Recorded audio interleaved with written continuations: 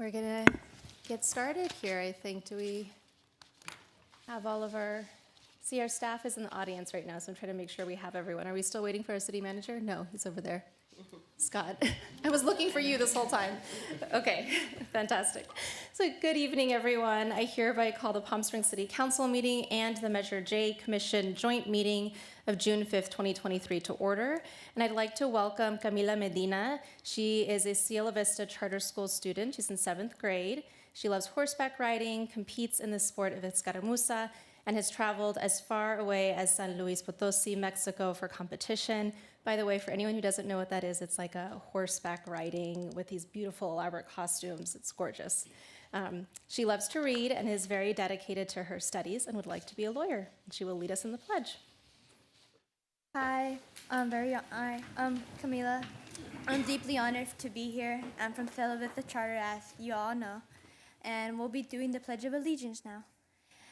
I pledge allegiance to the flag of the United States of America, to the republic to which it stands, one nation, under God, indivisible, for liberty and justice for all. Thank you, everyone. Thank you so much. Continues to be the highlight of the meetings for me. All right. At this time, City Clerk, can we have a roll call, please? Absolutely. Councilmember DeHart. Here. Councilmember Hostich. Here. Councilmember Middleton. Present. Mayor Pro Tem Bernstein. Here. Mayor Gardner. Here. Commissioner Craig. Here. Commissioner Gazan. Here. Commissioner Feuderer. Here. Commissioner Marshall. Vice Chair Robin. Here. Chairperson Soto. Here.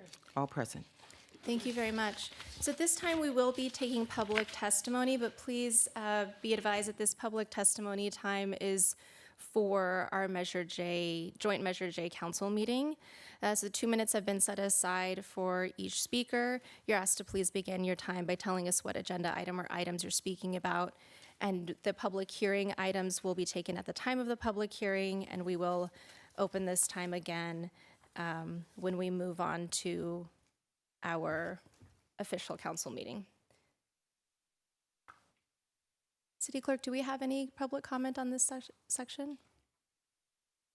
Madam Mayor, I don't have any public commenters here for the For Measure J. All right, well then, last call. Okay, we will move on then.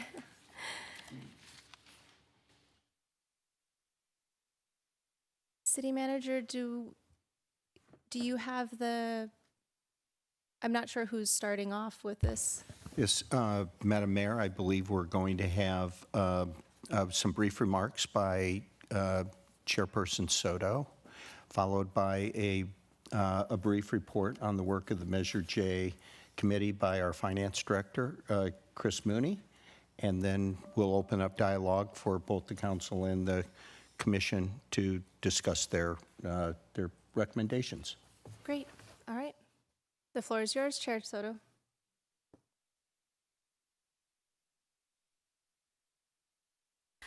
Good evening, Madam Mayor, City Council, City staff, and the community. On behalf of my colleagues on the Measure J Commission, we are grateful to be here with you all to share a summary of our collaborative work and conversations of the past year. The Measure J Oversight Committee is an important body that reviews, monitors, and makes recommendations for millions of sales tax dollars. The 2022 and 2023 fiscal year is projected to have a revenue of $22.2 million. Fiscal year 24 is projected to have a similar revenue of $22.5. For context, this is a 56% increase from when I joined the Commission during the 2018-2019 fiscal year.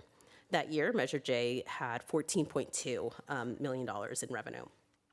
Since that time, we have weathered a global pandemic, moved to a districted council, experienced multiple changes in staff leadership, built a new downtown park, even made Indian Canyon a two-way street. In short, we have considered, funded, and sometimes dropped a plethora of projects. I say this all because together, council, staff, us as a commission, the community, we've really felt this period of transition. There's been a lot of learning, a lot of patience, and a lot of understanding. And we are grateful to city staff, in particular engineering, finance, and our admin support with Evelyn Beltran, who have guided the Measure J Commission in this period of really substantial increased revenue growth. In this post-COVID transition, we as a commission are really looking forward to reestablishing a bit of normalcy and routine in how infrastructure projects funded by Measure J are considered and moved forward. So I'll lean on the staff presentation that you're going to see shortly to walk you through some of the details of the new or the newer projects, though my commissioners and I are happy to talk through our thinking and rationale for some of these recommendations for fiscal year 24. However, as we do not often have time with you all, I do want to take some time to identify some themes that have been developing over the last year or two on our commission where we think your insight and leadership could be extremely valuable. So I just have a few things I kind of want to share. First, some structured communication process between the Measure J Commission and Council. As I mentioned, we're so grateful to be here and to have staff support to help us think through and understand these challenges of various infrastructure projects that come before us. However, it would be really helpful to have regular, established interaction with Council and/or Council members. I think as a commission, we are open to what that could look like. Previously, especially pre-COVID, we had a Council liaison. And while maybe a Council member is not necessary for every meeting, maybe it's once a quarter, maybe it's at a mid-year fiscal review, by relying only on this June budget window to have our joint meeting with you all, we run the risk of not knowing where our council would prefer Measure dollars to go. And to be frank, we could spend months discussing projects that ultimately are not a true priority for council, or spend minutes on a key priority that isn't quite on our radar. So I'd encourage you to also think through what your preferred interactions and communication flows to council from Measure J and also from council to Measure J, right? Going back to Indian Canyon on a two-way street. 2, efficient decision-making. Last June, we had a very similar conversation, though via Zoom. Council stressed the need for Measure J to have streamlined decision-making processes. Budget buckets were recommended to be considered to speed up the way in which projects are presented and moved forward. This year, staff brought up 2 budget recommendations in line with this thinking. We have a general project cost overruns of $1 million so that engineering can accept bids and keep the momentum moving as needed for various projects when prices and costs change. There's also a $500,000 bucket for projects, parks and rec specific related project overruns so that our park investments do not unnecessarily stall. There's been so many public comments and conversations around investing in our parks, and this is just one small way we can keep that moving forward. On behalf of Measure J, we want to applaud these efforts by staff to make the decision-making processes as efficient and smooth as possible. Other annual buckets include the $6 million allocation towards street paving, and also a $1 million allocation for community-initiated projects that come to us straight from our residents and neighbors. Again, we are in support of these efforts, but we think that this efficiency could be extended. For instance, we could have a target % allocation for public safety, streets, parks, community-initiated projects, so we can quickly determine if and how much project could be funded by our Measure J revenue. This is just one strategy. If council has other kind of quote-unquote big picture funding ideas tied to perhaps your strategic plan or other guiding principles, we could use that as well. But again, we'd like to incorporate your feedback prior to the June budget meeting to know that we're really in line with your important infrastructure funding priorities. Measure J is 11 years old, and if something is around for more than a decade, we hope that the way we're making decisions is a smidge more efficient than we did 10 years before. 3, community-initiated projects. For the last 11 years, the Commission has had a $1 million allocation for community-initiated projects. There was a several-year period where the allocation was set aside for community hotspots, or a list of projects that were identified by the community. Then there was a several-year period where the $1 million every year went to the downtown park in another kind of chunk of money. Staff is currently working on the latest round of community submissions from the last fiscal year, and it will likely take at least 2 to 3 years to vet and/or complete everything from that list. Last June, Council recommended this allocation to increase, given that Measure J revenue has increased since 2011, but nothing has been finalized since last June. We'd encourage you all to increase the dollar allocation or to move to a % allocation to stay consistent with your intended goal for community-initiated projects. And lastly, In less than 10 years, Measure J will sunset. And if there is a desire to continue, will have to be reapproved from the public, reapproved by the public. We highly recommend council prioritize projects that have a direct benefits to the community: safe roads, ADA compliant sidewalks, clean and modern parks, things that our residents can feel. It is partly for this reason we just recommended to take out a budget line item for downtown maintenance and security out of the Measure J budget. It is why we feel it is not appropriate to fund staff or outsource labor for Measure J. We must communicate and be transparent about the value and importance of these important infrastructure projects that have been funded by our residents themselves. And so we would encourage you to think about investing in communication strategies, promotion around all these projects that our residents are using every single day. I'm happy to chat more through any of these ideas or any of these themes that my colleagues and I have been talking about for the last several years, but we really look forward to this and are looking forward to a robust dialogue. Thank you. Thank you very much. We have Chris Mooney. Thank you. Okay, we'll wait for the presentation to get on the screen. There we go. Thank you, Chair Soto. I'm going to give a short overview of the 24 and fiscal year 24 and fiscal year 25 budgets. First slide. This is the entire budget. We start off with the third column over. It's gray. That's the fiscal year 23 forecast. I just wanted to mention that. I don't think I'm going to go through the numbers. I'm going to go ahead and start with the fiscal year 24 numbers. And we'll go down to the Measure J sales tax revenue line of $22.5 million. That's what we're projecting for sales tax revenue for fiscal year 24. It's a modest growth, about 1.3% from what we're forecasting for this year. That is in line with what our sales tax consultants are forecasting as well. We like to kind of stay within what they give us and use their forecast for our budgeting needs. Go down to interest income of $250,000, and we have total revenues of $22.8 million.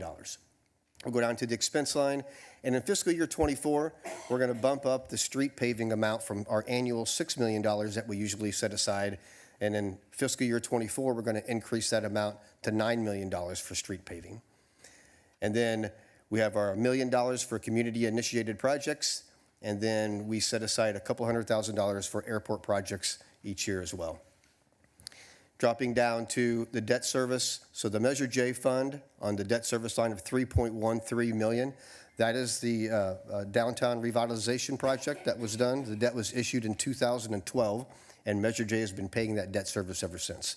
That debt was refunded in 21, and Measure J will continue to pay that debt service until it's fully paid off. We have downtown maintenance, landscaping, and security for $650,000, and then that gives us a capital projects expenditure amount of about $8.8 million. And as Chair Soto stated before, we added a couple of line items this year for cost overruns. We added $1 million just for general cost overruns on all of the projects, and then the commission specifically wanted to set aside $500,000 for the Parks and Rec projects. For any cost overruns on those projects, that bucket of money will be used. So a total of $1.5 million if we get project bids back that are over what we have budgeted. There'll be total expenditures of $24.2 million. For the fiscal year 24, we are projecting a slight deficit of $1.5 million, but we still have positive fund balance of $3.3 million. That's an unassigned fund balance.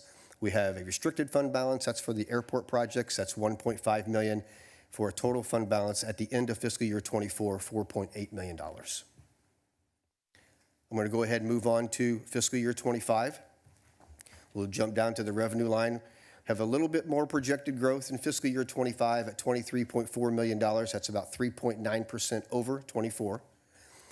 Same expense line items as we go down to the street repairs. We're back down to our annual $6 million in street repairs that we budget every year. Again, $1 million for community-initiated projects and $200,000 for airport projects. Same debt service amount, $3.1 million. On the downtown maintenance and landscaping and security line, The commission has voted to phase that out, and it will be zero once we get to fiscal year '26. That we'll be paying still a substantial chunk of that maintenance over the next couple of years.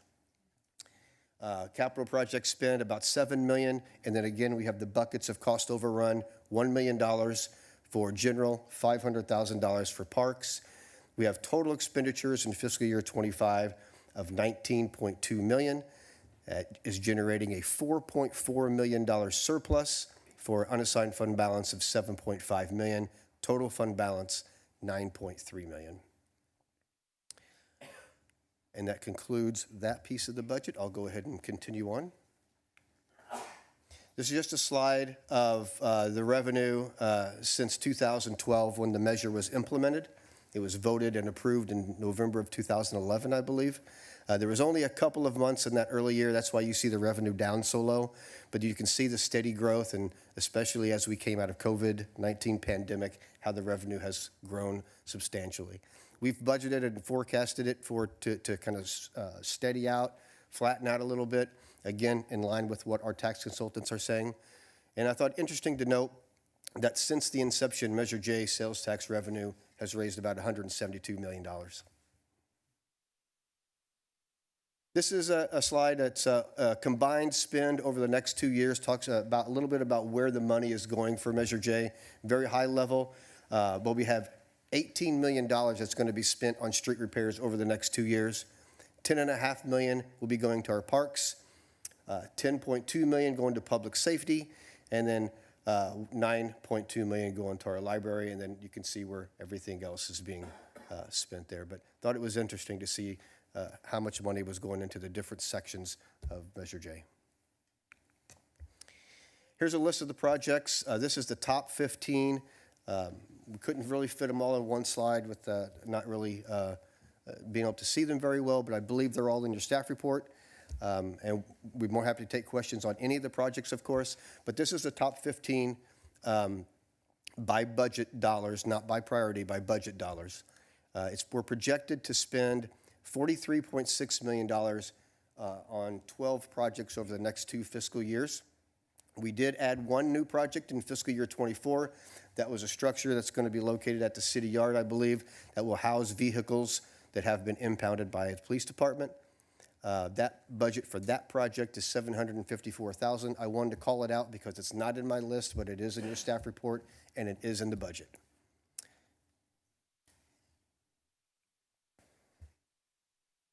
This is the community-initiated projects, a list of them as well.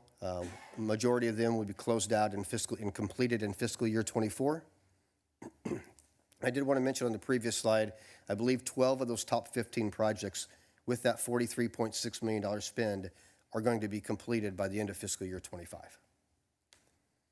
And that concludes the presentation. And we'd be more happy to open up for discussion, and City Engineer Joel Montalvo is here to take questions, as well as myself, and then the commission as well.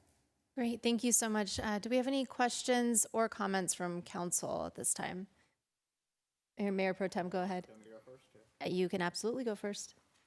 Okay, first of all, thank you very much to the commissioners for all the hard work. I know how hard it is.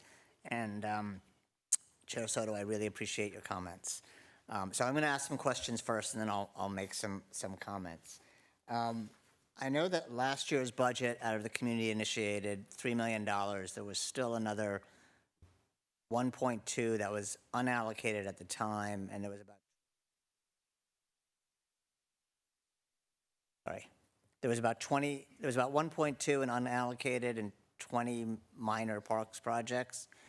Are those still anywhere? Do we know?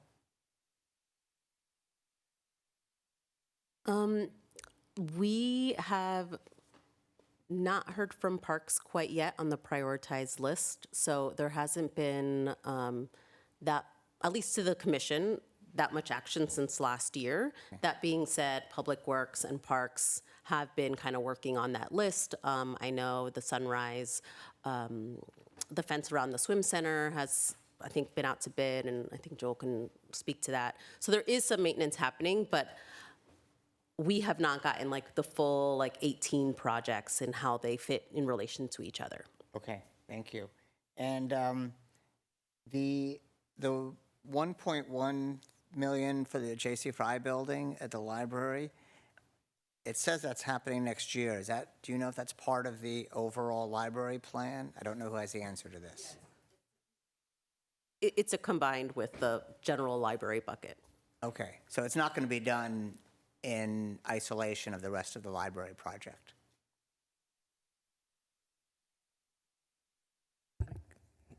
Yeah, so it is going to be combined with the library project itself. So Okay. it's to me, it's one project. The library and the J.C. Fry are working together. The infrastructure work, the library got a grant to improve the infrastructure in the library. The J.C. Fry requires very similar work, so they're going to be done in conjunction. Yeah, I agree. Okay, I just want to make sure we have a vision of the purpose of the building before we spend all the money as it relates to the whole library. Yeah, so the architect that we, essentially today, we made the preliminary decision on which architectural firm is going to take on the project. They will be part of the visioning of the J.C. Fry and the library, but the bones, the infrastructure still needs to be repaired, and that's what we're going to tackle first. Okay, and thank you. I have more questions, so you can stay there. You might have the answers to. The $725,000 for the pickleball courts, is that actually happening this next year? So the project right now is in RFP stage. So we've issued an RFP for the design. The $725,000 is combined with Quimby funds as well for a total of I think it's 1.4 million. So it is happening, and we're going to be in design soon. Okay, and will there be community input onto that? I can get the Parks and Rec Director to answer that, but there has been community input as Okay. far as the original, what the desires are, and through the design process, there should be community input, and our director can answer that. That's good. I mean, it's a good answer. So as long as you're aware that there should be Absolutely, community. yeah, there is Okay. going to be community input. I want to ask a couple questions on some of the small community-initiated projects that you had on the page. There was the repairing the exercise equipment. I think that was actually in the wellness park, and the new exercise equipment at Desert Highlands, and the hiking trail maintenance and trailhead signage that's not been started yet. Do you know why that hasn't been started? Are you getting updates on that? I mean, I guess what I would say is, in general, we recognize that there's like a vetting process for each of these projects and to get the full kind of price and cost of each project. And I recognize that there's been a lot of capacity limits of staff.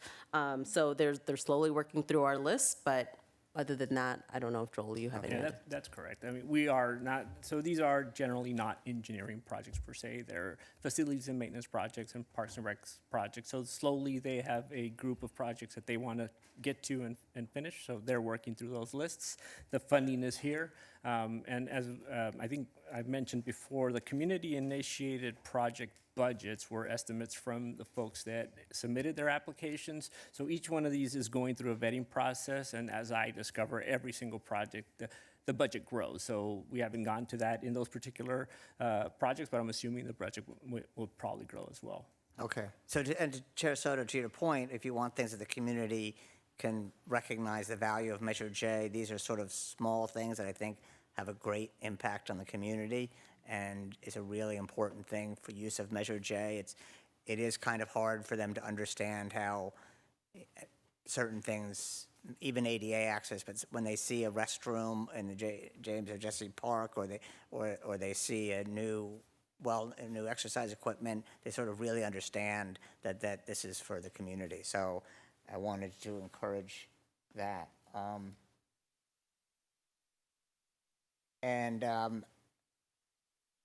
So some of my questions you just answered in your opening statement. So I do want to say the structured communications process, I wholeheartedly agree, and that is something when I was on the commission that I know we all pushed for. So I am going to recommend, do we have a quarterly budget review or just a mid-year? Well, I'm going to suggest that we have a quarterly review. I'm happy to be the liaison. You're going to have a new commission starting very soon, some new commissioners, and I think that would make a lot of sense to have that on priorities and budgets. I did just want to mention The applications for Measure J Commission are still open. Those are going to have council review at the end of the month. So, and the applications will be open through June 15th. I also agree on the community-initiated projects. You mentioned that I saw on the chart it was $10 million for Measure J. I think that's when the $1 million was set.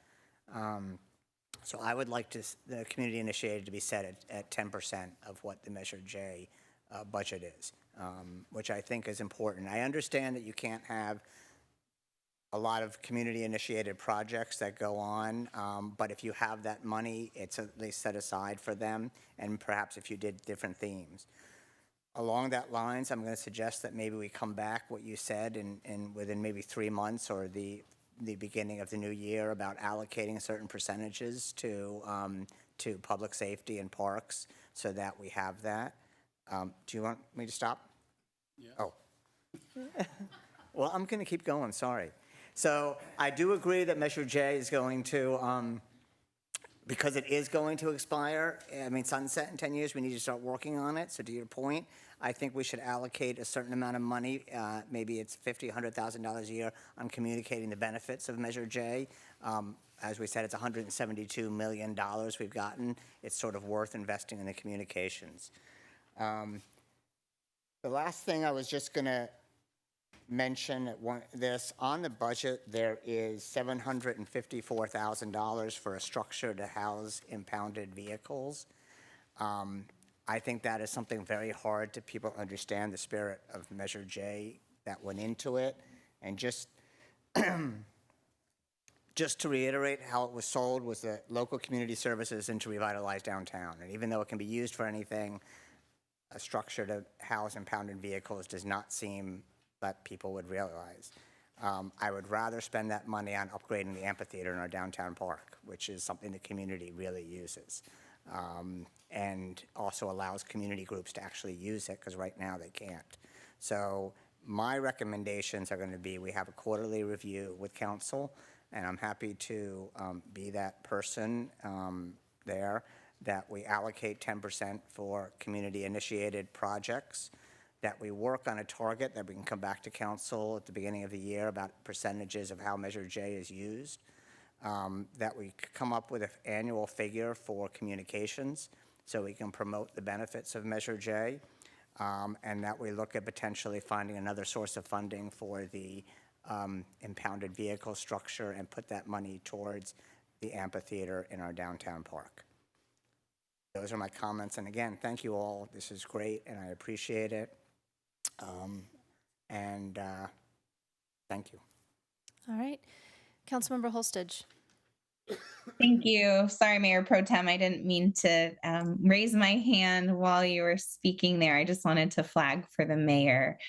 Thank you for those comments, and thank you to Mayor Pro Tem Bernstein for his leadership on Measure J. Really appreciate it. And thank you to the commissioners for their excellent work serving the city. I know we don't meet with you very often or often enough, but we so appreciate your work, and this is incredibly important. So I completely agree with Mayor Pro Tem's suggestions and recommendations, and would love to support that. I'm having deja vu a little bit because I believe in our last joint Measure J commission meeting, we actually did that. I think I requested to increase the budget for community projects, and I believe a majority of council supported at that time. And I believe we also talked about those budgets or priorities and setting some guidelines and feedback to the commission and staff about what council would like to see appropriated with these dollars, since we do want to see have a lot of amazing projects to show the community what we've done with $172 million and counting, and have some big projects to show, including like the downtown park, but I know we have more coming, like the library and fire stations and all of that. So I don't know if staff, I can't see you right now, but if you have feedback about what council actually decided last time, that would be helpful. But I fully support increasing the community projects. I don't know if a percentage is more helpful for staff or maybe a dollar figure, because sometimes a percentage is a moving target and it's hard. But yeah, I would support getting to the goal of increasing that, because it really is helpful projects that the community request. And I support the proposal about the vehicle structure as well. I agree that we need to continue the spirit of Measure J and what we promised to our voters and residents who supported the measure. And so I think, city projects are important, but we really need a balance of visible projects that, are economic development infrastructure for downtown, like Mayor Pro Tem said. So I don't have more to add. I just support those recommendations and would love to see that move forward. Thank you to staff and the commissioners for your work on this. Thank you, Councilmember Hostage, for the question. I'll address the community-initiated projects and the budget related to that. I think that the budget would support an increase. I think it would be helpful if, the council can direct if they would rather have a percentage of revenue or a straight dollar amount. The budget in fiscal year 24 is a little bit pressured, so I would say we could begin it in 25, definitely, since we're showing a little bit of a surplus there.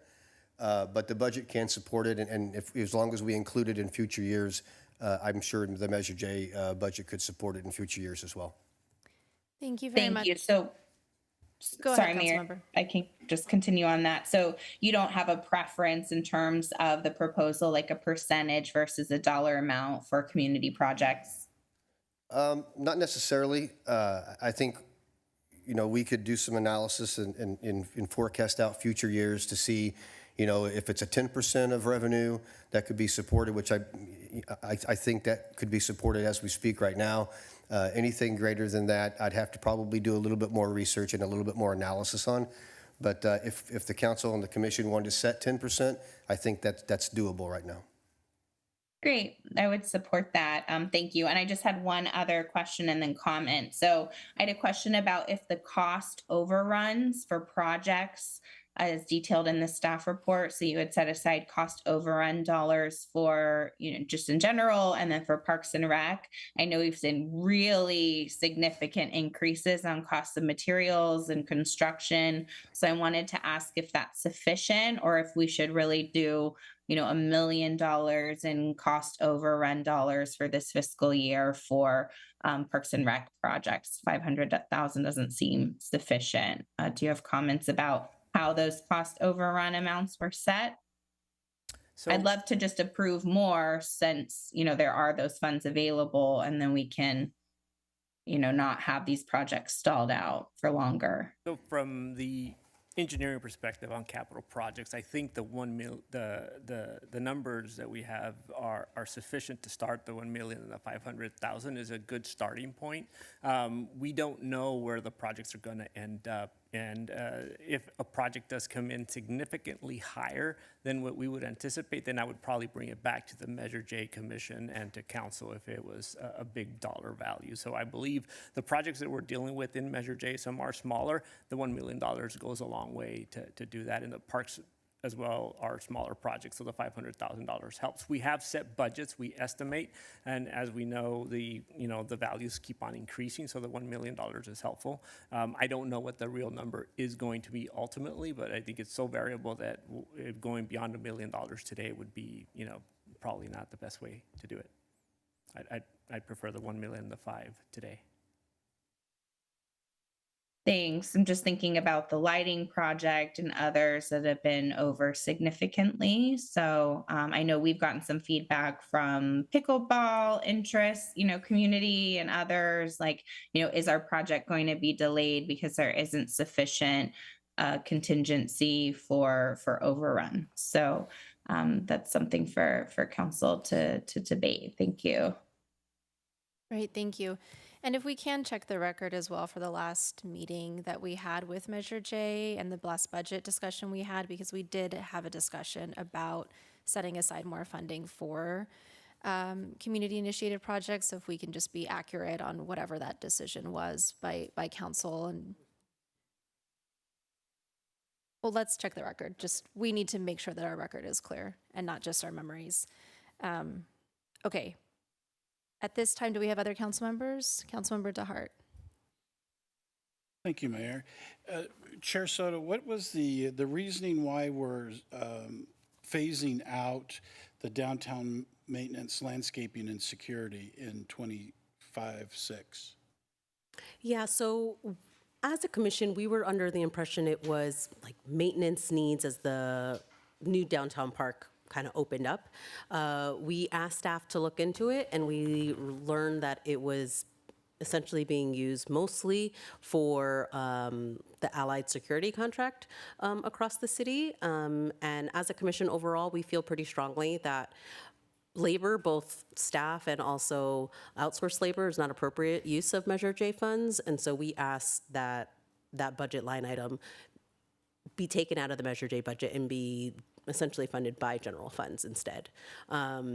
Staff asked us to kind of do it as a phase out, so there would be a little bit more room in finding that in the general funds, but that was specifically the request because we really didn't. It was labeled downtown maintenance for a long time, and until we asked some more questions, we didn't realize it was being used for security and general maintenance, which also should be. Yeah, that's right. It was elevator maintenance, some landscaping, which are operational costs should really be coming out of general Parks and Rec maintenance, not out of infrastructure projects coming out of Measure J. Yeah, okay. Staff, where is the restrooms being paid for from the downtown park? Where does that money come from?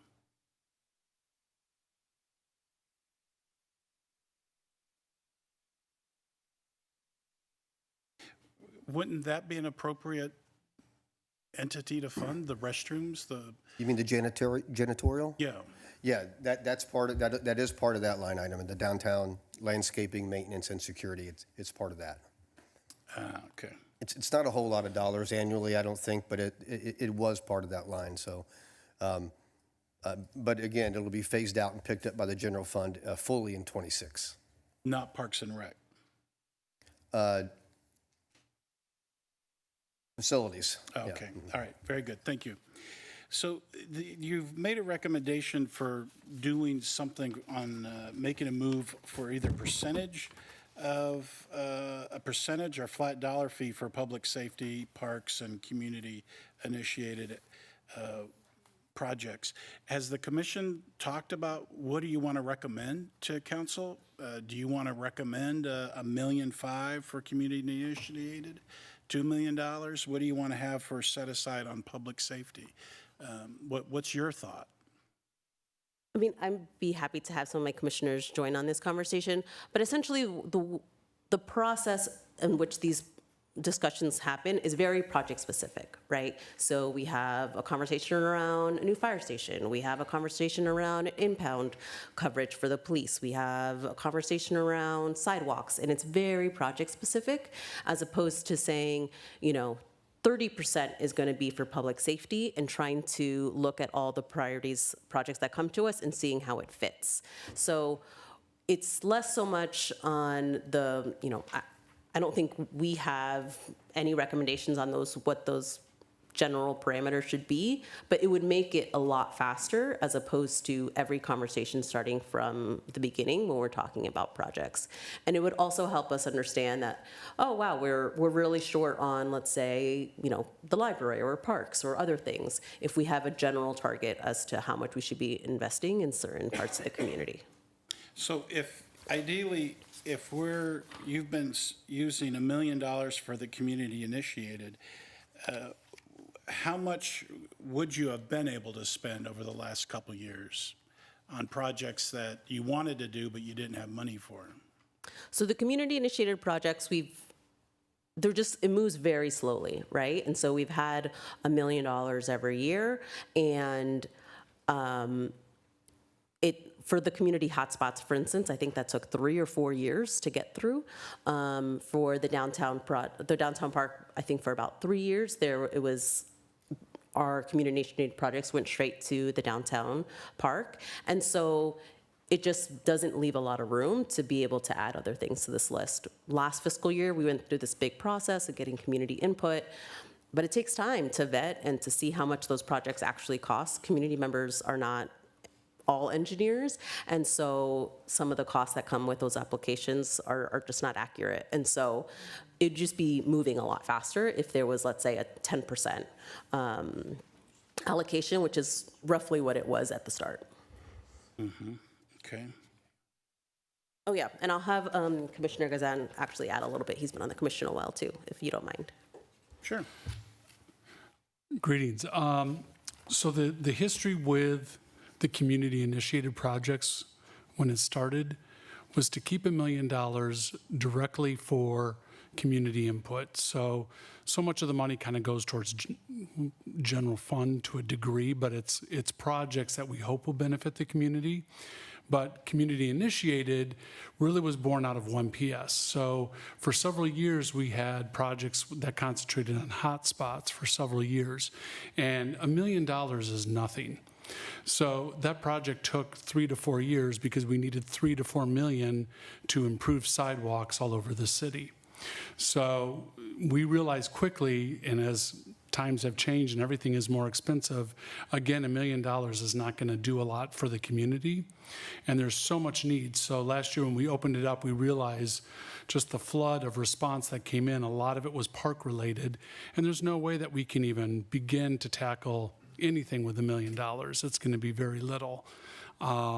So I know the discussion last year with the council, I believe the figure was somewhere around 3 million for it to increase to, and it was received pretty positively.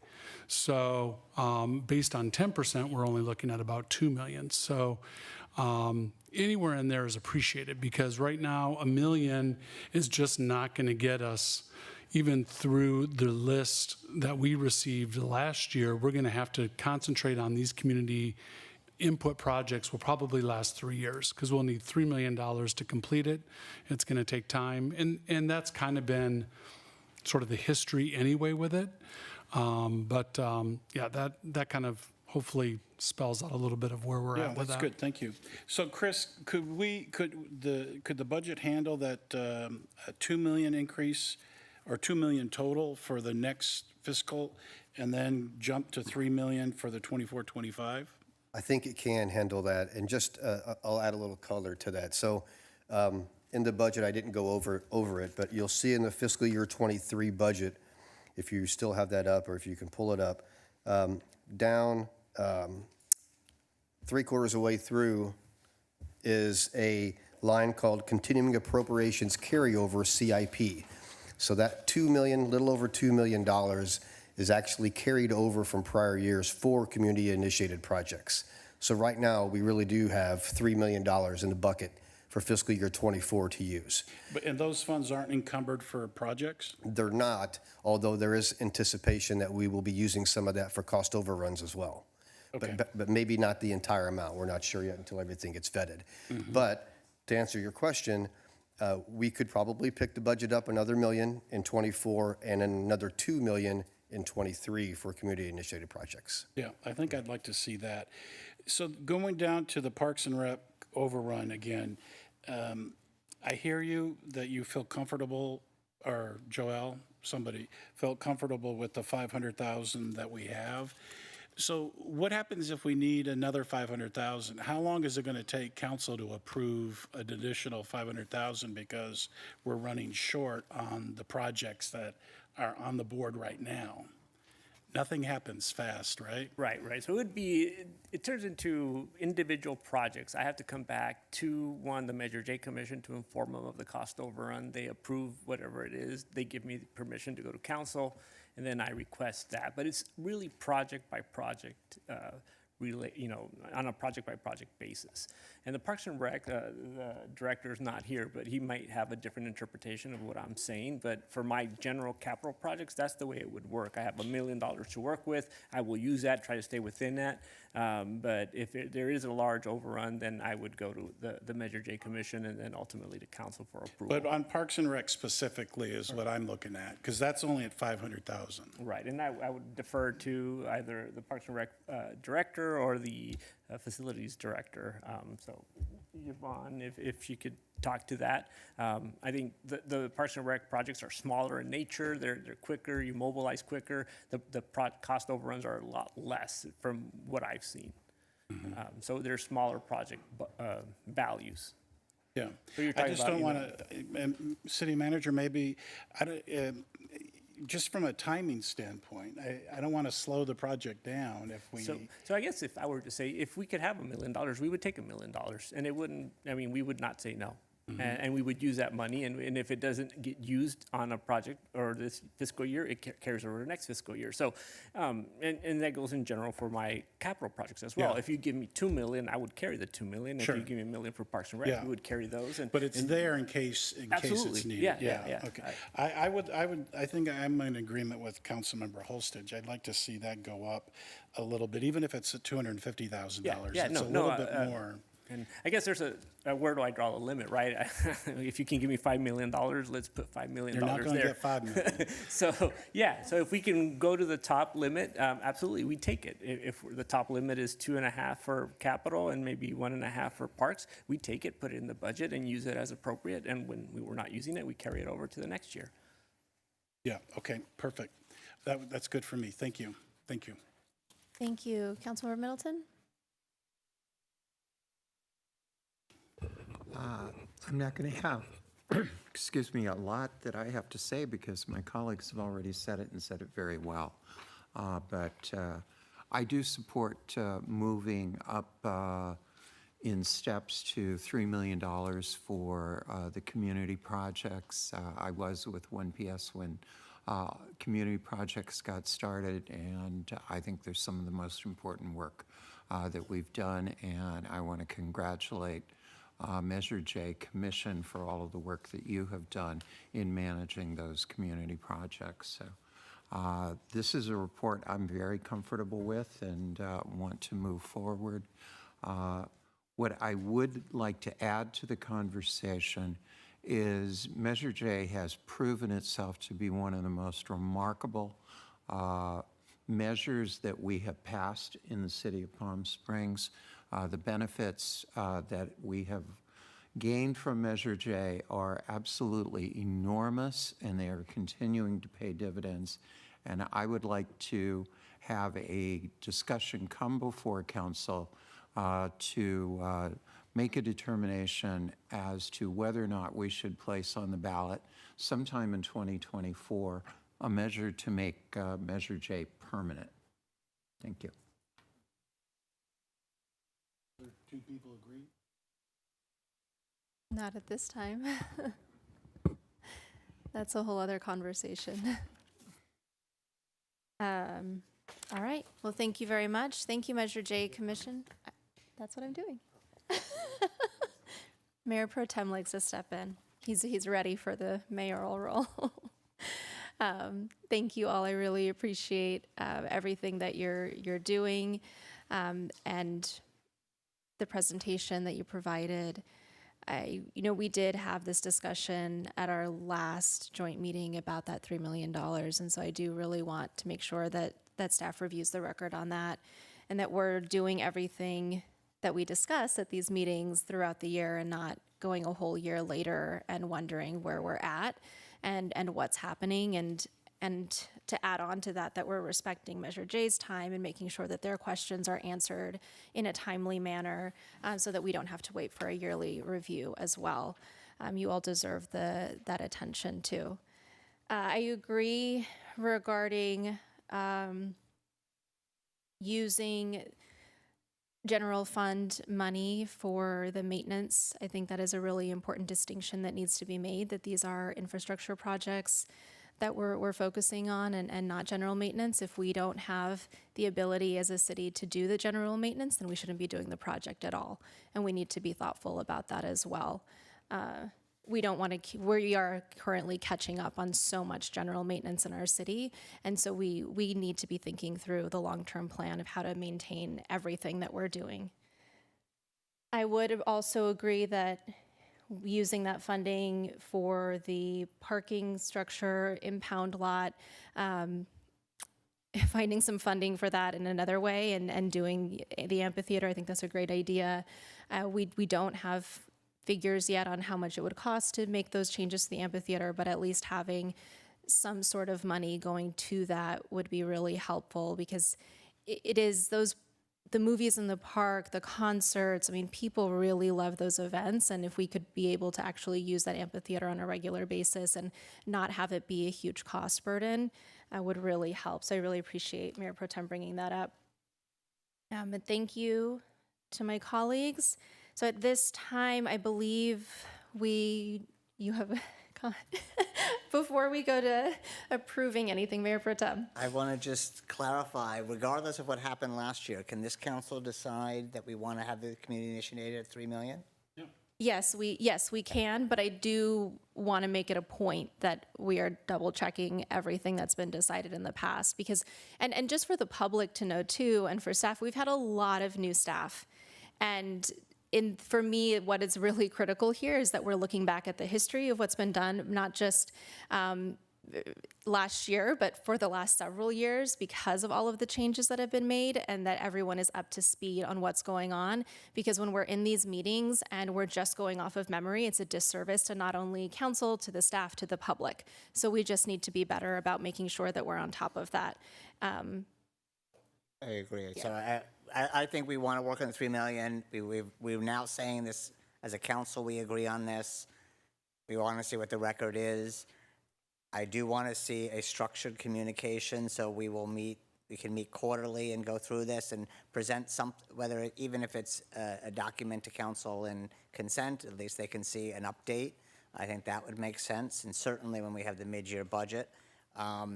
Again, regarding the issues of extending or the sunset, I think, can we agree to allocate $100,000 for communication on Measure J projects? Is that something that the council supports? Because we don't actually market our projects that well, and we rely on city staff to do it, and hire an outside agency to help with certain things. And maybe in September, could we agree to come up with percentages for by category, public safety, work with the commission? That's the first one after the break. That seems like an appropriate time as you're doing the roadmap for the year, if council's in agreement. Yeah. Yeah, the earlier we can have those allocations, the better, and it'll make our planning, like you said, we do have a roadmap where we consider certain projects at certain times, and it would be super helpful to have that in the fall. Is September a good time then? September's great. Okay, and you'll have the new commissioners will be on board then as well. And just my last comment, I think, is it 2 commissioners that are terming out this year? Commissioner Craig and Gazan. So I want to thank you very much for your service to this. Commissioner Gazan was my chair for a while, so it's really it's important work, and when you're making recommendations for what is now $172 million, it's very important. And the history that you have brought to it is really key in the dedication. So thank you both and everybody for your service, but especially the 2 of you. Thank you. All right. So do we have a motion?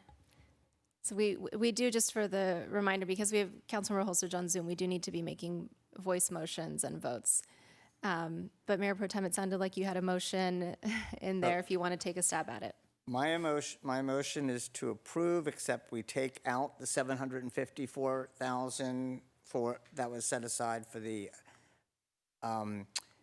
impound structure, and we use it as a set aside for the amphitheater pending review. That we have $100,000 annually for communications and marketing and Measure J projects. That we increase the community-initiated projects to $3 million We can, annually, we can determine whether that happens next year or by the year after, but definitely by the year after. And that we have quarterly structured communications with the commission and council, or a council representative that is then brought back to council. And in September, we come up with the category recommendations for council review of budget by category. Fantastic. Do we have a second? Not a second. A comment? Amendment. Use your My mic. question- No, Mic.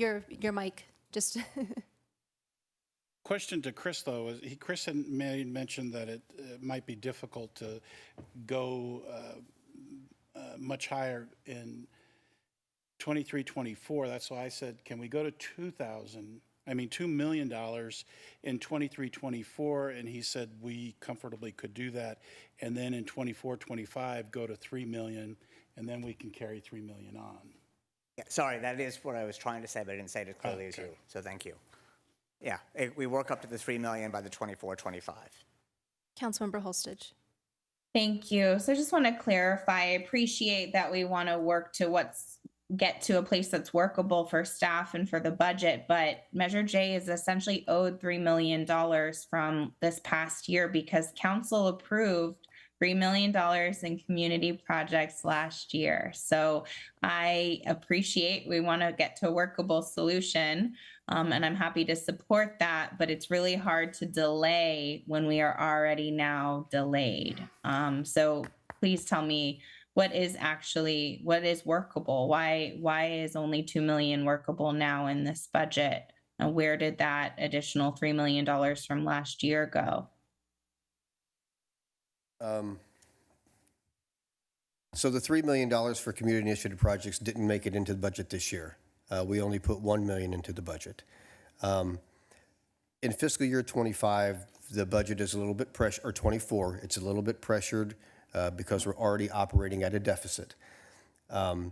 We can definitely support the extra $2 million to bring community initiative projects up to $3 million in 25. If we wanted to try to catch up from last year to get the $3 million into the community initiative project budget, we would probably have to do it over a couple of years in order to catch up. So if that's the only solution, I'm happy to support 2 years this year.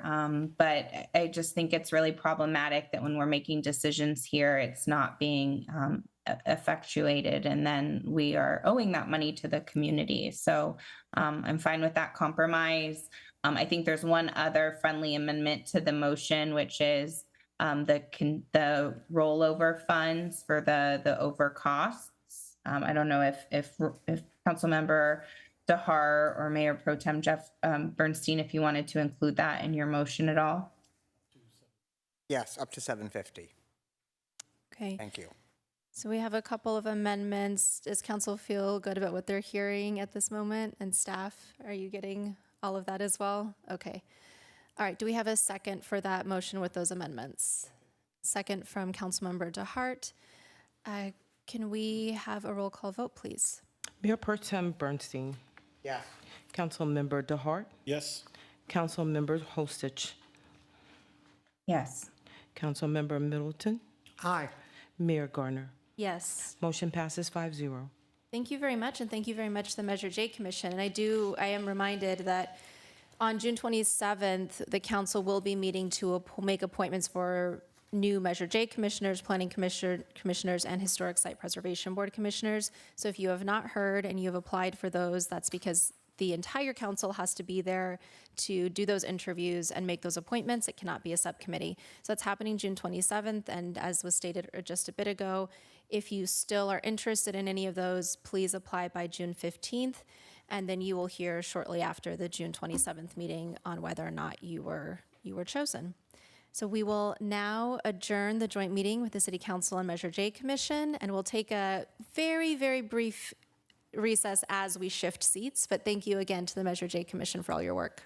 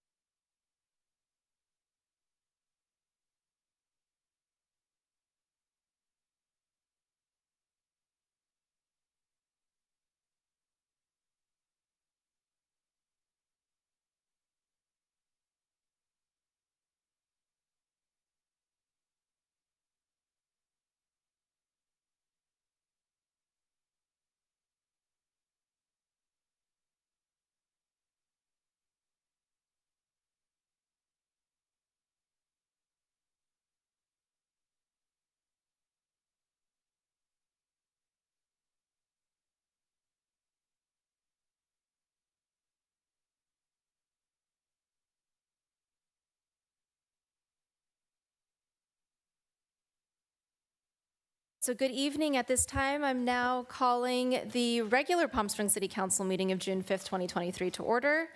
City Clerk, can we have another roll call, please? Absolutely. Councilmember DeHart. Here. Councilmember Hostich. Here. Councilmember Middleton. Present. Mayor Pro Tem Bernstein. Mayor Gardner. Here. 5 members present. Thank you. At this time, can we have a report of closed session from our city attorney? Yes, Honorable Mayor, City Council, members of the public. The City Council met in closed session pursuant to the items listed on the closed session agenda, and there is no reportable action. Thank you. Thank you very much.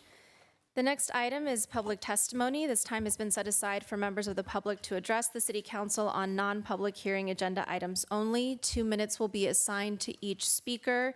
You're asked to please begin your time by telling us what agenda item or items you're speaking about. And please note that the public hearing item will be taken, public hearing comments will be taken at the time of the public hearing. And if there's any written comment that you'd like to distribute to council, please do so by handing it to the city clerk. The first speaker is Dean Levine.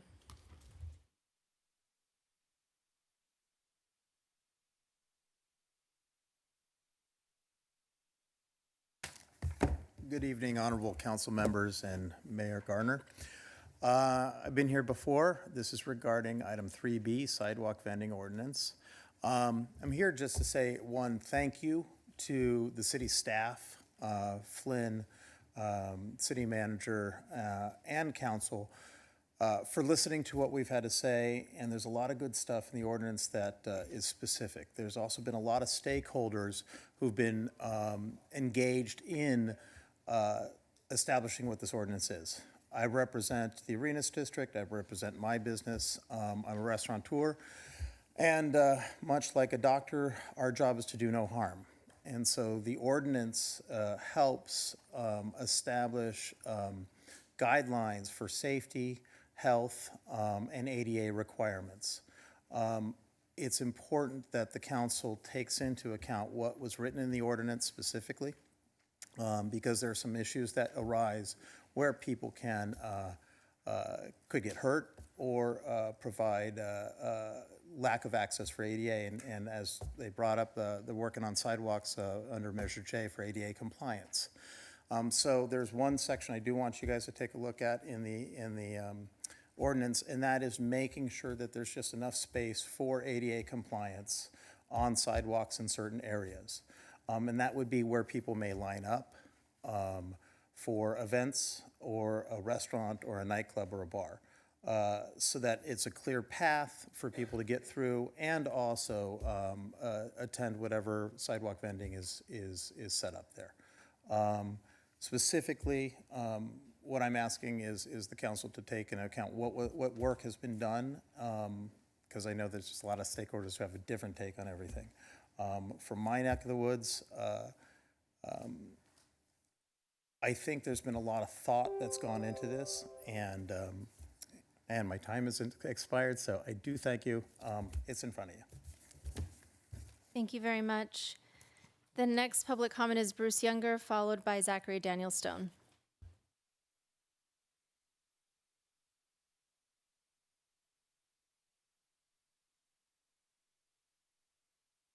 Good evening, Mayor and members of the City Council. My name is Bruce Younger. I reside on Ambassador Drive in Palm Springs, and I'm here to speak on agenda item 3D, the $5 million additional funding for the Navigation Center.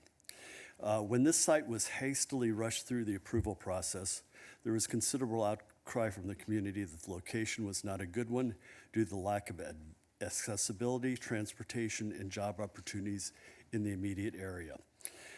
However, the overriding reasons given by the council to approve this site was that it had existing buildings that could be quickly developed and brought online, and that it would also be more economical. Actual events have shown that neither has been the case. This project is now estimated to cost just under $40 million. That's a lot of money. With that much money, for example, you could buy 200 condominium units at the Villa Condominiums. 200, and that would be permanent residents, not 80 temporary,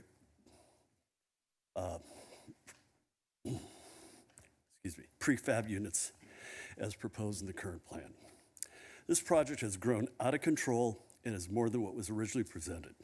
It's time to rein it in. The recent update also now includes having overnight drop-in facilities.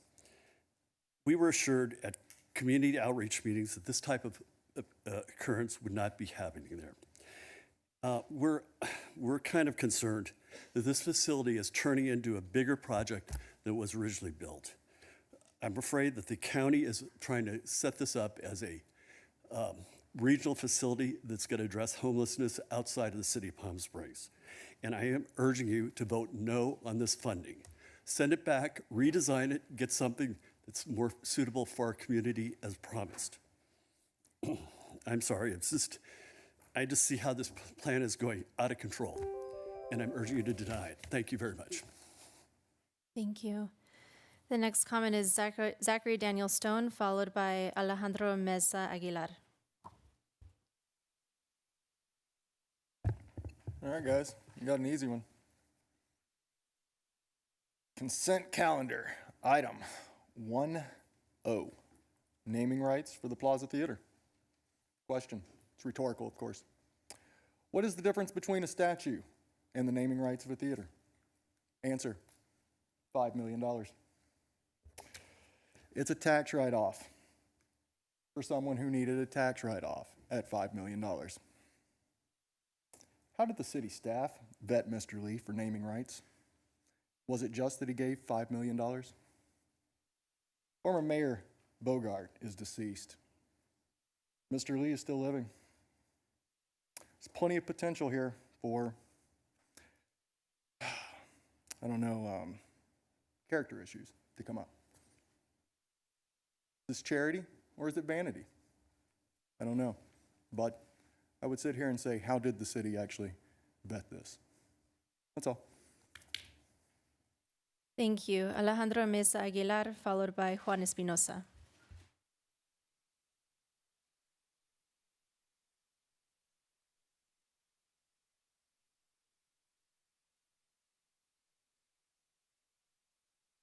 And because we have a pretty packed agenda, if people can start to line up if you know that you're next, we'd appreciate it.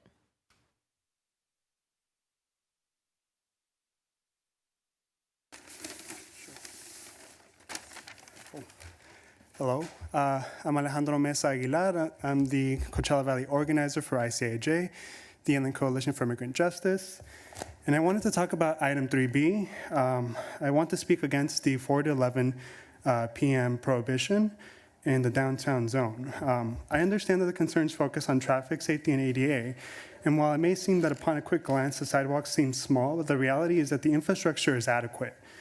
Arenas is 96 inches, and Palm Canyon has two measurements, 179 inches and 98 inches with Palm Tree. That would be Palm Canyon.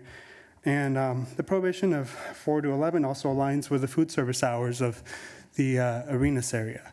So while giving that limitation, that would also bring legal concerns in regards to limiting business competition.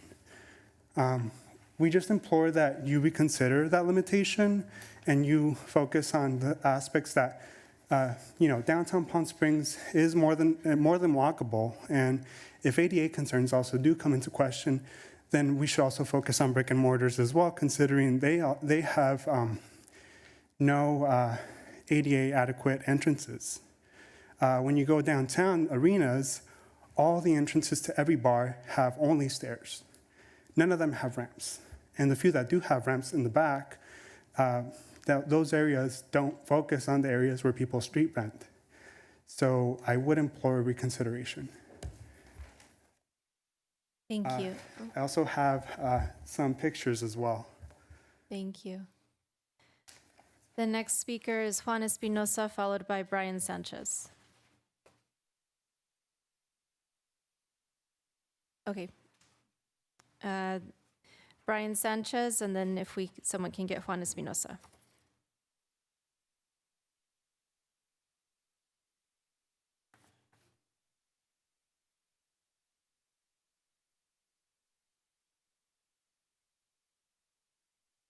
Good evening, council members. My name is Brian Sanchez. I am the lead organizer for the Inland Coalition for Immigrant Justice. Part of our work is advocacy for street vendors in the Inland Empire. I'd like to start by again recognizing the time and effort that this council and its staff has put into crafting this ordinance. We see that many of our past recommendations are included in it. However, we believe that the inclusion of additional suggestions will put Palm Springs on track to creating a model street vending ordinance. Specifically, I urge the City Council to waive the business license permit fee for low-income senior community members, specifically those that are 55 and up. Street vending is often an accessible form of income for low-income seniors who want to supplement their low financial income. As we mentioned before, part of the efforts of ensuring the health of the public and vendor, and even benefiting local businesses, is the potential of street vendors of having shared kitchen and restroom agreements with brick and mortar businesses in the area. As we don't know yet how much these businesses would charge for said agreements, Palm Springs should relieve some of the financial burden that is being faced by low-income senior vendors. In our past work with street vendors, we've seen time and time again that street vendors are more than willing to follow proper channels and integrate with the formal local economy. The biggest obstacle they face is the financial hurdle that comes with acquiring permits. Again, I urge the council to waive the business permit fee for low-income seniors 55 and up. Thank you. Thank you. Liseth Mendoza, followed by Jesse, then Naomi Soto, and then Juan Espinosa.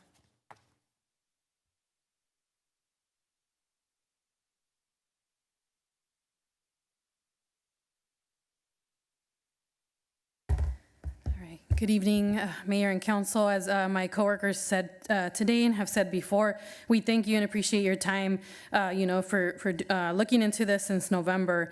But as mentioned before, right, we have recommendations for the Arenas District, where again, a lot of these restaurants, brick and mortar businesses that are in these districts could potentially expand their own business by doing it in two forms. One, providing a shared kitchen agreement for sidewalk vendors who sell potentially hazardous food or as also known as other cultural significant foods, right? So a brick and mortar could rent their as my colleague has said, rent their kitchen and be able to provide a commercial kitchen space that's required for vendors who may not have access to a local commercial kitchen or commissary. For example, the closest commissary is in the city of Indio. So again, folks can focus on this type of cart model using maybe the El Tamalero cart that was designed by Revolution Carts, and which we provided information to all the council members. And so that cart would be able to operate on these sidewalks that are at least 8 feet or larger. So we want to make sure that we see that the vendors and the brick and mortar businesses can coexist anytime between as early as 7 a.m. to 3 a.m. and not prohibit them in the Arenas District. We hope again that you take into consideration all the other amendments that we emailed you about, including waiving this business license for elders or for low-income seniors ages 55 and up. I know that other cities throughout the IE are looking to Palm Springs and the city of Redlands to be able to pass model type ordinances like we are going to discuss here tonight. So thank you for listening. Thank you. Next speaker is Jesse, followed by Naomi Soto and Juan Espinosa.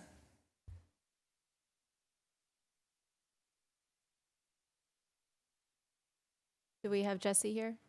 No. Okay. Naomi Soto, followed by Juan Espinosa. Good evening, Council, Madam Mayor. Thank you for considering the important issue of item 3E, the setting aside of TOT dollars for affordable housing. A budget is a reflection of values and priorities, and if affordable housing and across-market housing is important to this council, it is vital that we put the TOT dollars to do so. Studies after studies show that cities that build are able to have housing for more people across all markets. We are building entirely too slow in this town. And, personally, I'm a homeowner by miracle, it feels like, because if I were to arrived to the city now, there's no way I would have been able to purchase my home. And so I really just cannot stress how much it is important that we put these TOT dollars to affordable housing and that we become a model that it is possible to build quickly and to build in the city as opposed to projects stalling and projects for tourists stalling and things for residents, places for residents and community members to live being such a dire prospect. So really encourage you to put those TOT dollars, and thank you for considering this. Thank you. Juan Espinosa, and then if there is a Jesse in the audience, you're the last speaker.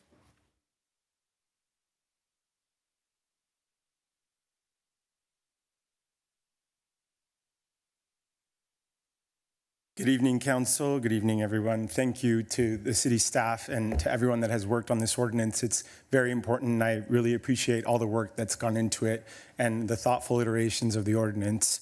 I want to start by pointing out that it's no coincidence that we're talking about the city being at a deficit, yet there's been a significant push and effort to diminish and reduce and create obstacles for entrepreneurs that are trying to create business. And if you talk to vendors, almost all of them will tell you, I don't want to rely on the government. I want to have my own business. I want to be self-sustaining. I want to create economic vitality. And I think that is what street vendors are providing in a city that is pushing against micro-entrepreneurs, against small businesses that are creating economic vitality and supporting communities is doing wrong, and it's bad policy. So I would hope that we don't create outright bans in areas like the downtown district and between the hours of 4 to 11 p.m., which happen to coincide with restaurant kitchen hours and the fact that it's a downtown business district, which could potentially violate state law. So creating an outright ban doesn't seem like the right way to go to restrict business. That's one thing. Another thing is there are ways that you can create reasonable restrictions, and we at Public Counsel, I'm a civil rights lawyer, respect and push and fight for ADA compliance as well and care about safety and healthcare as well. So you can have both a dynamic, creative, robust economy in Palm Springs. There's no better place to have an open air economy than Palm Springs. And at the same time, safety, healthcare, and reasonable guidelines to make it work and to allow these entrepreneurs to exist in the city. So I hope the city can do better by reducing the fine structure, reducing the fees for permits for vendors that are trying to operate, creating infrastructure in the city that supports these vendors, creating special vending zones that loosen restrictions and operations, and creating partnerships between existing businesses. All of that is possible in Palm Springs. I hope that the city can do better. Thank you. Thank you. And we do actually have one speaker on Zoom, Joy Meredith.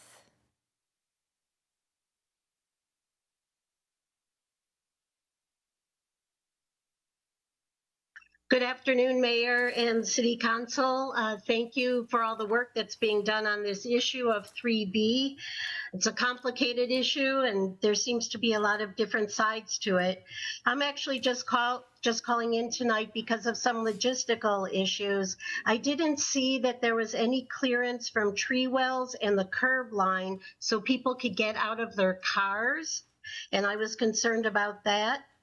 Also, in the 10 by 10 space, in most cases, that would be encroaching on the sidewalk area, further compounding any issues for ADA access.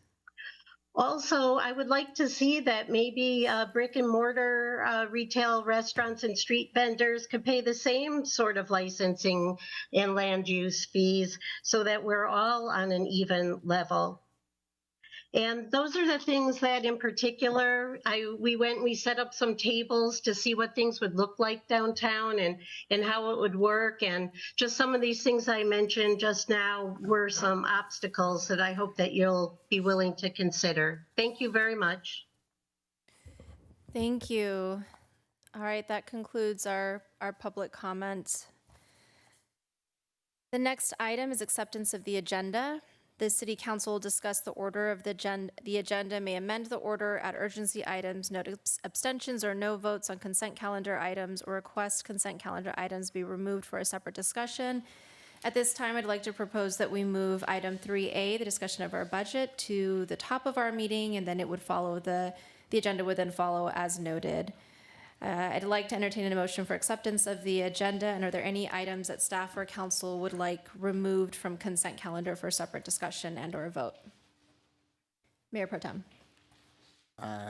Yes, I would like to remove 1F, and I also have a comment on 1D. Great. Any other? No. All right. Do we have a second for acceptance of the agenda? Second by Councilmember DeHart. Can we have a vote, please? Mayor Pro Tem Bernstein. Yes. Councilmember DeHart. Yes. Councilmember Hostage. Yes. Councilmember Middleton. Mayor Gardner. Yes. Motion passes 5-0. Fantastic. The next item is the consent calendar. I will entertain a motion to accept the consent calendar without item number 1F, which is removed for a separate discussion. Do we have a second for approving the consent calendar? A second from Mayor Pro Tem. We have a second from I think I made the motion. We have a second from Mayor Pro Tem. Yeah. City Clerk. Mayor Gardner. Yes. Mayor Pro Tem Bernstein. Yes. Councilmember DeHart. Yes. Councilmember Hostage. Yes. Councilmember Middleton. Motion passes 5-0. Great. Can we have a staff report on item 1F, please?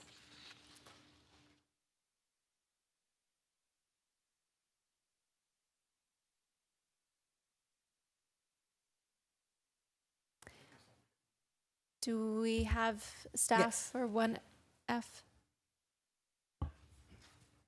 And so, and actually, if you can just please come up and introduce yourself, please. But then actually, we're just going to have Mayor Pro Tem ask a question, and we don't need a full staff report. Okay. My name is Daniel Martinez. I'm the Fleet Operations Maintenance Manager. Thank you. Mayor Pro Tem? Okay, so my question's really, and I don't know if LP is here. So, and you may be better to answer. We just approved our environmentally preferable purchasing policy. And so the question is, we have 33 new vehicles here. There's only 3 electric. There were, I think, 15 hybrids. It's not clear if they're the most fuel-efficient hybrids. And then we have the F-150s, and it's not clear that those are the most fuel-efficient. And so my question is, would this have gone through like this if our policy were in place, or would there have been more vetting or assessment of the vehicles being purchased?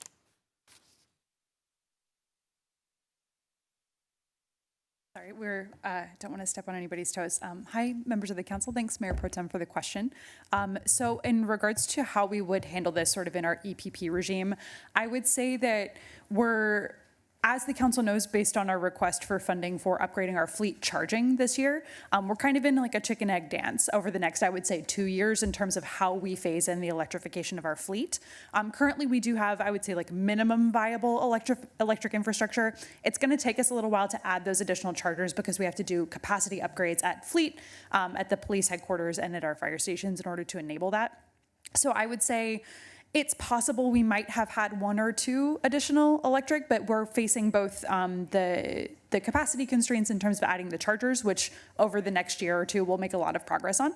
And then also, especially for those larger vehicles, the market is so tight for the electric pickup trucks, electric like higher duty cycle vehicles, because so many cities want them at this point. And I would anticipate in the next 6 months to 12 months, we'll see a pretty big expansion of that market. So in terms of, whether EPP would have completely changed this, I would say maybe a little on the margins, but you're gonna, I think, see in next year's cycles a much bigger change. And I think the team really did do a lot of work to dig up the Mach 3s, to pull out those hybrid vehicles, and we'll continue to help them do that market research. A lot of cities in California are making some good progress here as well.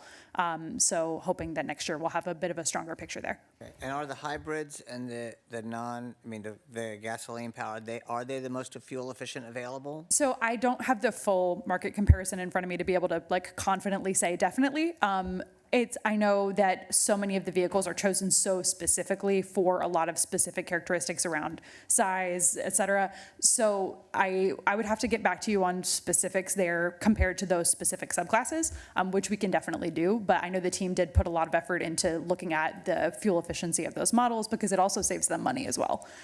So we can get back to you with specifics on that. Okay, because I think that is something that, you know, we want to make sure that just because the EPP hasn't gone into effect yet, that we're not abiding by the spirit of it, of what council directed. So I don't want to delay necessarily the process. I just want to make sure that we are really paying attention. And I don't know how fast these vehicles are purchased. Are they? Currently, excuse me. So currently, the window has closed for Ford, through Ford Motor Company for ordering vehicles. These pickup trucks are the only pickup trucks that we're able to get in the next 3-4 months. We can no longer order vehicles. If we don't get these trucks, we won't be able to get vehicles until 2024. And we're not sure when they will open up that window again. Okay. And these are the most fuel efficient that we were able to find. Okay, I appreciate that, and I don't want you to delay getting the vehicles you need. So I do think we want to actually just make sure that we are diligent on this. And just on this note, I'm just going to raise a comment on the other item, 1D, which is on the same related thing. We had 277,000 car rental transactions at the airport. It would be interesting to know how many of those are EV and what we can do to incentivize and encourage our rental agencies to have more. I know that Hertz has done a program in Denver where they did a major electric. I also know that, by the way, the South Pasadena Police went all electric. They're smaller than our city. They don't have an airport, and they don't have a convention center, so it's a different city, but it would be interesting to see how other cities are doing this. So I'm thank you for this. Thank you for giving me the time to comment and ask those questions. Any other comments from council? Councilmember DeHart. I forget is. Question on just a verification. Isn't the lifespan of most of these vehicles that we're going to get they'll be out of inventory before 2035 comes around? All of these vehicles that we're getting most likely will be. Police cars is 3 years, 80,000. And staff car is 6 years, 70,000. So the next batch we're getting are definitely going to be in the electric fleet. Correct. Yeah. Okay. Yes. Thank you. Thank you. And all right, no question. Do we have a motion and a second on this item? Okay. We have a motion from Mayor Pro Tem and a second from Councilmember DeHart. Can we have a roll call vote, please? Mayor Pro Tem Bernstein. Yes. Councilmember DeHart. Yes. Councilmember Hostage. Yes. Councilmember Middleton. Mayor Gardner. Yes. Motion passes 5-0. Thank you. So at this time, we will move to item 3A, which is the update to the general fund, capital and airport draft budget for fiscal years 2023 to 2024 and 2024-2025. I do want to let the public and council know that after this agenda item, we will take a break before we move on to the rest of the agenda. City Manager, it's all yours. Thank you, Madam Mayor, members of the City Council. Especially thank you for taking the time for this formal budget presentation this evening. As council members know, we took a good bit of time going over preliminarily the budget 3 weeks ago in a study session. Really for community transparency purposes, we wanted to be back here today to go through the entire budget with you again. Not everybody in the community got a chance to watch the study session, and we thought it was appropriate to do that. And as you know, this is follow-up to our extensive budget discussions, which did occur on May 8th and following today's joint meeting with the Measure J Commission. No formal approval of items in the budget are being asked of the council this evening.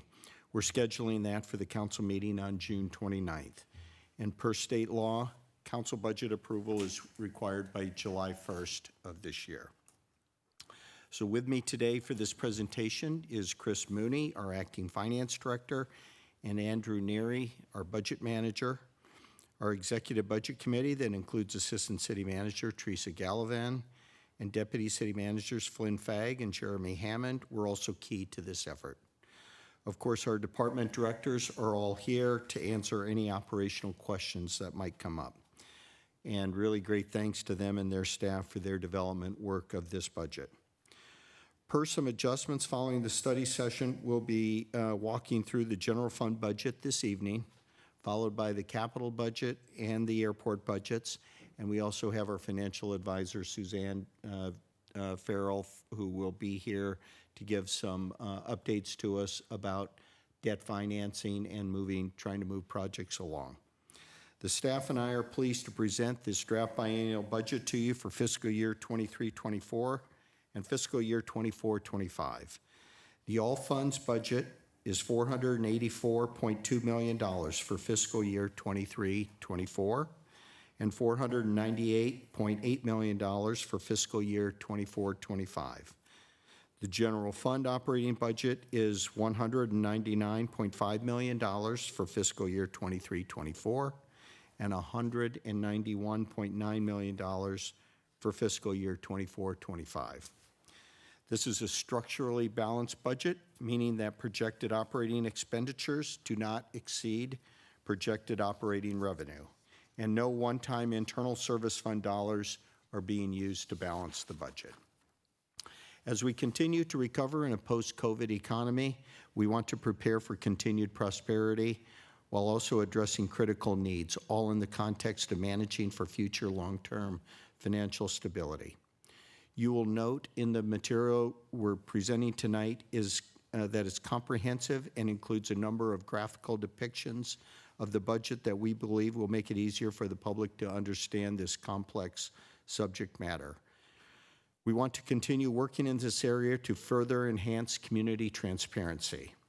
So attached for your review is our staff report, the budget and brief addendum, a detailed and itemized capital budget, and a detailed and itemized airport budget. We have worked diligently to keep this biennial budget faithful to the community mission, which states that Palm Springs is an inclusive, world-class city dedicated to providing excellent and responsive public services to enhance the quality of life for current and future generations. So let me talk a little bit about some of the budget highlights and challenges. More than anything else, this budget reflects our commitment to rebuild the capacity necessary to carrying out our mission. The two priority areas that you've asked us to remain focused on include quality of life with a focus on improving homelessness, public safety and crime reduction, affordable housing and economic development, and community infrastructure with the goals of improving city facilities, attention on the 5-year capital improvement plan, and overall community design. To rebuild capacity, this biennial budget is recommending a number of actions and strategies that include the addition of 26 positions to general fund departments, the addition of 49 positions to support unprecedented growth at the Palm Springs International Airport, reclassification of a fund development position to a Chief Economic Development Officer at the Assistant Director level to drive new development opportunities and support business initiatives. In addition, we have kept our commitment to public safety when Measure J was passed in November 2011. We are strengthening our fire and police departments with added staffing, equipment, and new technology. That public safety commitment continues in this biennial budget, specifically to include 2 new police dispatchers in fiscal year 24 and 2 more in fiscal year 25 at an annual cost of $243,000 and $249,000 respectively. Full Measure J funding of $2.75 million over the next 2 years for implementing the new computer-aided dispatch records management system. 3 new firefighter EMTs in the biennial budget and at an annual cost of $551,000. Full-time equivalent positions for non-public safety city staff includes 6 positions in Parks and Recreation, including project manager, admin specialist, admin assistant, lifeguard, and recreation program assistant at Demuth Park. 5 facility maintenance positions, additional admin positions, including full funding for a dedicated HR position to support airport operations.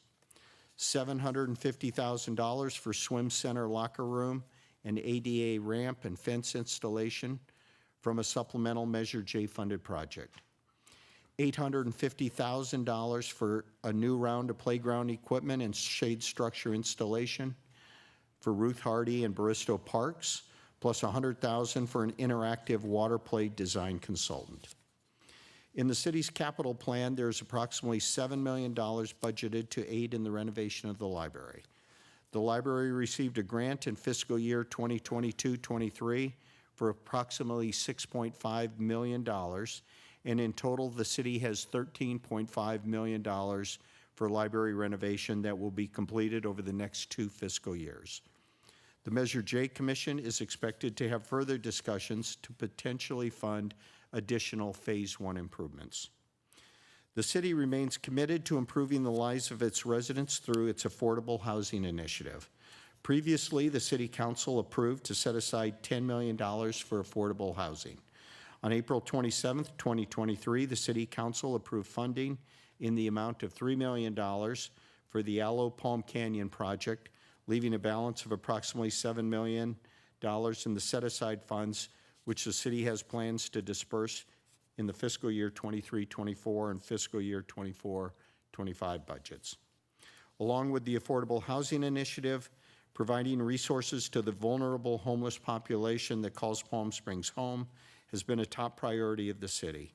Underway is the city's construction of a permanent navigation center to temporarily house some of the city's unhoused population. The city will be funding the construction and some of the operations with grant funds from the state. Prior to the completion of the permanent navigation center, the city continues to pursue additional opportunities for temporary and emergency shelter needs.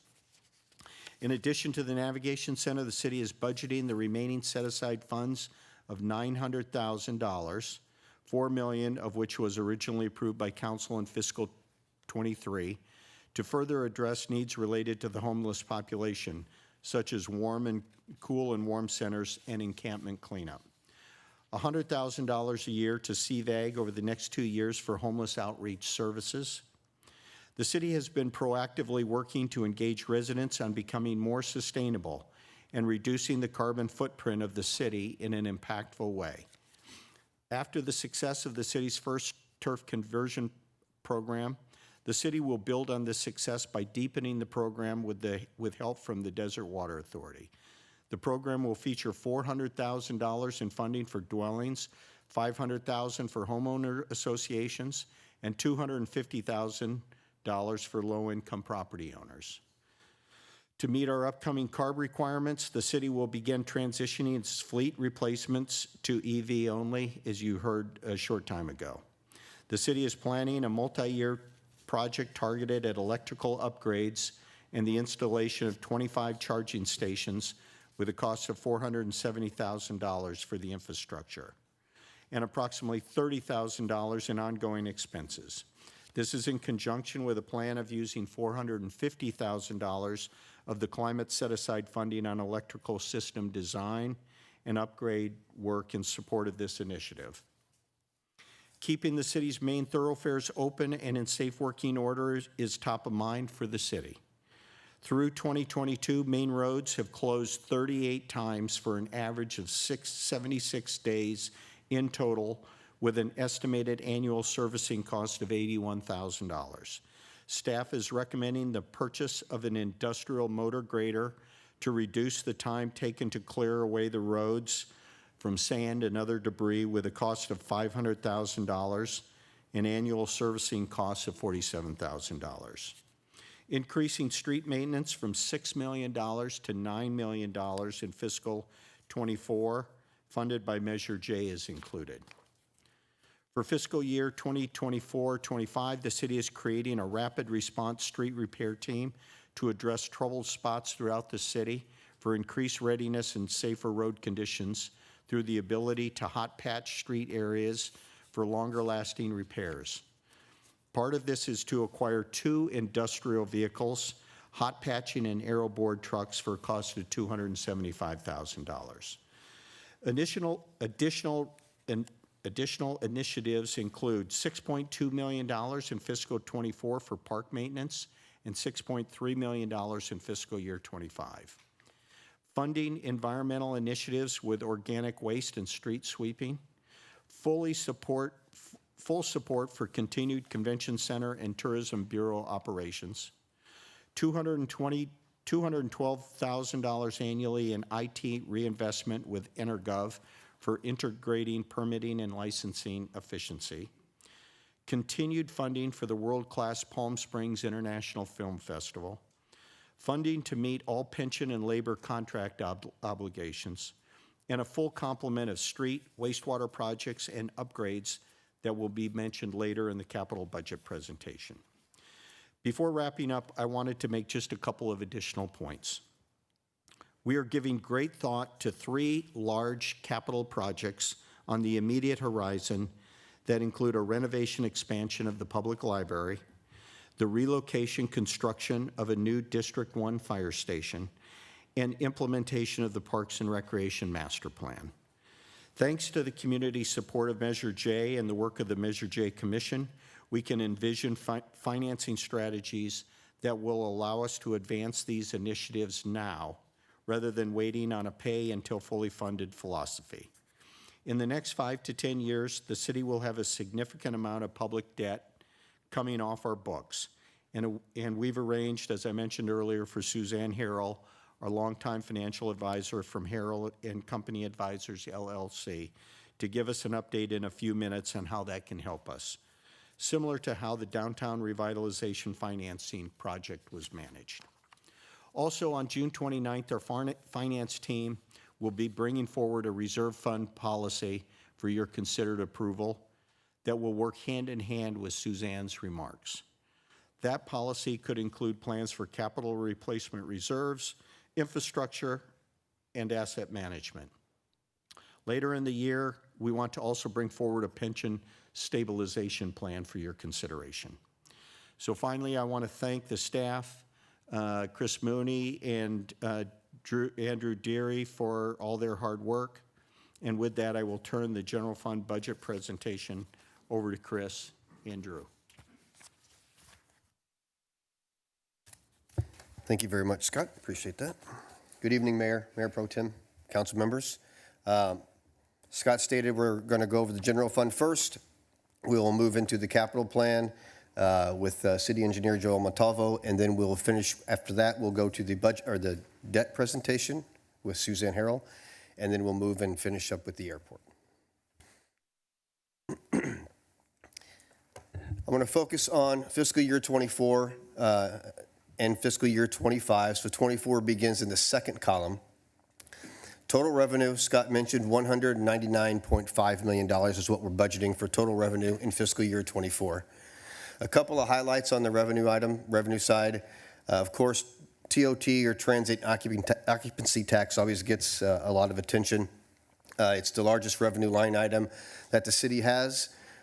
We are anticipated to meet the target for fiscal year 23, which is about $49.9 million, and we're budgeting about the same amount of that TOT in fiscal year 24.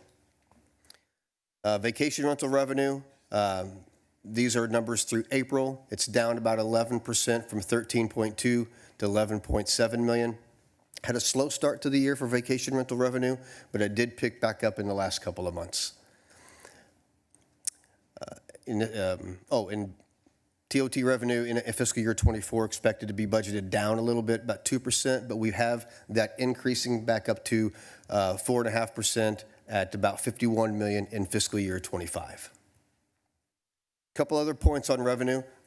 Property taxes continue to have steady growth. We've got 2% growth for both fiscal year 24 and fiscal year 25. That's about 31 million in fiscal year 24 and about 31.6 million in fiscal year 25. Utility users tax is strong.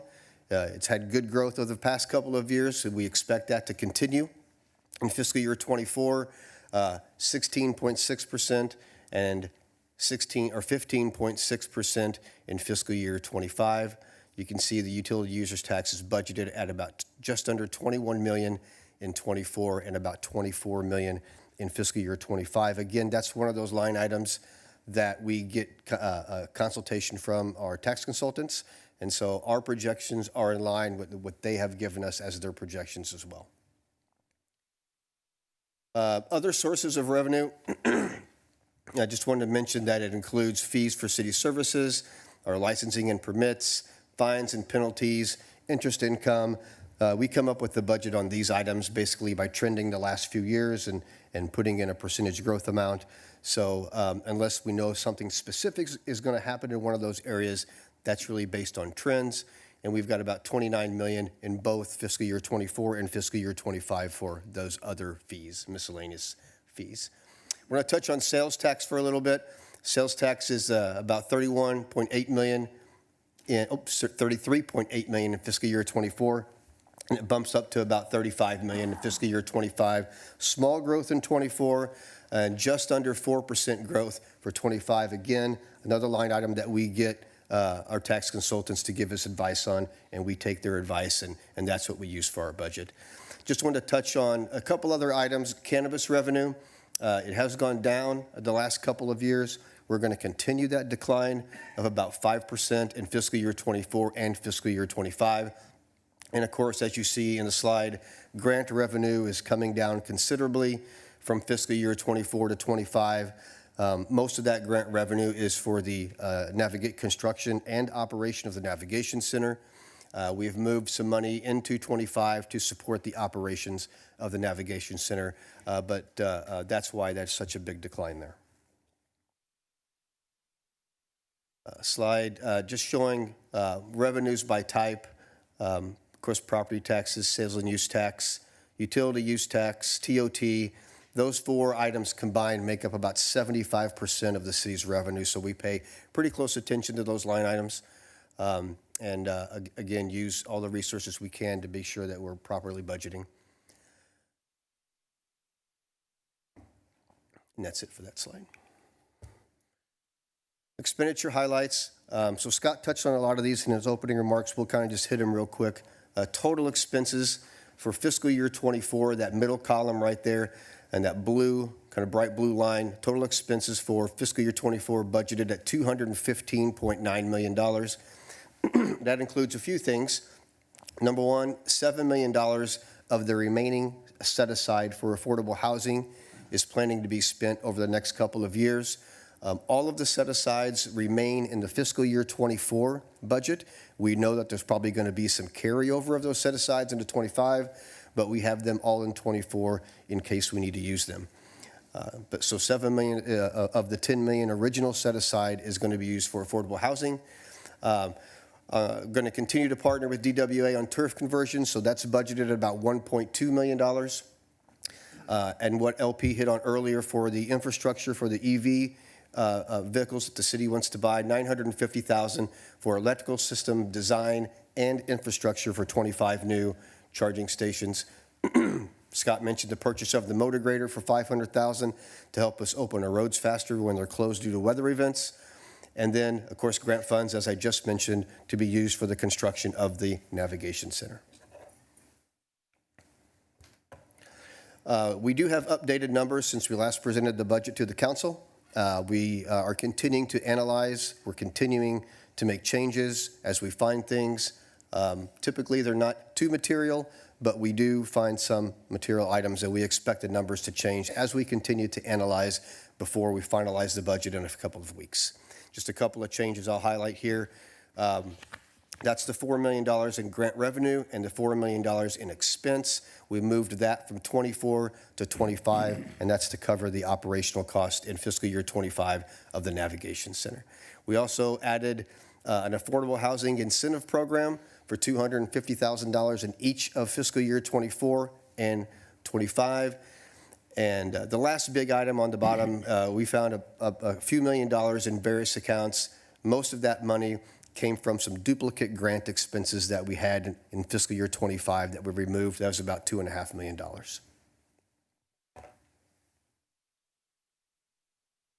This is just a couple of graphs showing fiscal year 23 in that first graph, and, oops, lost my slide. Have to get my printed copy now.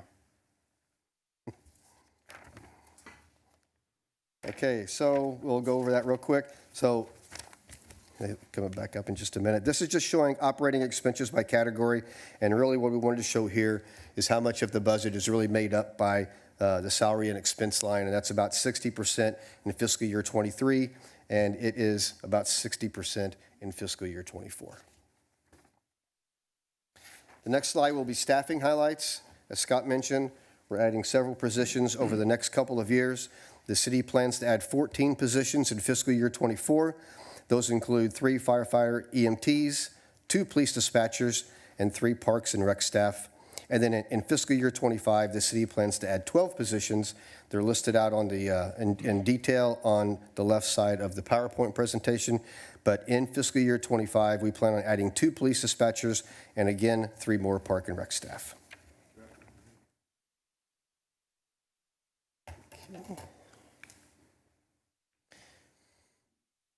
And this is city staffing at a glance. So just wanted to kind of point out where what departments and what percentage of the staffing they make up of total staffing. You can see we have a police and fire and the airport are pretty large. General government is things like human resources and finance and IT. So that's why that's kind of combined into being a fairly large category. Parks and Rec at 8%. And then the rest are fairly small areas. Sort of the same percentages that we have in fiscal year 25 as well. Police jump up a little bit. Fire, about 13%, general government 14%. And here we'll go over the fund balance schedule, and I will just go to the second to the last column, and I'll look at fiscal year 24, and I'll look at fiscal year 25. So that first column, the second to the last column, fiscal year 24, we begin with the fund balance of $112 million. We add in operating revenue, $178.4 million. There's the grant revenue, $21 million, which is offset completely by grant expense and a little bit lower. For total revenue, $199.5. Operating expenditures, $155.2 million. The transfers out is $19.7 million. And just as a reminder, those transfers out are transfers from the general fund into other funds. So it's transfers of around $10 million to our debt service fund, transfers to fund some of the internal service funds like our fleet fund and our facilities maintenance fund to cover some of those deferred maintenance projects. So that's what makes up a lot of that $19.7 million. We come down to an operating surplus of about $3.5 million. The set-asides amount, $19.8 for operating expenditures of about $194 million. And then the grant expense adds to that. So we have total expenditures of $215.9 million for a deficit of about $16.3 million. However, I just want to restate again that if you pull the set-aside money out, which was intended to be used for fund balance, that you're at your operating surplus of about $3.5 million. Going down to the fund balance, so our proposed minimum fund balance is about $27.2 million. That's 17.5% of operating expenditures, and that's what we're going to preliminarily bring back in a fund balance policy as our minimum fund balance. So we're showing you here what it looks like. As Scott said, the fund balance policy will be in front of the council at the June 29th meeting. We have a remaining unassigned fund balance of $68.9 million for a total $96 million. And then we have our CalPERS set aside at the end of 24 will be just over $40 million. We have been adding $6 million to that each year for the past few years. Fiscal year 25, we have a beginning fund balance of $96 million. And then we go down to revenues. I'll just go to the totals. $191.8 million in total revenue. $160.3 million in operating expenditures, transfers out of 18.7. So we have an operating surplus in 25 of just over $7 million. Go down to the fund balances. The proposed fund balance is 17.5% of operating expenditures. Again, we're going to carry that forward every year. That will always be the projected proposed minimum. That's going to be $28,054,000. The remaining unassigned balance in fiscal year 25 will end at $75 million. And then again, we have our CalPERS set aside, adding $6 million to it in fiscal year 25. It's going to be about a little over $46.2 million. That's the end of the general fund presentation. We can take some questions now, or we can do what we did at the last meeting and have a lot of questions at the end. It's whatever the council would like to do. Thank you very much. Do we have questions now for this section? Okay, all right. We'll do it at the end. Okay, all right, perfect. We'll go ahead and move into the capital presentation if the council's okay with that. I'm going to go over the revenue, and then I'll bring up the city engineer, Joel Montalvo, and he will cover some of the projects that we've got over the next couple of years. So just at a high level of the revenue here, these are all of the funds. These are all separate funds, most of them restricted for a certain purpose. They make up the funding for most of the 5-year CIP plan. So all these funds you see here and expenses associated, revenue associated, will be used to fund those 5-year CIP projects that the city engineer manages on an annual basis. So we have a couple funds here that support streets and transportation. That's one of the gas taxes. It's Measure A, and it's the RMRA, which is the Road Maintenance and Rehabilitation Act. It's another type of gas tax. Those all go to support streets and transportation. We have the Drainage Fund that goes to support drainage construction within the city. The Quinby Fund supports Parks and Rec. And then, of course, we just talked about Measure J.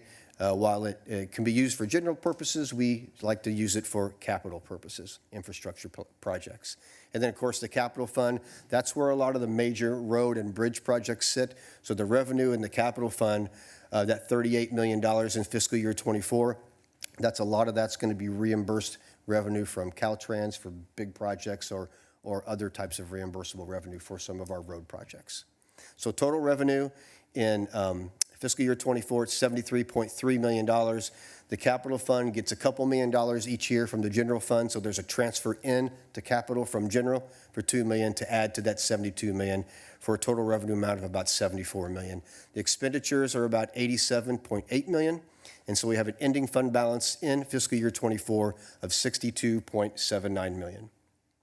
Just to reiterate the same thing in 25, $55.3 million in revenue in 25, $2 million coming in from the general fund. And a lot of the revenue, as you know, if it's reimbursable revenue, it's going to be based on projects. So the big dip from 72 in 24 to 55 in 25 is really based on projects that getting more money back in 24 than 25.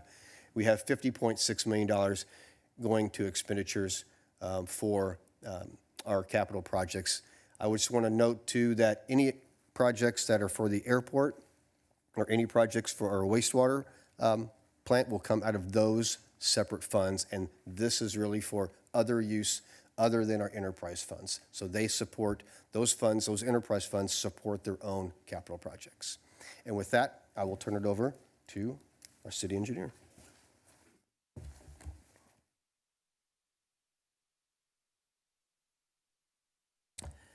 Good evening, Madam Mayor, members of the City Council, Joel Montalvo, City Engineer.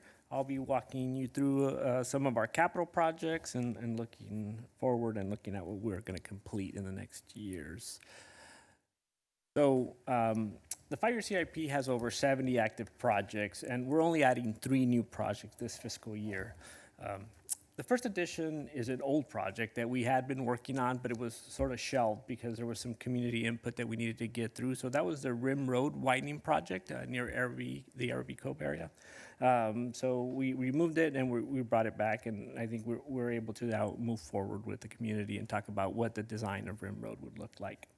The second project that was added, it was added by Facilities and Parks and the Recreation Department. Facilities and Parks and Recreation Department was the Sunrise Park Recycled Water project. We're looking to convert Sunrise Park to all non-potable or recycled water so that we're not using potable water for that park.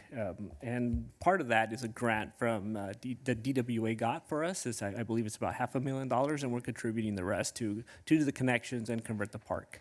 The third project that we added was the city's contribution to CVAG's flooding and blow sand project on Indian Canyon. It's a bridge that's going to be, it's currently under design, and our portion of the design is we have 25% of the cost, so we'll be contributing to that. So we brought that project forward as well. As noted in previous projects, our costs are escalating. So in this fiscal year, we increased our request for funds about 30%. So each one of our budget line items is being increased by 30%. And the engineering department is also growing. We were able to hire a new project manager that he started a few weeks ago. So we have a new project manager. We made an offer to a new senior engineer, and we're still working to hire another associate engineer. So the department is getting more staff to be able to deliver the projects. This year, we wanted not only to look forward, but we want to take a moment to look at what we're actually constructing and what we have accomplished this year. So this year, we were able to complete, or are going to complete, 14 projects. The list is before you on the slide. I'm not going to go over all of them, but of note is the HSIP Cycle 7 project that upgraded 17 traffic signals in the city with new technology, upgraded, just to safer technology. And we're working forward every year trying to get more HSIP cycle funding money. So we're actually we'll be constructing Cycle 8 soon. The North Palm Canyon traffic signal project is almost complete as well. That's a safety project. We've upgraded the entire corridor with new technology. The Demuth and Desert Highland Parks and Restrooms project, we completed the $6.9 million annual pavement rehabilitation project, and we constructed the swim center shade structure. Staff has completed a variety of projects this year and will continue to deliver more in the next fiscal year. So if we continue at our pace, we're looking at we do have 70 active projects in different phases, and next year we would probably be able to complete 17 projects.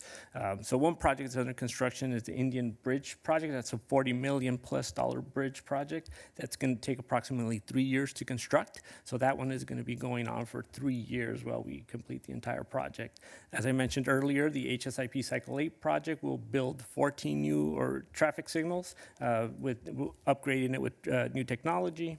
We're going to be working on the ballpark lights in the next fiscal year. We also anticipate starting the Plaza Theater.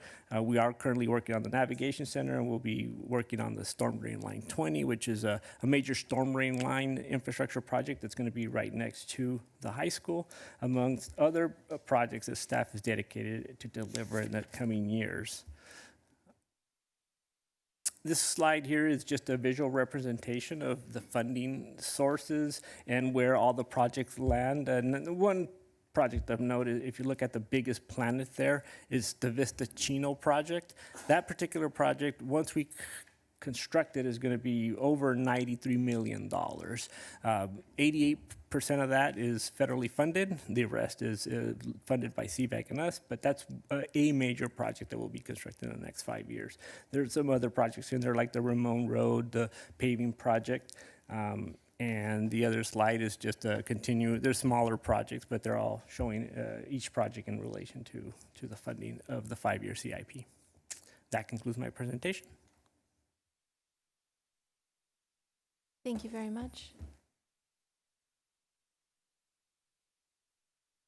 With that, I think we'll take a short pivot, and we're going to, while they switch PowerPoints, while the team switch PowerPoints, we're going to have Suzanne Harrell come up and talk a little bit about some financing strategies. Good timing after Capitol, since we got a couple of large projects that we're looking at. So Suzanne is with Harrell and Associates. She's been with the city for 30 years. She's got significant historical knowledge that we rely on all the time. So with that, Suzanne, you're going to come on up.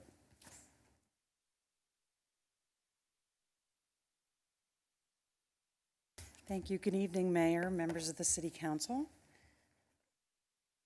I'm going to start the presentation tonight talking about some basics of debt issuance. Just an overview of the use of municipal bonds, types of bonds, how the issuance process works, and some of the financing costs.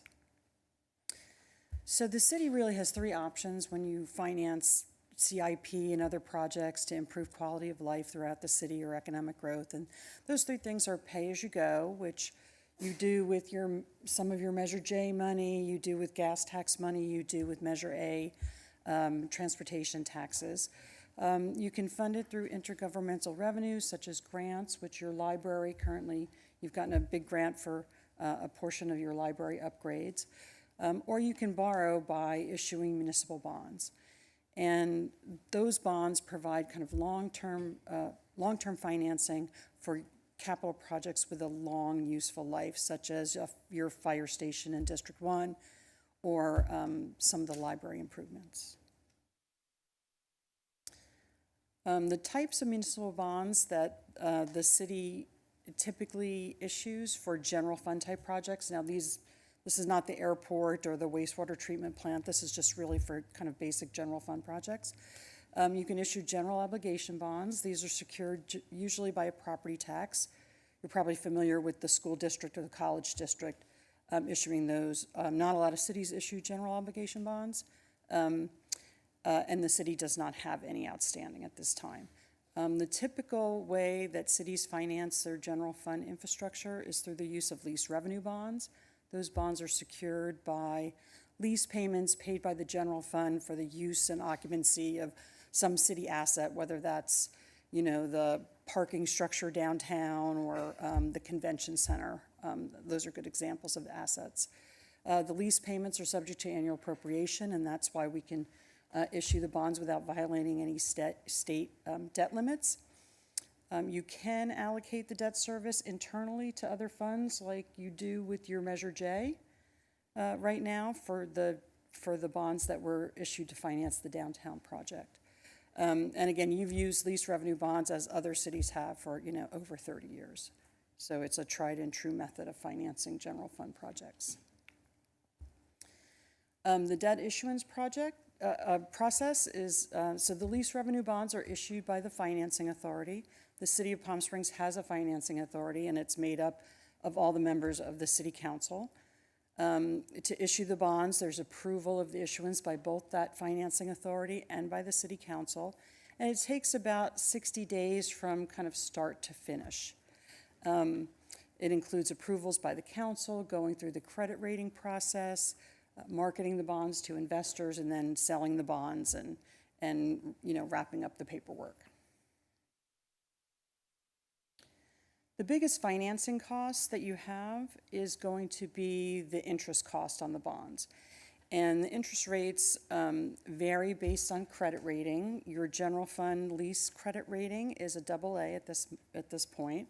And I gave you some examples here of if you were to borrow for 10 years, the average interest rate would be about 2.55%, and the annual debt service for $1 million, for every $1 million you borrow, would be about $115,000.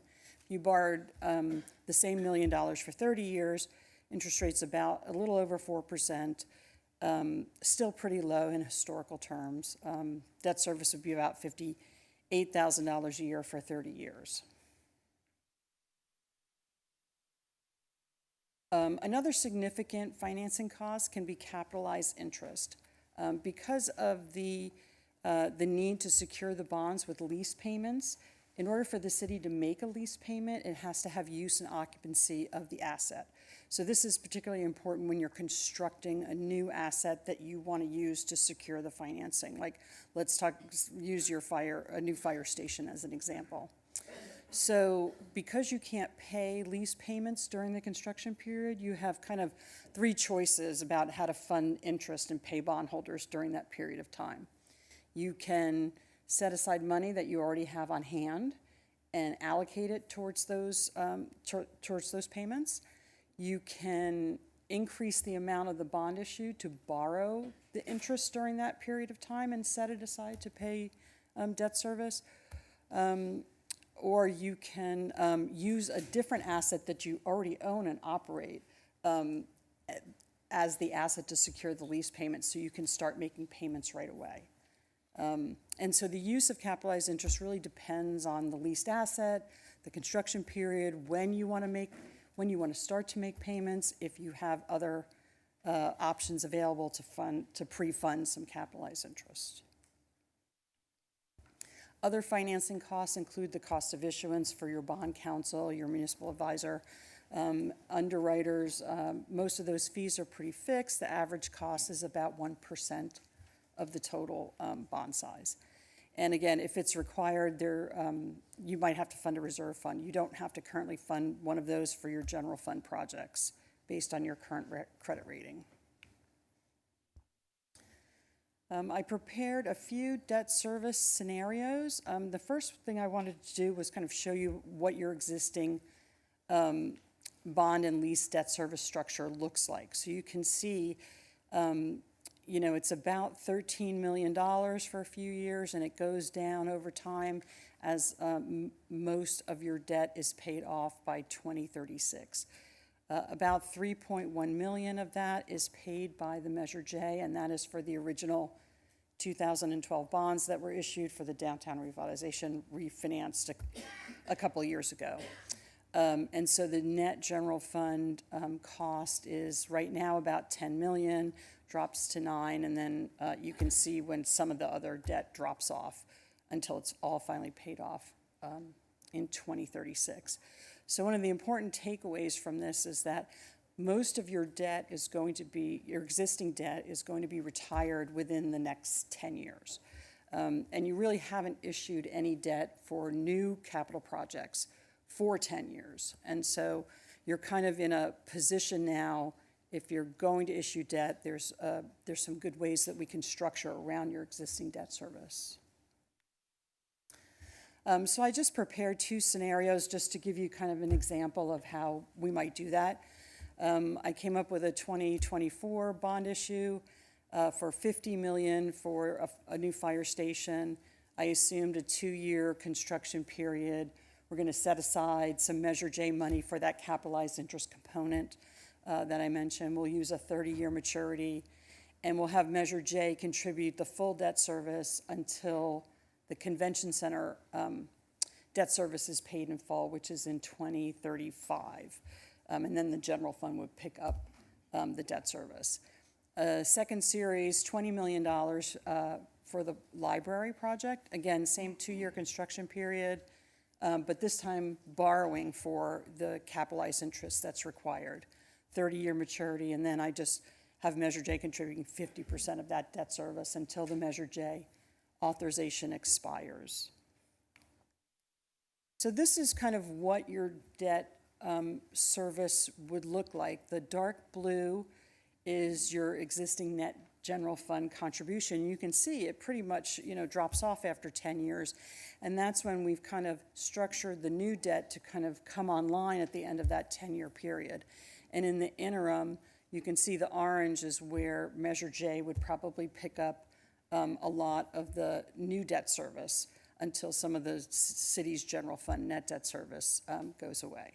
And so in this way, we can kind of maintain the city's debt service to general fund expenditure ratio without increasing it. And that's kind of, that's going to be a critical path. So that's the presentation that I have, and I'm wondering if anybody has any questions or Are happy there to any answer. questions from council at this time? Mayor Pro Tem? Yeah, I'm going to just ask you a question. So with the $70 million, it was about $4.5 million at a 30-year was the annual debt service? Is that Yes. okay? And this is $70 million in addition to whatever we may have budgeted now? Oh, sorry. I can't go back. That's okay. And so in terms of you said it was about 4.03% at 30 years? Yes. Which still seems relatively low, even though our interest rates are. Yeah, I mean, it's pretty low historically. It's not as low as the 2.5% it was, 2 years ago, but. But we can refinance this. And Yes. How difficult and costly is that? Well, typically, a bond issue has a 10-year call protection for an investor. They want to make sure that they can get that interest rate for 10 years. And usually after 10 years, you can refinance it, call the old bonds, issue new bonds with no penalty. You don't think this is a particularly bad time to be doing this, given the interest rates? It's still relatively low historically. Yeah, historically, they're still relatively low. Okay. Those are my questions. Thank you. Councilmember Middleton. Thank you. This is very helpful, and it's encouraging to know that we're approaching a time where we can take on some additional debt. What's the time frame in terms of needing to make decisions when it comes to taking on additional debt? I see the relevance of having the discussion while we're doing the budget, but are we facing a June 30 deadline that we need to make any decisions on this? No, Councilmember, I don't think there's any immediate decision-making. Part of this conversation, part of this is to start the conversation, try to get a framework, an idea from the council. Are we kind of on the right track in terms of our financing strategies? What we're really, in both of the examples that the finance director and our financial advisor mentioned, both a library renovation and a new fire station, there's a significant amount of work, especially with the fire station. We're going to be briefing you after we get through this budget season on some RFPs that we need to do a response time study, a look at what the needs of the fire department would be. You know, what's the general area that we need to start looking at if we're to rebuild a new fire station. That's going to take a significant amount of work. I anticipate that would go on over the next 12 months or so, and that's why Ms. Farrell was talking about a 2024 series bond. We're probably a year away from being ready to issue some sort of meaningful debt for a fire station project, and same with the library project. You know that we have a significant amount of revenue for what we might call the first phase of the library project, but they're doing an RFP for design work, and we want to kind of get out of this. We want to really have some good numbers with escalating costs these days. Where just everybody's running up against cost escalations. So we want to do this right. We want to be able to go out and find out what the true costs are, what bids are going to come out at before we can go out. So when we do issue the debt, we know it's going to cover the work that needs to be done. So we're still probably, we've got 12 months of work in front of us to get ready for this. Thank you. Any additional questions or comments? All right, thank you so much. Thank you. Appreciate it. Okay, and with the final presentation, we will give the team a minute to get back to the other PowerPoint. We'll have the airport budget presented. Harry Barrett, the airport aviation director, I think is on Zoom. And then we have the assistant director here tonight, Jeremy Keating, who will be presenting the budget. I'll do a quick review of the revenue, and then we'll turn it over to Jeremy. So the airport fund revenue projected in fiscal year 24, $62.7 million. That's about 17% over what we're forecasting for 23. And then it again rises in 25 at $69.3 million, which is another 11% jump over fiscal year 24. The growth driven mainly by increased passenger traffic, new concessions, and airline rates. Budgeted expenses for fiscal year 24, $48.8 million. And then in fiscal year 25, those expenses are $60.4 million. So a couple of good years, a couple of surplus years, $13.9 million in fiscal year 24. And then in fiscal year 25, $8.9 million. And with that, I'm going to turn over to Jeremy. He's going to get into a little bit more detail about projects and expenses.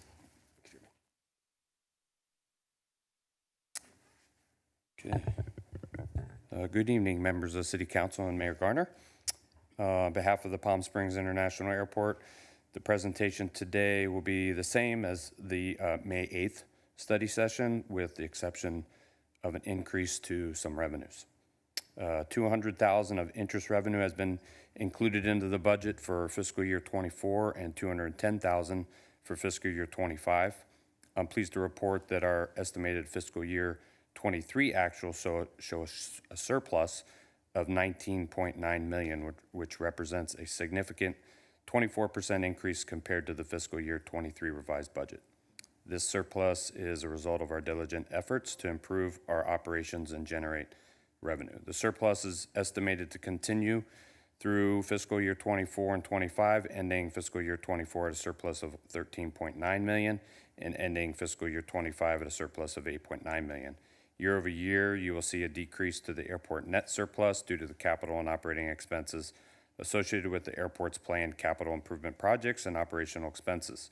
To mitigate the impact of these expenses on the net surplus, the airport is exploring additional revenue streams. One of these revenue streams is the result of implementation of our master plan, which outlines a comprehensive strategy to optimize the airport's resources and maximize revenue potential. This plan includes identifying the best use of vacant property and developing it to generate additional revenue for the airport. As a result of the successful financial performance and the need to continue to beautify the airport and the expanding operational needs, we are requesting an additional 49 positions over the next 2 fiscal years to help address passenger capacity and operational constraints, some of which include 3 fire captains and some sanitation representatives. These new positions will enable us to provide better service to our passengers and enhance our overall operations to include improving the cleanliness of the airport. Moreover, we have several robust capital projects planned for the fiscal year 24 and fiscal year 25, which will enable us to improve and beautify our facilities and infrastructure to better accommodate the needs of our passengers.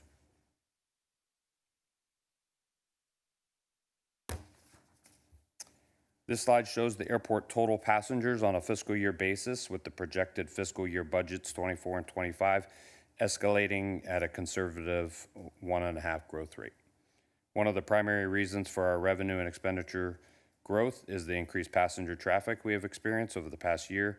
Despite the challenges posed by the pandemic, the airport has seen a steady increase in passenger numbers as people resume their travel plans. Historically, our airport total passengers for fiscal year 19 was 2.5 million. Then after the pandemic, fiscal year 22 ended with over 2.8 million passengers. We anticipate ending fiscal year 23 with approximately 3.2 million passengers, a 16% increase when compared to 22. This increase in traffic has directly translated in an increased revenue from airline rates, parking fees, rental car fees, and other related non-airline fees, as well as the increase in operational and capital expenditures.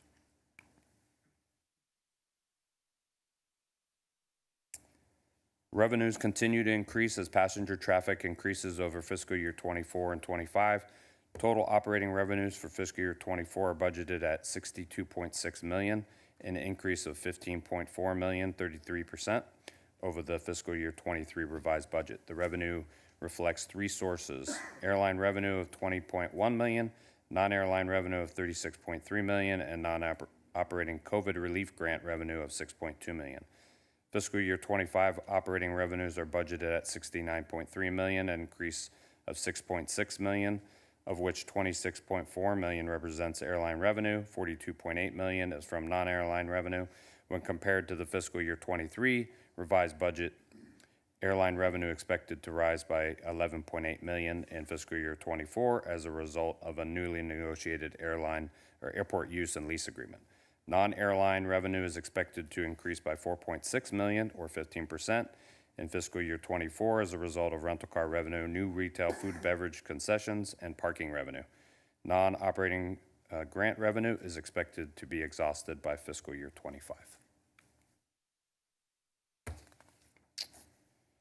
Total operating expenditures for fiscal year 24 are budgeted at $48.7 million, which address the airport's overall strategies, initiatives, and mandated obligations, and reflect an increase of $14.3 million in the fiscal year 24 operating expense budget from fiscal year 23 revised budget. In addition, fiscal year 25 operating expenses are projected to increase by $4.1 million over the fiscal year 24 budget. This increase reflects the hiring of 27 new positions and wage and salary increases required under union contract agreements. In addition, the non-personnel expenditure increase is primarily driven by contractual services and materials and supply costs.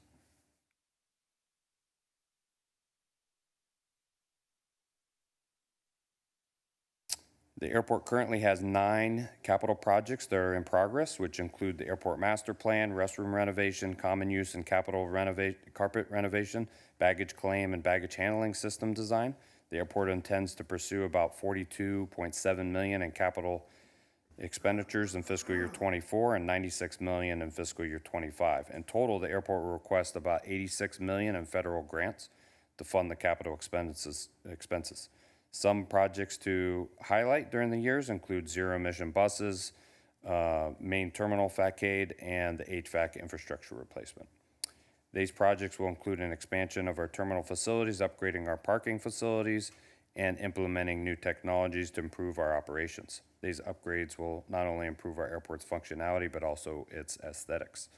In addition to the physical upgrades, the airport capital improvement projects will now contribute to 1% arts improvement to the airport.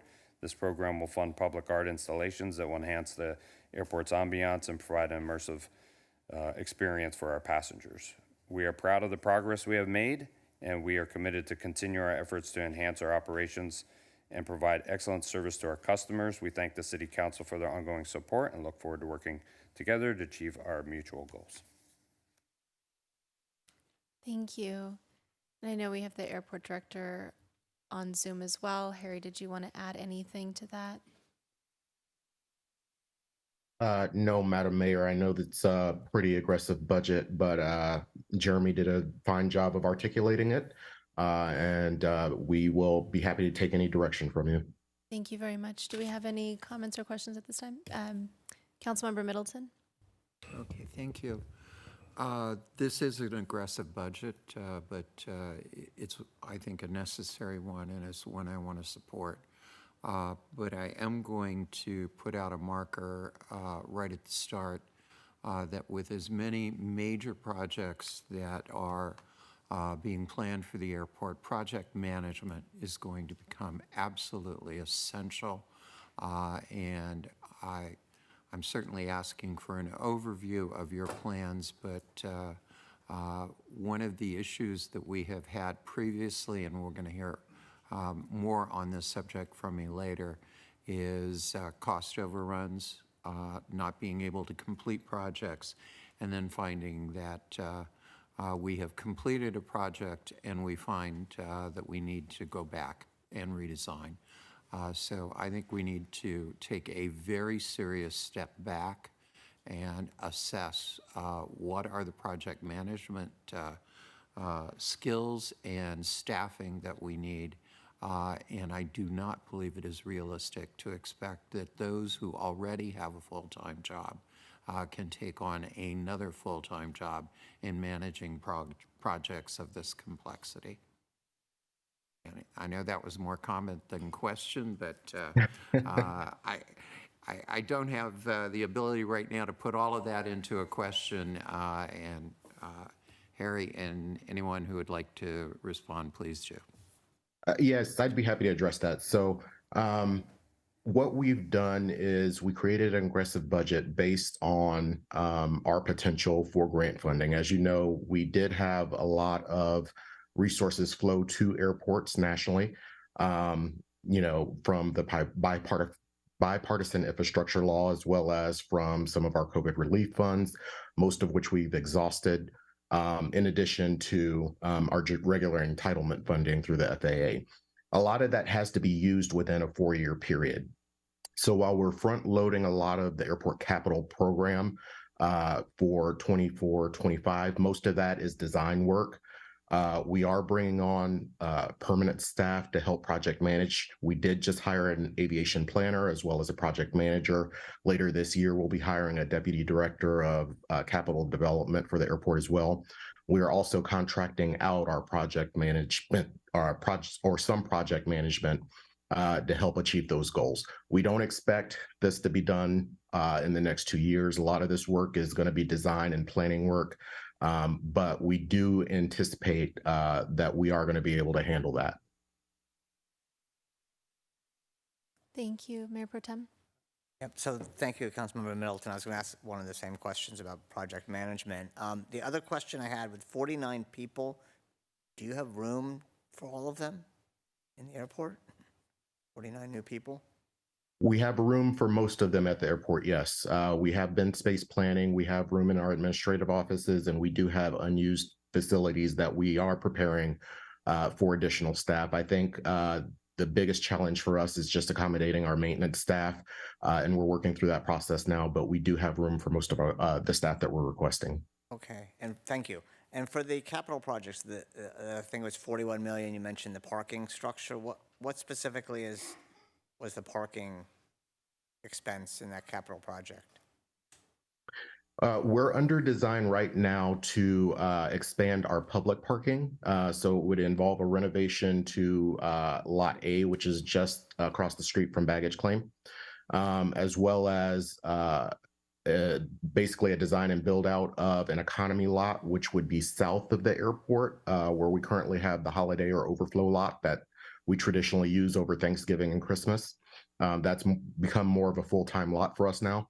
And then we're also under design and will be under design and going through the environmental process to build an employee parking lot, which would be across the road, across from El Cielo from the airport. Okay, thank you. And then just two other comments, really. One is that as you have this increase in traffic and facilities, that you ensure the interior design is addressed as opposed to the facade.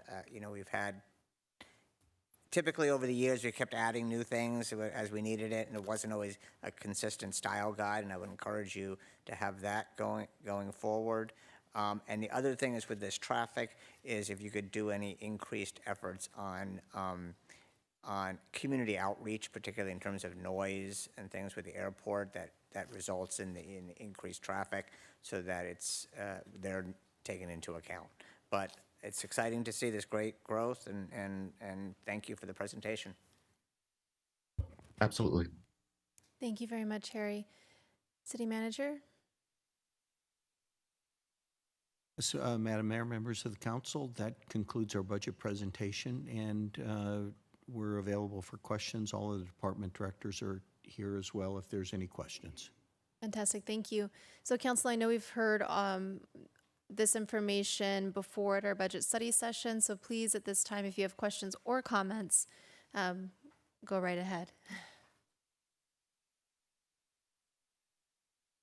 Any takers? Councilmember DeHart, go ahead. So a question on the page 2, item page 2, cannabis tax. So we showed 3.6 million in 22-23. What was it the year prior? We're showing a trend of going down each year. Give me just a minute to look that up.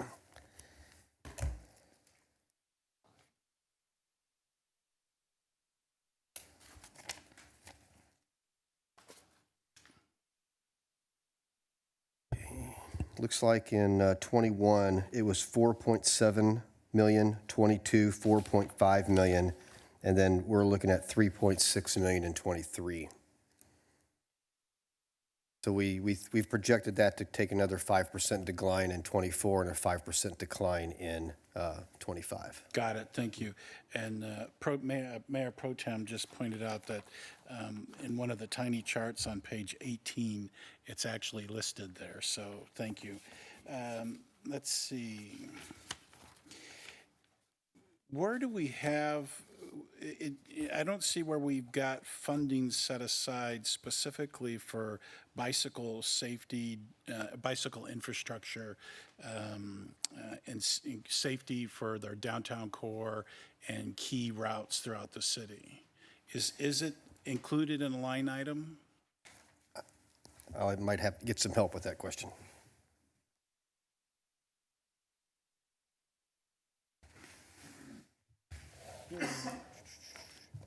So trying to find where we have it, but we do have a local road safety plan and the also the pedestrian streets master plan.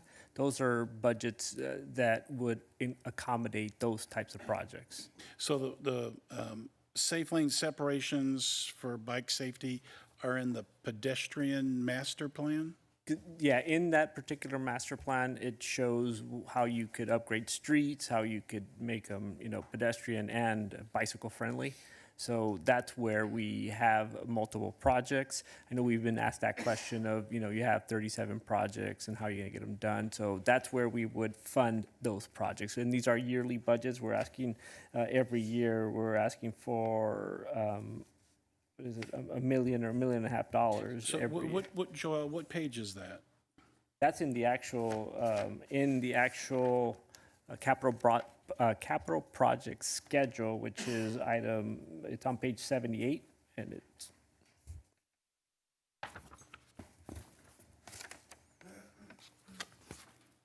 Okay.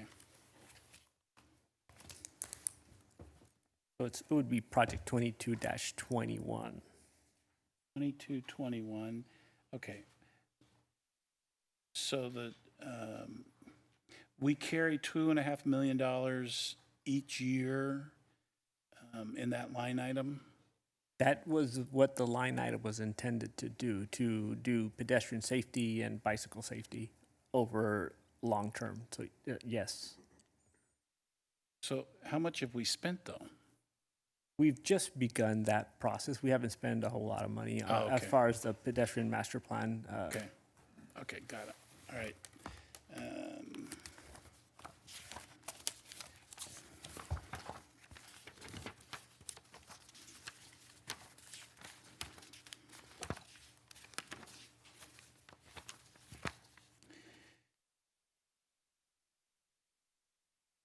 So do we have any idea what, if we're generating $18,000 in sign permit revenue, do we have any idea how much it cost us, the administrative cost to collect that $18,000 in revenue?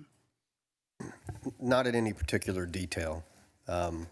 We do a high-level analysis about all the fees the building department collects and all the fees the Parks and Recs collects, and we just be sure that we don't exceed the cost of those departments. So it's a really high-level analysis, but we don't have any detailed analysis that gives us direction on the actual cost for that. And that's for all departments, like the note I asked about Parks and Rec. Correct, yeah. Okay, all right. So when we go back to discuss the permit fees and Parks and Rec fees in general, that's coming up again. What do we need to ask you for to get more detailed analysis of what our true costs are for delivering the services versus what we're collecting? Yeah, it's a pretty detailed analysis, and it can get lengthy depending on, how far we want to go down that path. Initially, we could probably do some of the fees and take some of the direct costs associated with fees. For example, a camp, personnel that work that camp 100%, cost of T-shirts, cost of performers, whatever. We could probably get that stuff. Still takes a little bit of time because our cost structure, as you see in the budget, just isn't adaptable to that kind of analysis very quickly. So we'd take some time, have to work with the Parks and Rec department to be able to get that together. But it's something that we could do. Just it takes a little bit because it's sort of that next level analysis. Yeah, okay. All right, and a question that I was looking for, we didn't get the answer, I think we were just short on time, was on page 21, the last line item, legal fee reimbursement. We have $86,000 in 22-23. Where's that money come from? And then another $88,000 for 23-24 and $89,000 in 24-25. What page was that, Councilman? On 21, very last line. Oh, the legal fee reimbursement? Yeah. Councilmember, I'll have to get back to you on that. I don't have the answer off the top of my head. So it's a good question because It is a you're good the question. second person that doesn't know what it is. Okay. So I'd like to suggest and request from council that we add in membership in the Desert Business Association, which we don't have included in the budget. And that's a $10,000 membership that we don't have a membership in, but we have one in the regular chamber. So I think that's an investment well worth the funds.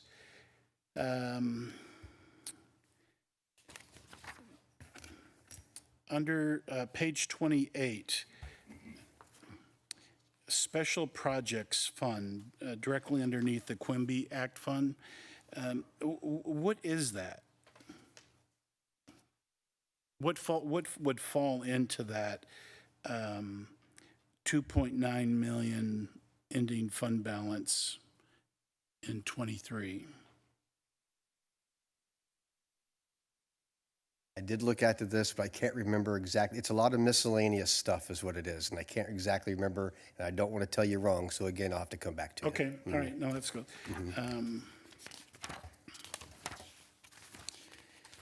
Another one is, we're coming up, we're going to talk about it later, so this is the cart before the horse, but I think since we're talking in budget, I need to bring it up, and that's, we don't have money available for education, outreach, training, workshop development for our street vendor ordinance that we're anticipating we're going to pass coming up.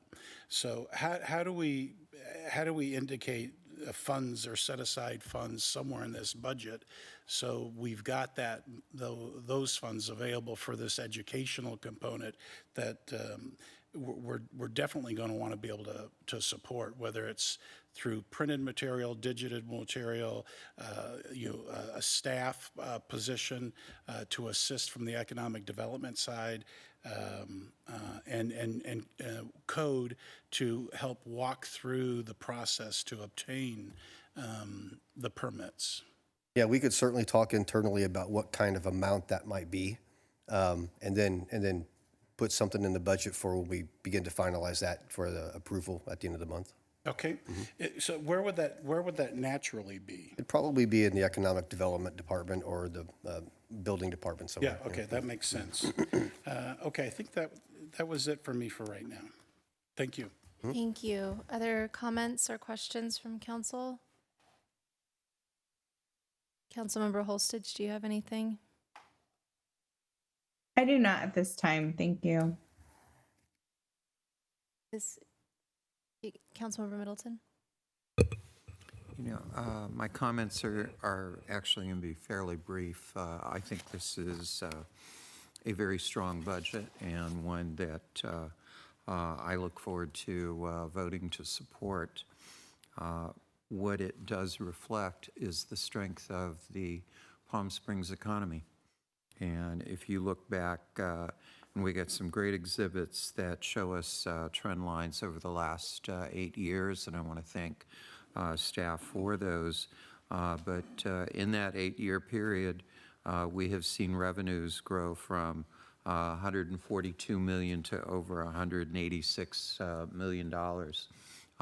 That's a testament to the strength of our local business economy, and it makes all kinds of things possible. Some of the things that it's made possible is taking police department budgets from $30 to $45 million, fire department budget from $17 to $29 million, and a Parks and Recreation Department budget from $8 to $16 million. So we're investing resources where they need to be, and so I am just very pleased and appreciative staff, but I want to do a shout out to our business community that is generating the revenues that are allowing us to invest in our city. So thank you. Thank you. Councilmember Holstage. Thank you. I remembered I did have something. Thank you. Sorry, it's a long presentation. I just wanted to support the request by Councilmember DeHart for food vendor outreach. I think that's an excellent idea and something that council had discussed. I also just want to lift up what I did last time. I made most of my comments on the budget at the last meeting, but I had talked about my request that council reduce cannabis fees. I know that we talked about pushing that with a comprehensive study later in the year, but I would love to see how that would, impact the budget and if we need to plan for it. And then lastly, I appreciate the position for economic development being included in this budget. However, I strongly believe that it should be a director level position, or even higher, someone with really good experience and expertise and high level economic development. We've talked about this position for over 3 or 4 years. Originally, we had listed an ACM, assistant city manager position level. And I really think that's what it's going to take, because the reason our budget looks like this now is because the city council, 10, 15 years ago, and city staff had the foresight for economic development to do a TOT incentive, to do Measure J, to invest in downtown. And that's why we have the budget and the revenue we have today. And so we need city staff at a director level, not an assistant director, or higher, to be doing this economic development and supporting it through the city. So I know Mayor Pro Tem Bernstein has talked a lot about a business liaison position and other economic development positions, and I support that as well. I just wanted to lift up that staff should really take a look at, what we had planned for in those positions, and trying to potentially budget for more, since we really need to hire some high level thinking so that we can continue the budget growth and revenue growth, continue innovative programs like the TOT incentive program, and more. So I look forward to bringing this forward. Thank you to staff for all your work and the detailed presentation again for the community. I know it's a very detailed budget, and it's great to do that again for the public so everyone fully understands it. So thank you. Those are all my comments. Thank you, Mayor Pro Tem. So, thank you very much, Chris. And everybody else is very comprehensive. I want to pick up on a few things that my fellow council members have raised. Thank you, Councilmember Holstage, for bringing up the economic development, which I had brought before. I just want to clarify, when you did this staffing report, what percentage was on economic development? I believe it was 1% to 2%. The 1%, and 75 to 85% of our revenue comes from our business community. So I think that's the reason why we need to make sure we have this additional budget for economic development. I agree with Councilmember DeHart that we need somebody with the food, with the vendors, street vendors, but we actually don't have a business, someone who's solely a business liaison for our regular business community either, our existing 29,000 businesses that we have in the city. So this is, this comes up every time, and we need this liaison. We need some for all of our new businesses, and we need a high senior level. So I am going to continue to push that we have a significantly expanded economic development department and senior level, especially as we go into, at best, uncertain times, at worst, potentially recessionary times. I want to also I asked a question in my questions beforehand about whether we had enough parks maintenance. I know Yvonne is here, and the answer I got was that we have a sufficient budget. We've been behind in our parks maintenance, and we're often catching up, and I know we're all getting lots of emails about lights out and things that are a problem. Do we have enough in the budget for parks maintenance? I'd like the Parks Director to come down and Now is address the that. time to say.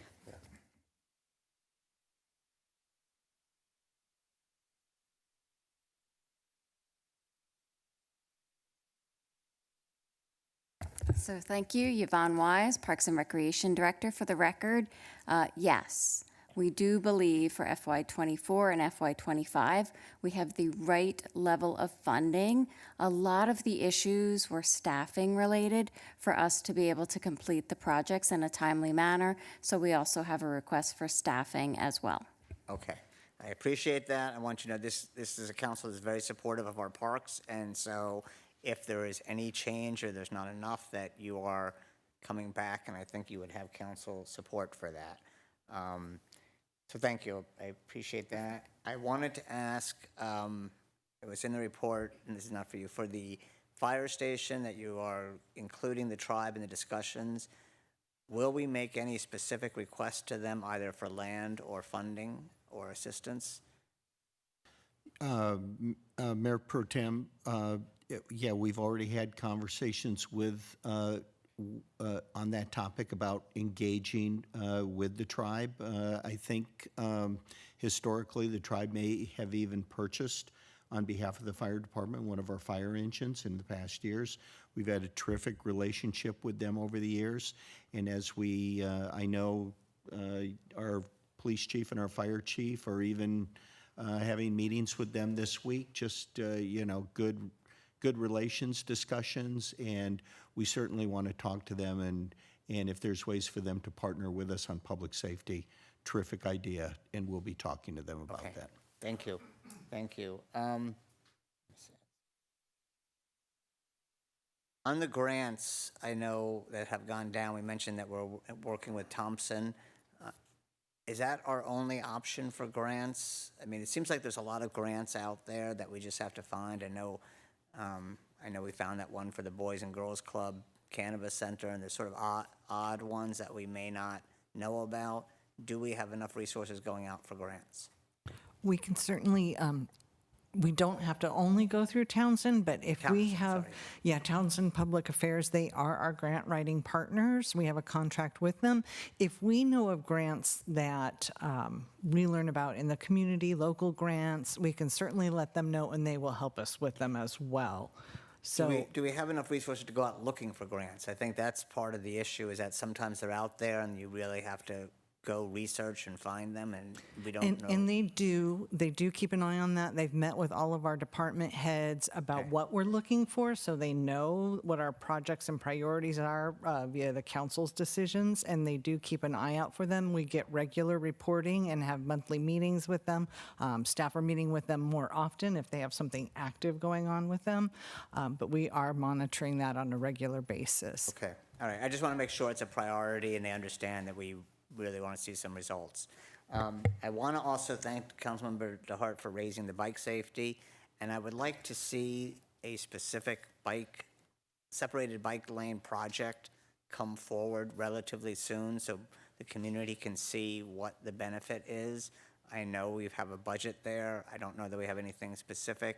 I know a while ago Councilmember Middleton had raised one, and so that we can work on going forward with bike safety, but I think if we had one completed project to show what it works with the separated bike lane, it would be a lot easier for the community and the city to understand the benefits. So that is something I'd like to see. And then on a smaller level, I just want to ask, on page 21, the Village Fest revenue to the city is $170,000, and I think on page 26, the expenses are $900,000. Is that right?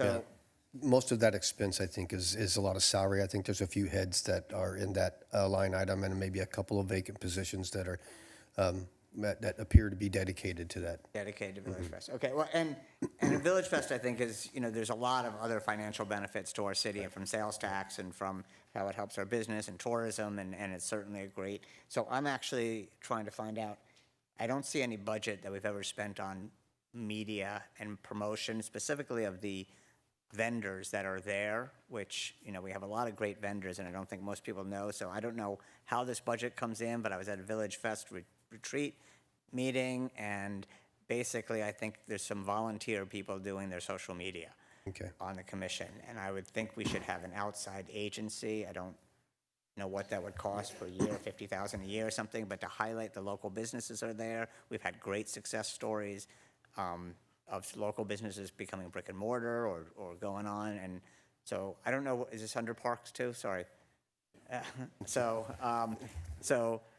the question is for a specific Village Fest promotional digital market or agency, an outside agency. Yeah, so in the budget for FY24, we have requested an additional $20,000 for advertising. The advertising budget for this current fiscal year was $5,000. So with a total of $25,000 for the next fiscal year, the intention was to do a marketing plan. Now, what you're describing is a little bit different. That wasn't fully considered in the marketing plan. So with that $25,000, while it's will get us more promotion and more visibility than we currently have, I think it will be a little short of what your vision is. Well, I'd like to see 50,000 in the budget then and specifically because we have so many great, to focus on the small businesses who are there and what they bring to it, which also I think would help attract other vendors when they see, there's who is actually at our street fair, that they would come and want to be on participate, because I know at times we have shortages of vendors out there, and I think they don't always see who is there. So I don't know what council thinks about that, but I think it's something that would help our whole downtown. So those are my comments, and thank you. Thank you very much. Thank you. Councilmember Middleton. Just very quickly on bicycle safety, and I certainly support anything we can do to highlight what we are doing more effectively in our budget. But at the end of our session this evening, when it comes to pedestrian and bike safety, I'm going to make some recommendations regarding activities that I think we need to do going forward. Thank you very much. All right, do we have any, Councilmember DeHart? So Joelle, were the bike sharrows and the road diets, was that in your capital improvement list, or were those projects done by other departments? Is the existing ones? Yeah, the 20 miles that we got right now. So those were before my time, and I don't know exactly how they came to fruition. I suspect, and I haven't looked back, they were capital projects that were brought forward by the department, but through the capital improvement program. So if we're going to do something, it's got to be on your radar and in your list of 70 upcoming capital projects. Well, certainly right? if it's a major project within our streets and the right-of-way, it would come through my department, correct? Yeah, okay, all right. Thank you. And City Manager, didn't I hear you say during your presentation something about Assistant City Manager level position tied to economic development? What was I hearing? Yes, our recommendation was to create a Chief Economic Development Officer position at the Deputy Director position. Yeah, okay. And we didn't take out the job that we have been looking for what was called downtown business. That's right. That we're doing the recruitment for that position as we speak. But it's changing to be all of Palm Springs. We could envision certainly having that position take on a wider scope throughout the city. Yeah, okay, all right, so those are happening. The only other item that I just wanted to make sure is that you're covered in your department with with that analyst level position that we know we want to have coming out of the city manager's office, and it sounds to me like maybe it's this economic development person may take on part of that analyst role to analyze projects and items that come through your office. Yeah, I mean, we're certainly looking at trying to build capacity with the city, as several council members have mentioned. We're in a growth mode. We got a lot of great stuff going on at the airport. We're building on tourism. There's opportunities out along the 10 freeway with zero emission technology and sustainable energy technology. So a lot of things are going on. We want to just be positioned to take advantage of that and be forward thinking about it. What exactly is the right position is something I've been giving a lot of thought to and trying to figure out how it fits into our organization. So, all of your comments are well made and something that I'm thinking a lot about.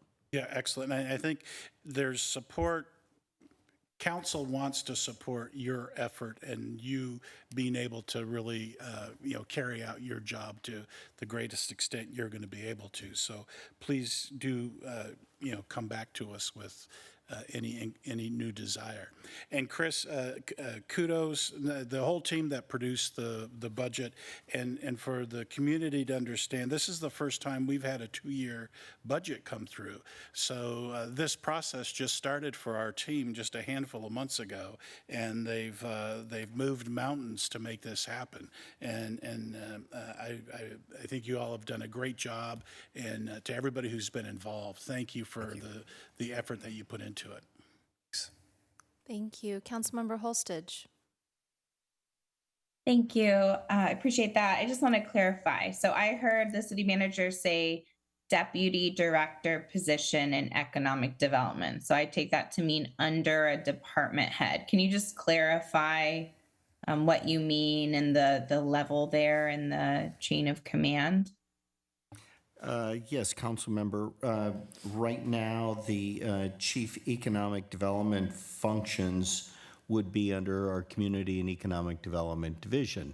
However, part of it is taking a real good look at all of our functions.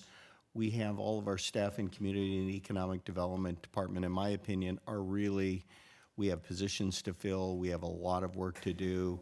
They're doing everything from arts commission work to trying to look at bigger economic development projects. They're doing affordable housing. They've got a lot on their plate, and I just think in general we need to bring more capacity to all of our operations in those areas. Our director, Jay Verrata, is doing a terrific job trying to juggle a lot of different projects, including navigation centers and everything else. So there's a lot on their plate, and I think to Councilman DeHart, Councilman Burns, everybody on council, you've all said we need more capacity, and I agree with you. So those are all the things I'm thinking about.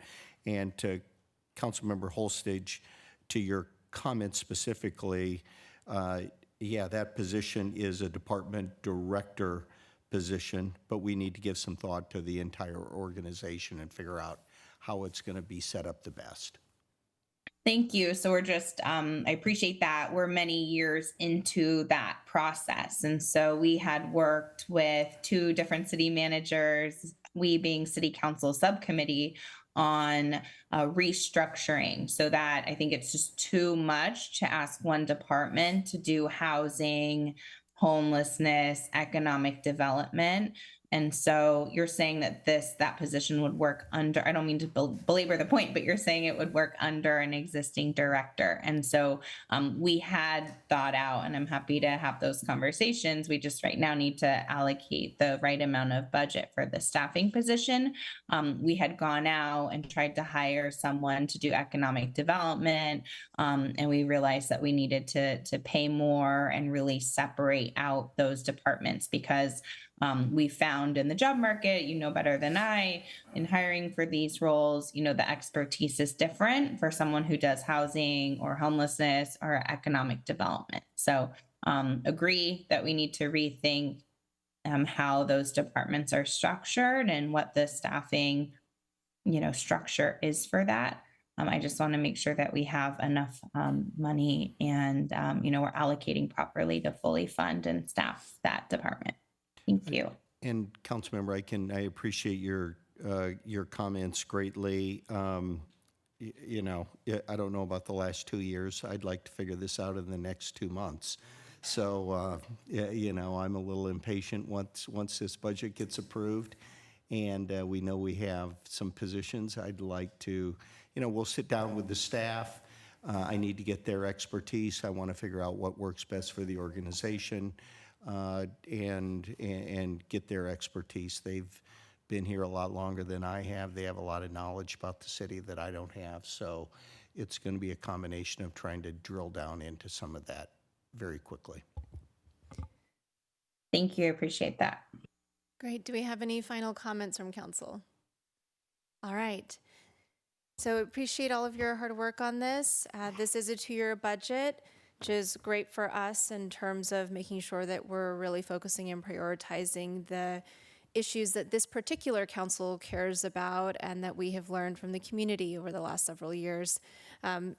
That doesn't mean that we won't be revisiting this. We'll be looking at it on a regular basis. We'll be able to still fund more specific projects over the next 2 years. And then we'll have a new council and we'll do our vision session again and we'll come up with a brand new 2-year budget based on that new council. So it's all very exciting. And I think just for the public, this is, now is the time if you do have any comments regarding our budget, because we will be approving it at our next council meeting on June 29th. So if you have comments, please write into us. Or if you have questions, please also write into us so that we can make sure that everyone is really happy with what we have in front of us. With that, we are going to take an 8-minute break. I will see everyone at 8:47.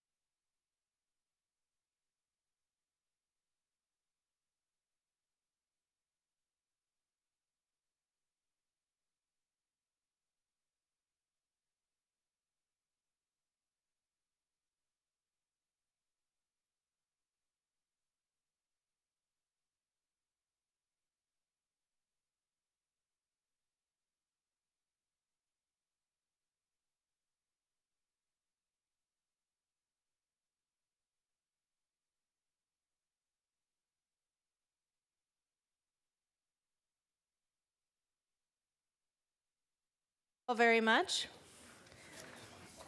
At this time, we'll go back to our regular order of the agenda. The next item is item 2A, request by Celine Palm Springs LLC for an amendment to the previously approved final development plans and tentative tract map for the Dream Hotel to include the addition of 24 condominium units to the southeast section of the site, a reconfiguration of 12 condominium units at the northwest area of the site, and an increase in the number of tower condominium units from 28 to 29 units, and a modification to the final landscape plans, and a consideration of the settlement and development agreement.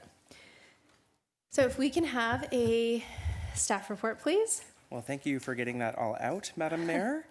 Good evening, Mayor Pro Tem, and members of council. This item is returning to you tonight and is a request by Celine Palm Springs to amend the prior approved plans for the Dream Hotel, first approved in 2007. I'm going to first focus on the changes to the site plan that have occurred since your discussion on May 11th, when you last discussed this item.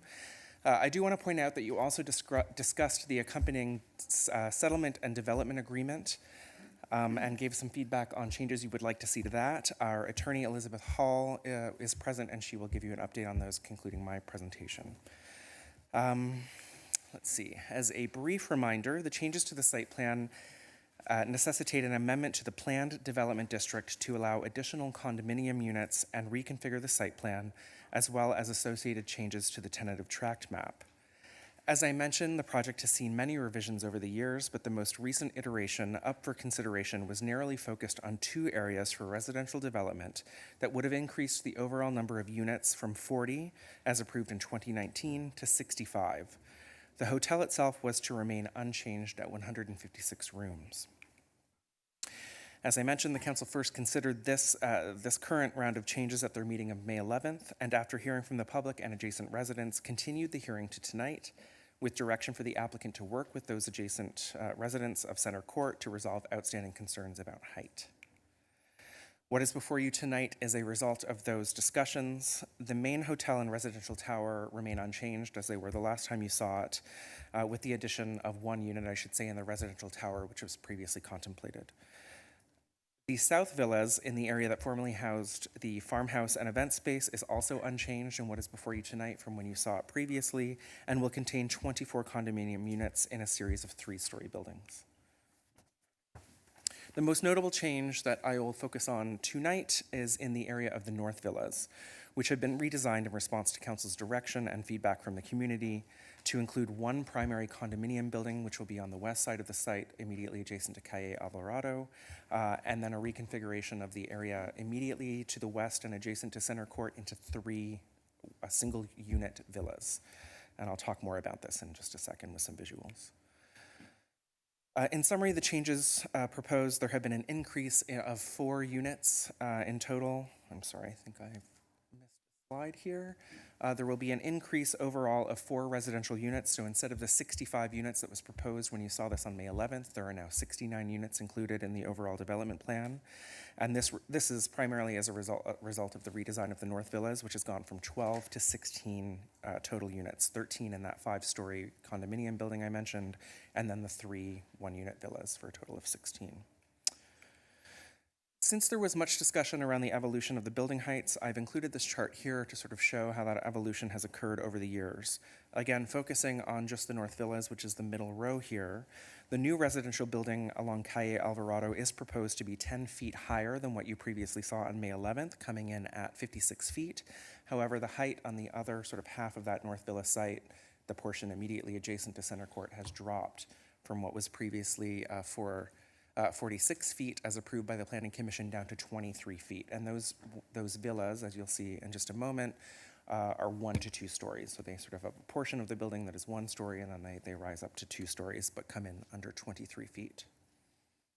And that is below what was approved in the 2019 amendment, which was 52 feet, or I'm sorry, 26 feet in that area. So it's roughly the same, I should say. To represent this visually, you can see here the plan on the left that was approved by the Planning Commission at their meeting late last year, and that showed the sort of much larger buildings up here in this corner adjacent to Center Court, which they approved at 46.2 feet. And you can see over here now, you have a much smaller 5-story building, again, concentrated over here on this Calle Alvarado frontage, and then these 3 villas right here. And as I mentioned, no major changes to these south villas down here. I do want to point out one change has been made in this area. So there were previously 24 parking spaces contained here that were associated with the farmhouse and event space. Those have been eliminated because they are no longer needed with the elimination of those spaces. So they are not there. So you do see an overall reduction in the amount of parking on the site down to 303 units total, and that is because of the reduction of those parking spaces in that location. This plan highlights, again, some of the distances between the center court residences, since this was a focus of our discussion last time, and the North Villas. As you can see, the shortest distance between the property line and a villa down here is 39 feet. And so that's the distance between the property line and the closest portion of that building. If you actually measure the distance between buildings, because there's a 20-foot yard here behind center court, it's actually 59 feet between the building and the nearest center court residence. Up in this portion, what we call Villa B, it actually increases to 76 feet.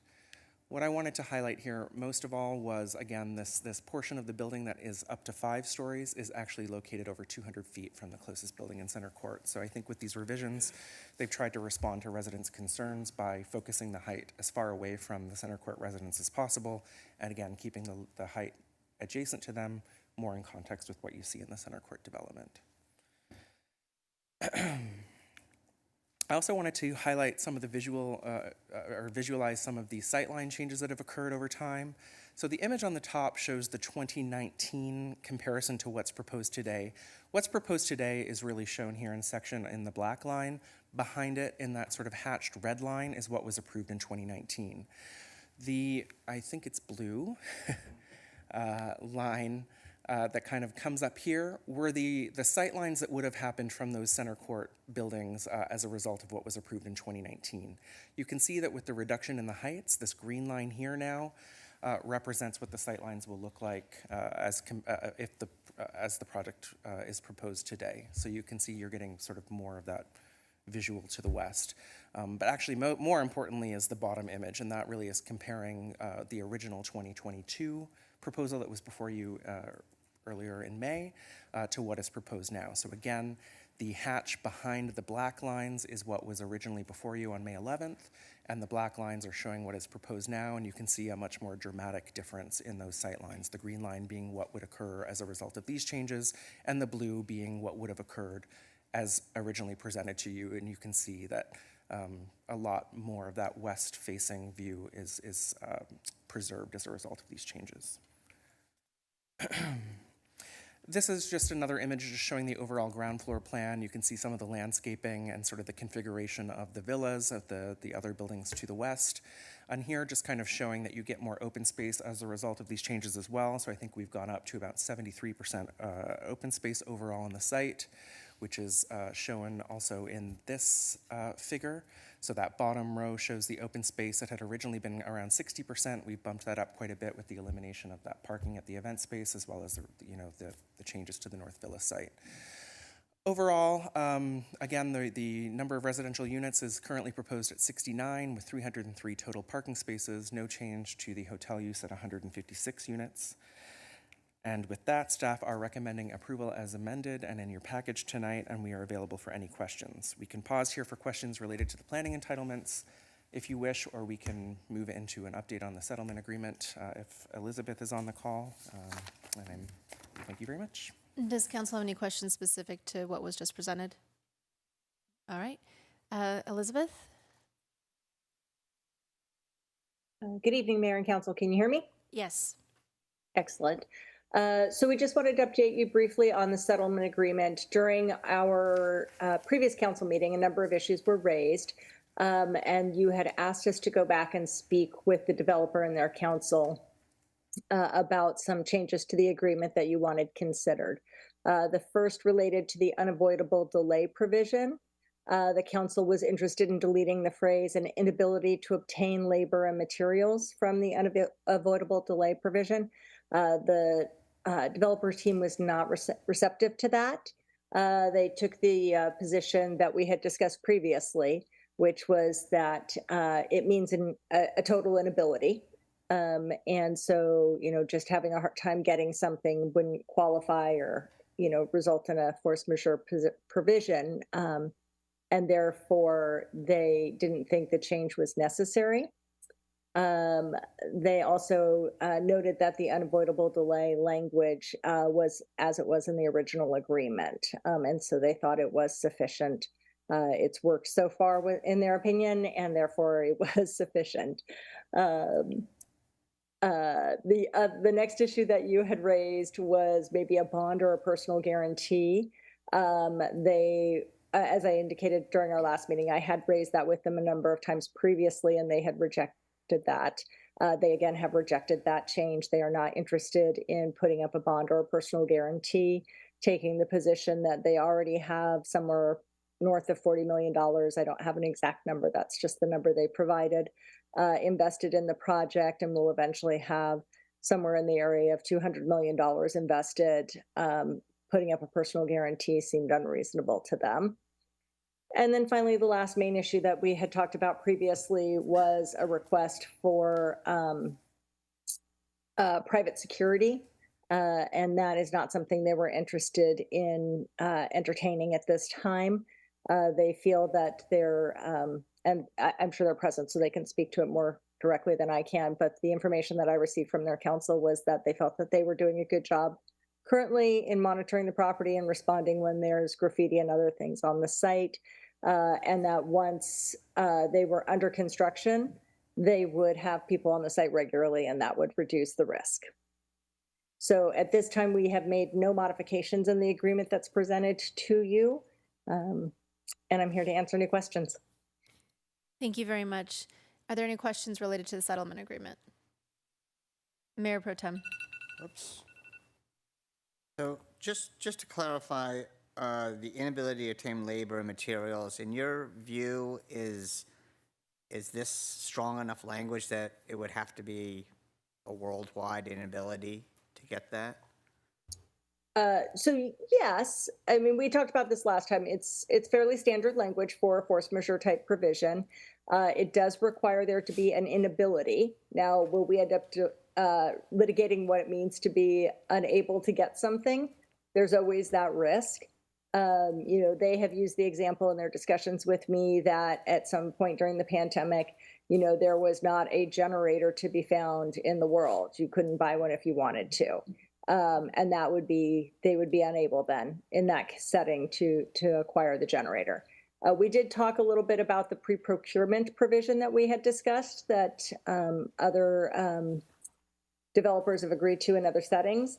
And they were of the position that based upon the way their financing works, and they had no knowledge currently of anything that was unavailable, that just was not a workable solution. Okay. So inability doesn't mean it's just too expensive. Correct. Okay. And now there is a reasonableness standard. So if it's normally $1 and it's available, but it costs $1 million, it is possible that a court would say that makes it unavailable, that it becomes unreasonable at that point to say that it's available. Okay. And on the security, is there any option should it not be addressed?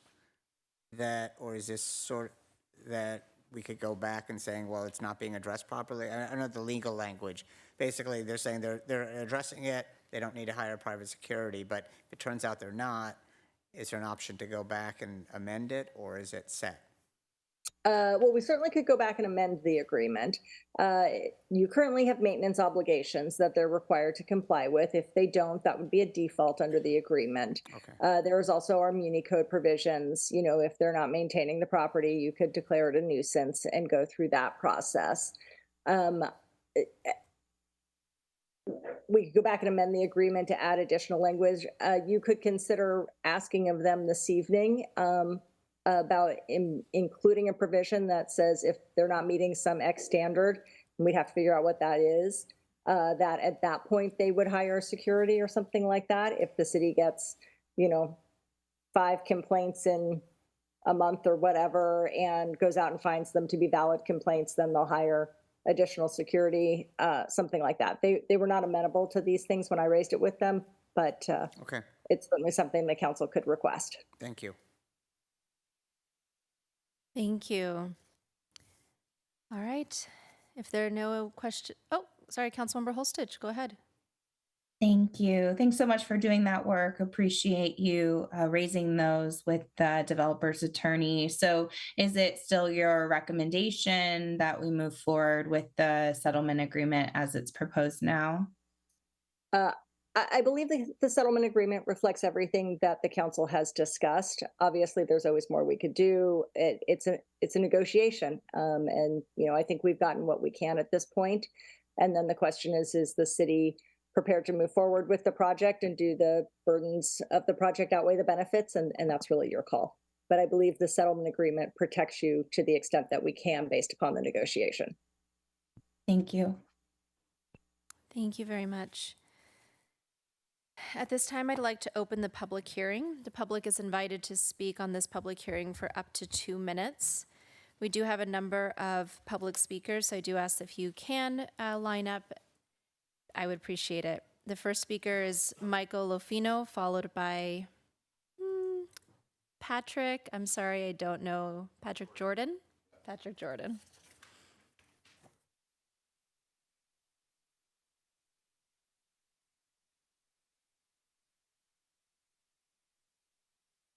Good evening, members of council. My name is Michael Lofino, for the record.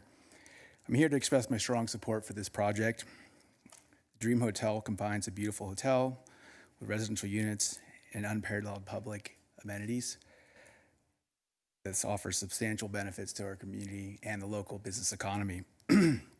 As previously stated, this project has undergone rigorous planning and review processes span several years. To that end, I caution this council against applying standards that are more stringent than those proposed by the zoning code. Doing so, it undermines the integrity of the code, and it's a dangerous precedent to set that discourages future investment in our community. Accordingly, I urge the members of this council to tender their support for this project and allow it to move forward. Thank you very much. Appreciate your time. Thank you. Patrick Jordan, followed by Craig Withcomb. Good evening, everybody. Patrick Jordan. I'm a business owner here in town. I'm also a volunteer for DAP Health. Since 2007, the developer has been working on this project and has been not only a good neighbor to the surrounding communities, but I think worked very well with the city council, various city councils, and staff members to try and move this project forward. I believe the original code could have called for a 10-story building, which we know probably would have never happened, just based on community input, based on what this gentleman just said, code that currently exists. And so if you look at, I was really kind of taken back at the last city council meeting when the city staff, all the people, the legal counsel had worked so diligently, and then the project got delayed again. And so what that does, to me, looking from the outside and being in the real estate world, is you've set a precedence that there's an imbalance of how projects move forward in the city. And it is a dangerous precedence, and whether that's true or not, it is a perception that is out there and a messaging that really needs to be created, needs to be fixed. And maybe that's through the correct economic development director or whatever that position may be. That being said, I'm obviously very much in support of the project. This type of product does not exist. It's a luxury product that is very much in demand. When we had the previous list done before, the list filled up very, very quickly because people want something that has all the bells and whistles. They want to be able to have one touch, be able to touch and go, so to speak. But they want somebody else to manage those bells and whistles. So with the, anyway, the list filled up fast. Add water, all boats will rise. This project will move quickly. Thank you. Craig Withcomb, followed by Thomas Boudreau. Evening, Mayor, City Council. My name is Craig Withicum. I'm the HOA president of Center Court. Speaking obviously on the Dream Hotel project. Last week, after the May 11th delay, we met with the developer, and they brought the changes to us, and they were substantial changes. And for the positive, we brought those changes back to the unit owners, and there wasn't anyone that was in disagreement with the changes. So, and I want to thank the City Council and the developer for listening to our concerns that we brought on May 11th. And because of those changes, we fully support the project moving forward. Thank you. Thank you. Next speaker is Thomas Boudreau, followed by Paul Hastings. Mayor Garner, Mayor Pro Tem, council members. At this point, I think you know my name, for better or for worse, but for the record, my name is Thomas Boudreau, and I am a homeowner at Center Court. Thank you for hitting the pause button on May the 11th. It gave time to put things in perspective and to get a reworking of the northeast section accomplished. As Craig shared, our homeowners were represented by him and myself at a meeting last week with Ms. Kibbe, and the meeting was really, really productive. The plans shared with us were shared with our homeowners, and I'm pleased to say that our concerns were heard and our needs were addressed. The revised northeast section is in scale with our west-facing units, and it's very, very similar in sightline to the 2019 plan.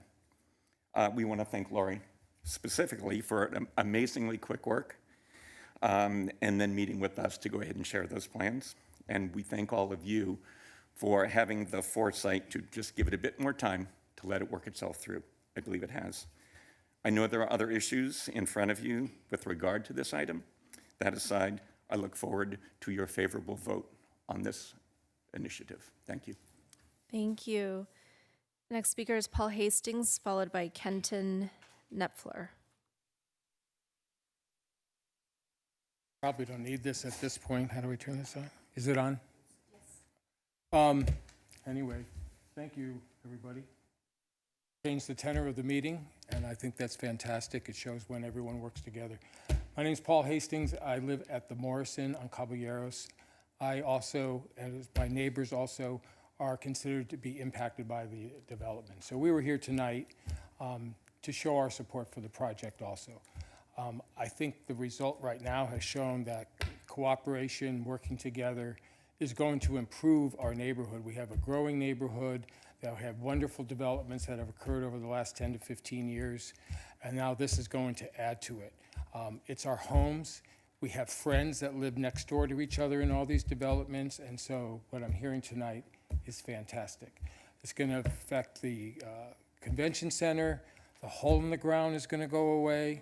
The vitality of our community is going to come back. We've been living with it for 7 years, and it has been affecting our homes, our values, and so I won't go into everything else I was going to say. It doesn't seem necessary, but thank you to everybody, Lori, the Center Court folks, and everyone else that lives in the neighborhood. We're so excited to get this off the ground. We have a financially viable project. Let's get it going and show that Palm Springs can actually get these kind of projects done. Thank you. Kenton Knepfler, followed by Gary Holzer. Hello, my name is Kenton Knepfler. I am here to talk on the Center Court and Dream Hotel project. I'm in just agreement with everyone else here that we're really excited about this project moving forward. We've been talking about taxes and budget all night, and I think that this is a great opportunity to just, again, remind the constituency and the city council of the value of this project in terms of bringing in new TOT tax revenue, as well as, of course, now property tax revenue with the condos. We're all really excited that all the objections have been handled, and we think this is going to be a great addition to the Midtown community, the convention center, and Palm Springs at large. So thank you all very much for your time. Gary Holzer, followed by Rick O'Flynn. Hi, Gary Holzer. I live in the Morrison, also in Midtown. And the tenor of the meeting has changed completely with the position of Center Court, which we're pleased about. I want to stress a couple of things, though. Midtown is a real community. It's developed over the last 15 years with the building of Seoul, the building of Morrison, and the neighboring projects. And this is a hole in the middle of our community that really needs to be addressed. I'd also like to stress the fact that spot zoning is inappropriate. We have a zoning plan for that site. The project is within the zoning plan. It has been within the zoning plan. And altering that on a spot basis, I think puts the city and the council at risk. And I wanted to share that with you. I fear that we're at the point, if it's not approved by the council, that we're letting perfect be the enemy of good. And I really urge you to approve the project. Thank you. Rick O'Flynn, followed by Deborah O'Flynn.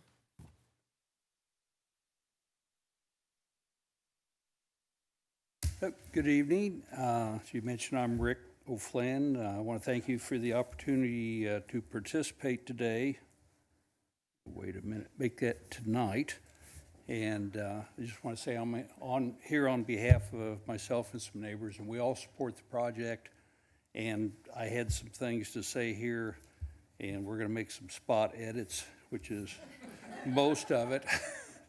I do want to commend the developer for sticking with it, and for I was a construction professional for over 40 years, and I am amazed at the redesign, the speed with which they did the redesign, and how well it addressed all the problems.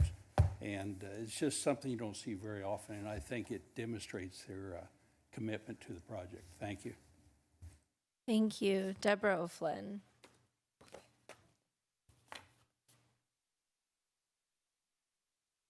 Thank you, council members, for the opportunity to speak tonight. And I too feel like I don't need to say too much, no need to oversell here. But very, very pleased and thankful, Ms. Kibbe, that you were so accommodating and listened with concern to community concerns, and that you were come through. So I'm just going to skip to the last sentence on my little talk here. Please approve this project tonight.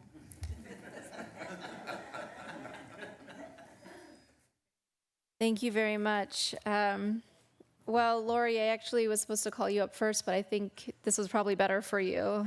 So if you have any comments, you have 5 minutes.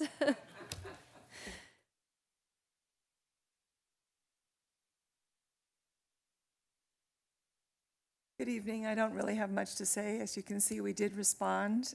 We responded very quickly. I want to give thanks actually to our architects who Friday morning we got on the phone with them, and on Monday morning we had a new design, and the whole team worked over the weekend to successfully answer everybody's questions. I think more importantly, I wanted to address the things about security.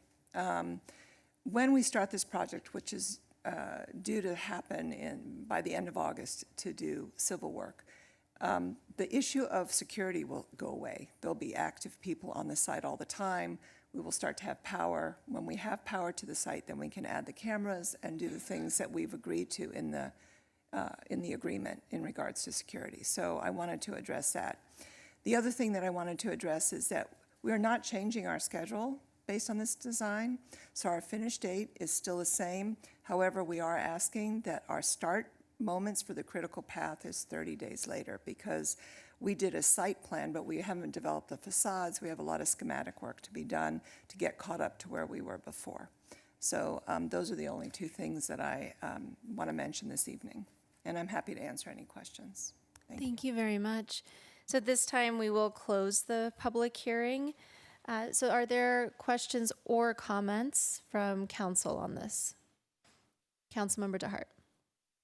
I just have one, and I don't know who can answer it. I asked in our meeting earlier this week on page, it's not numbered. The last page in the staff report, where parking's not counted in the square foot total, and I was just curious as to why is it not counted in the revised or the proposed area and unit count? Chris, do you see what I'm talking about? It's on the very last page Of the report or of the of package? AB Design Studio, Inc. I admit I didn't print every page, so I will bring Edward up.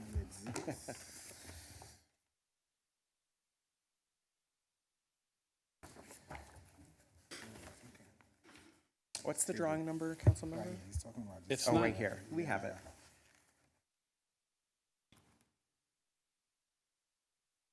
Ah. Not totaled there. If I had to guess, it's probably just because of the speed at which they did their work, and the details will come out as this gets further refined, but it is included at the top. yeah, It just hasn't followed down into the totals. yeah, okay. Yeah. All right, that's what I was hoping. And that's the only question I had. And just kudos and much appreciation to the developing team. And certainly, after hearing, Laura, you're talking about your architect team, certainly appreciate them and their speed at which they came back with a plan that we thought was going to take months to come back. So hats off. I'm certainly in a position where I appreciate what I see in front of me today, and I'm supportive of the project. Thank you. Councilmember Middleton. Lori, just one very quick question.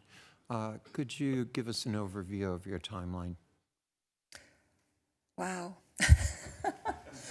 It's a very detailed You, timeline. you said you were pushing back 30 days, but Yes. you were not changing what, in essence, is the end date. So, Right, so when we looked at the schedule, the thing, we were due to start the end of August, beginning of September, civil work. Because now this, the northern section has underground parking, we have to review our design at the north end. So there'll be some adjustments to the drawings that are currently in for review before we can start that work. So that's kind of the start of everything. So we want to push that back 30 days. We have plenty of time when we were due to submit residential drawings to finish, but that design work that's needed now to start needed to be pushed back. and completion is estimated approximately when? End of 2026. I'm sorry? End of 2026. All right, thank you. I want to second Councilmember DeHart and all in the audience. Thank you and your team for responding so quickly, so effectively, and it gives all of us renewed hope that this project will in fact be completed. Thank you, Mayor Pro Tem. Yes, so I don't have any questions, but I just want to say, I did meet with the developer and also saw this before, but I think it is absolutely amazing that they turned it around in 4 weeks. And not only did they turn around the designs, but you had a chance to meet, I know with some council members, but with all the neighbors, and have it in for this next meeting, a month later, which is pretty amazing and commendable.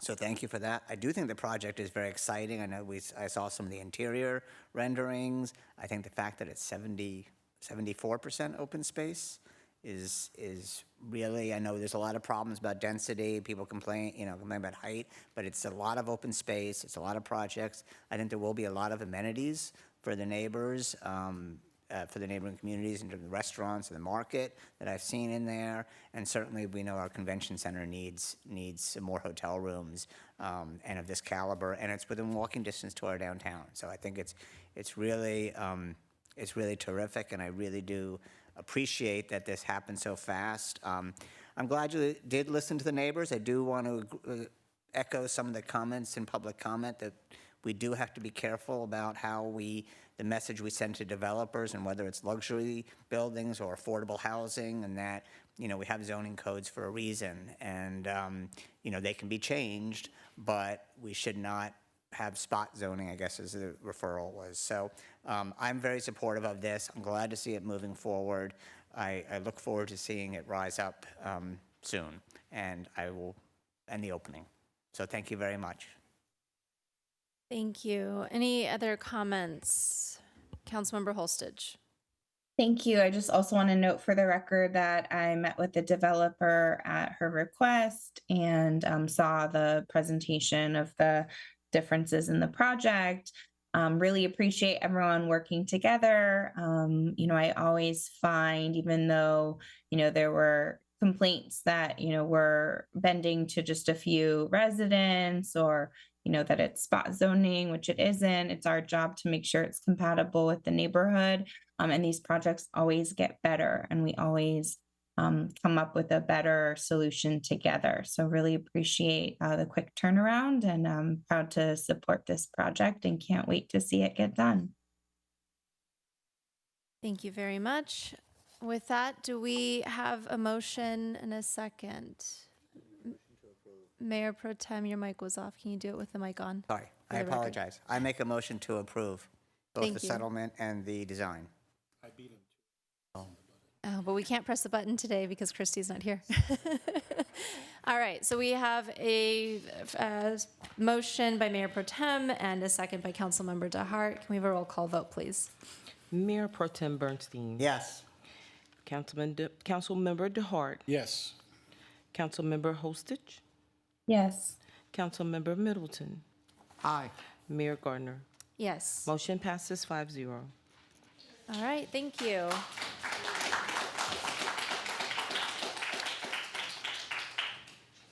All right, at this time, we will move on to item 3B, request to add chapter 5.89 to the Palm Springs Municipal Code relating to sidewalk vending and an amendment to chapter 5.48 relative to commercial solicitation. May we have a staff report, please?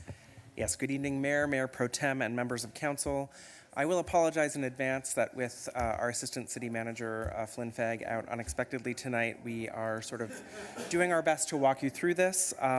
So I will introduce this tonight and provide a brief introduction of this item that is related to sidewalk vending ordinance before I hand it over to a member of our City Attorney's Office who can discuss the changes in much more detail than me. As you recall, the City Council has discussed this item a few times, most recently on March 9th of this year, and tonight we have brought back a revised ordinance that incorporates the direction that you provided previously. There do remain 5 broad categories for discussion tonight that we are seeking your input on in order for us to finalize the ordinance. Depending on Council's direction tonight, we may incorporate those changes into the ordinance for second reading, but we'll see how the discussion goes tonight. And with that, I will happily hand it over to Albert Maldonado, who is joining us by Zoom, who will discuss the changes and walk you through our discussion points. Thank you. Thank you. Honorable Mayor and members of the City Council, thank you for having me again. Nice to see all of you. Can you all hear me okay? Yes. Okay, thank you. So there are 5 things that I'd like to focus on that we are asking for direction to try and complete the ordinance. And just big picture, this ordinance is presented to you for approval tonight. You can approve this after we get some consensus or at least majority direction on these 5 items, or as we go through these, if you feel that you have some unanswered questions or you would like to see the changes in writing before you approve it, then you can also continue it. So the first item is sidewalk width. If you recall way back when we first presented the ordinance, we presented a 72-inch, 6-foot clearance restriction to provide for ADA access. And at the March 9th meeting, there was some discussion about reducing that to 48 inches to 4 feet. 48 inches is the absolute minimum that the ADA requires. And so we are seeking your input on whether you would like it to be 48 or up to 72. We just need a number. And so that's for your discussion. And I'm happy to go through all 5, or we could take them one at a time. What would be the preference? Let's go ahead and go through all of them, and then we'll address at the end. Okay. So the second one is a prohibition in the downtown area. And this is due to concerns about pedestrian safety. It's been requested that there be a restriction that from 4 p.m. to 11 p.m. every day, that sidewalk vendors be prohibited to vend on certain sections of these specific streets. First, on Palm Canyon Drive between Baristo Road on the south and Alejo Road on the north. And second, on Arenas Road between Indian Canyon Drive on the west and Calle Encilia on the east. Vendors could then before 4 p.m. and after 11 p.m. The restriction would just be between 4 and 11 p.m. And also, once I'm done going through these 5, I am going to ask the chief of police and any other knowledgeable staff member to provide all of you some data about this specific restriction, to understand what the concern about pedestrian safety is to justify this restriction. The third item is hours of operation generally.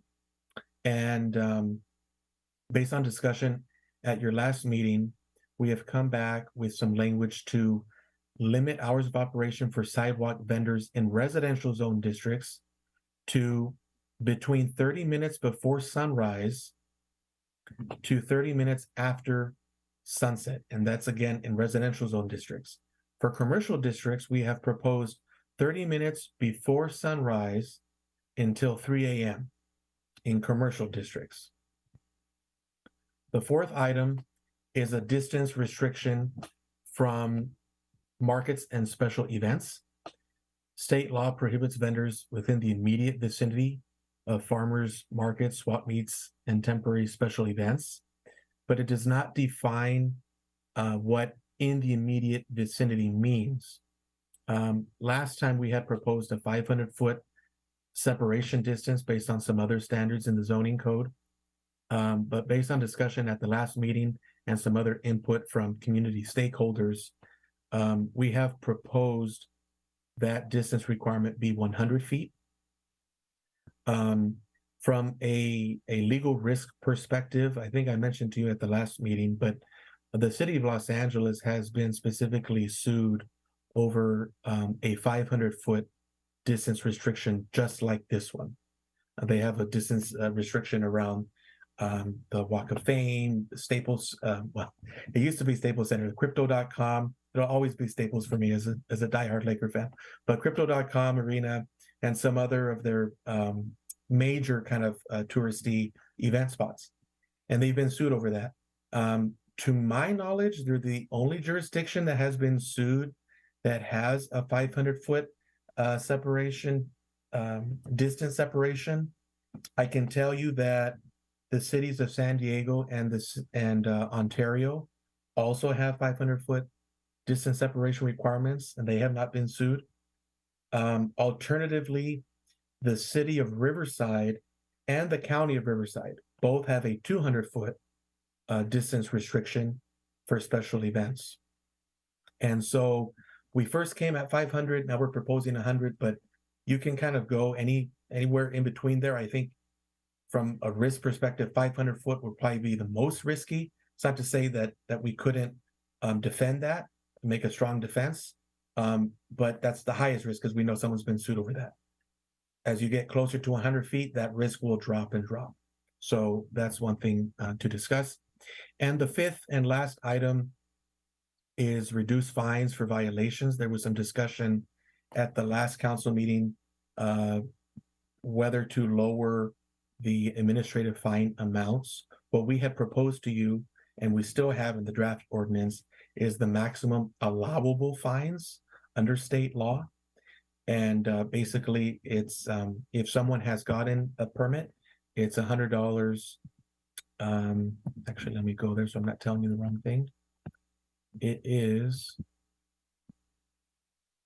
for a first violation, if they've actually gotten the permit from the city, then for a first violation, I think it's $100. It's $100 for a first violation, $200 for a second, and $500 for the third and each additional violation. If they never even bothered to get the city's permit in the first place, then it would be $250 for a first violation, $500 for the second, and $1,000 for the third, and everyone thereafter. And so again, those are the maximum allowable under state law. And we just need to hear from you if you want to keep it to that amount or some lesser amount. And you can go all the way to 0 if you wanted to. Those are all the 5 items that we need your input on. One other thing that I wanted to mention is we got some input from a member of the community that wanted some additional clarification on language that we have in the draft ordinance that's in the agenda packet.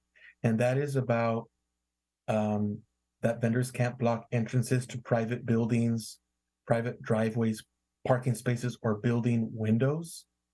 And I had some language about that a vendor couldn't set up within the immediate vicinity of those areas.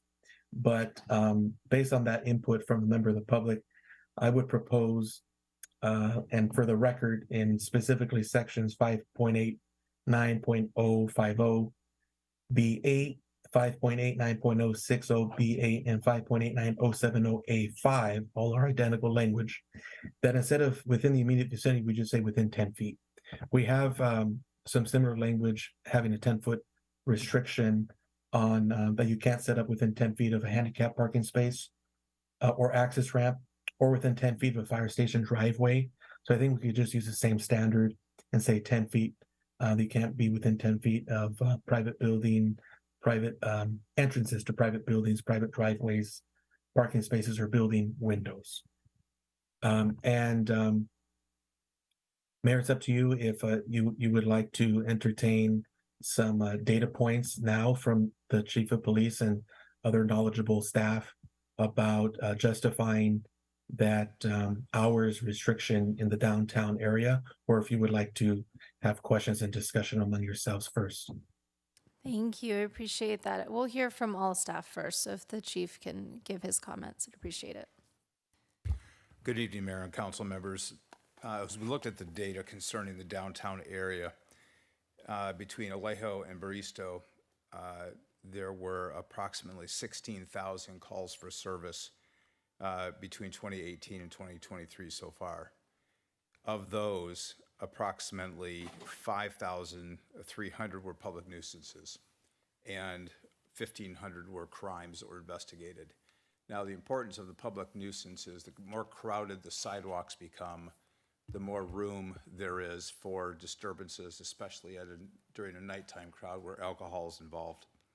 So that is one of the reasons why we are concerned about the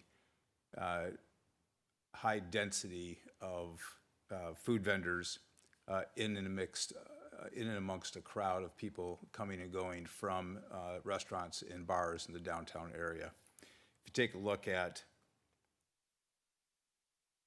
Arenas and Encilia area, we have 2,000, almost 2,100 calls for service. Of those, 517 are public nuisances and almost 300 are crimes.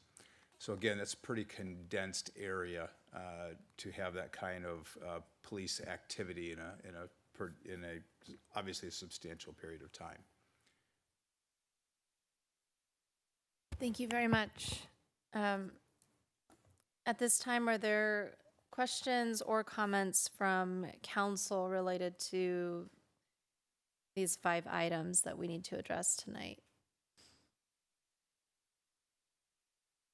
Councilmember Holstage.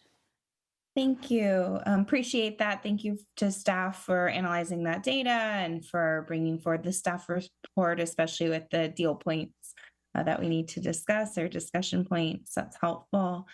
I did have some question about legal liability. So could you explain, so the staff report talks about how cities are prohibited from imposing sidewalk vending regulations within specific parts of areas of the city. And so can you just explain specifically, because I'm worried about liability and risk, there's already been a number of lawsuits on this issue. It's an issue of statewide concern.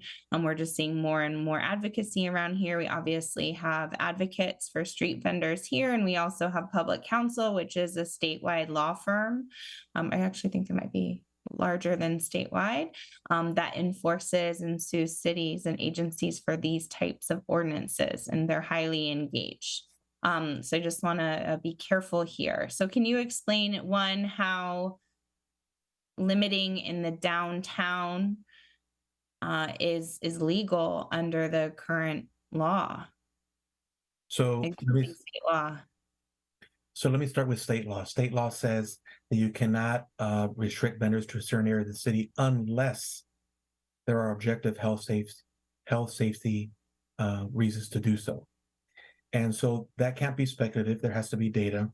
That's why we asked the chief of police to provide us some data to justify that during specified times where there's high foot traffic on those portions of those streets, and during specifically those times, that introducing a sidewalk vendor on that street during that time, during that high foot traffic, that it could create one or two problems. One is that it would create accessibility issues because the sidewalk would become even more cramped. The second is it might become so cramped that it causes people to walk in the street, and that could be a public safety risk to both drivers on the street and to pedestrians who have to go into the street to get around people or the vendor. And so the job of the council is to make the call whether you find the data compelling enough that it supports making that restriction to address that issue. If you don't find the data compelling enough, then I don't recommend that you enact that restriction. If you do find the data compelling enough, then you can, but you still don't have to make that restriction. Thank you. I appreciate that. And so the state law also prohibits the city from making any policy that would look like it's limiting competition. So how much does the risk, frankly, to be honest, common sense, like the hours presented look like to me, restaurant hours of competition? I heard the data from the police chief and the department, respectfully to the chief and the department, who both are excellent and do excellent work. To me, the data presented about public nuisance isn't reasonably related legally to the policy that we're trying to enact or the problem to solve. Not hearing any evidence that street vending, sidewalk issues, accessibility issues are related to the data cited. Public nuisance, which I'm familiar with that data, and I know what some of those public nuisance cases are, and it's different. So we don't have a lot of street vending right now, so our data isn't, especially downtown, so our data isn't really relevant there, unless we're talking about like pedestrian safety or other issues. But we have a large street downtown. We have events downtown. We, allow other types of things on Palm Canyon and the areas cited. So to me, I'm worried that both the area listed looks like limiting restaurant competition, and I'm worried about the hours listed looks like limiting restaurant hours of competition. So can you justify that from the city perspective? I mean, how would we defend a lawsuit on those grounds? What we would argue if you adopted such a restriction is that the whole focus of the restriction is around pedestrian safety. It doesn't matter, what types of businesses are on that street. We just know that on certain times or certain days, there is high foot traffic on those streets. And our goal for the restriction is pedestrian safety. It's not about protecting restaurants or other commercial businesses. That's what we would argue. But that isn't quite the data that was presented, is it? Well, we would have to make that link, and we might need, if you find the data lacking, maybe there is other data out there that we haven't considered. That's unfortunately, one of the disadvantages tonight of not having Flynn with us, because Flynn might be able to provide some additional data that he knows of that maybe the chief of police doesn't, and I do not. Thank you. Yes, Flynn has every answer known to man and always has the solution. So respect to everyone here. Flynn would have had it. But I am really concerned whenever we have a community partner or stakeholder like Public Counsel who is actively monitoring and bringing litigation around this issue. I want to make sure that we get it right. My legal training and analysis about the state law and then what's been presented feels my analysis is that it's probably not sufficient and that we really would need to justify it, especially because there is that presumption in state law to not limit competition, and that's what it looks like on its face. And then can you tell me about parks? I think is the major other areas that I care about. And that, so it also says state law prohibits cities from restricting sidewalk vending in public parks unless there's an exclusive concession agreement for the park.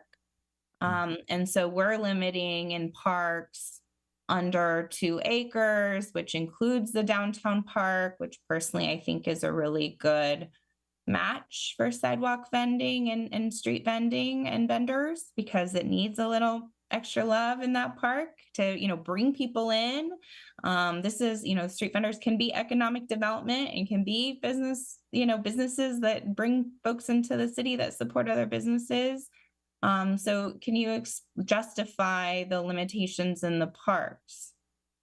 Yes, from what I recall in my conversations with Flynn, the specific parks that you mentioned that are 2 acres or less in size, I believe what we relied on is state law allows restrictions on vending in parks when there will be an undue concentration of commercial activity that has a negative impact on the public's use and enjoyment of the park. And we felt that for the parks that are 2 acres or less in size, that it would cause that congestion and prevent people from, I don't know all the amenities that are in those specific parks, so I couldn't tell you the specific. Very few. But the idea was that it would just cause too much congestion for people to comfortably enjoy those parks. Now, like most of these regulations, these are what you are allowed to do. You don't have to do this. You can take away that restriction. That's just something that's in draft form right now. Sure. So legally, we're prohibited from limiting this activity in parks unless it leads to overconcentration, is the way that you just described the law in essence. Right.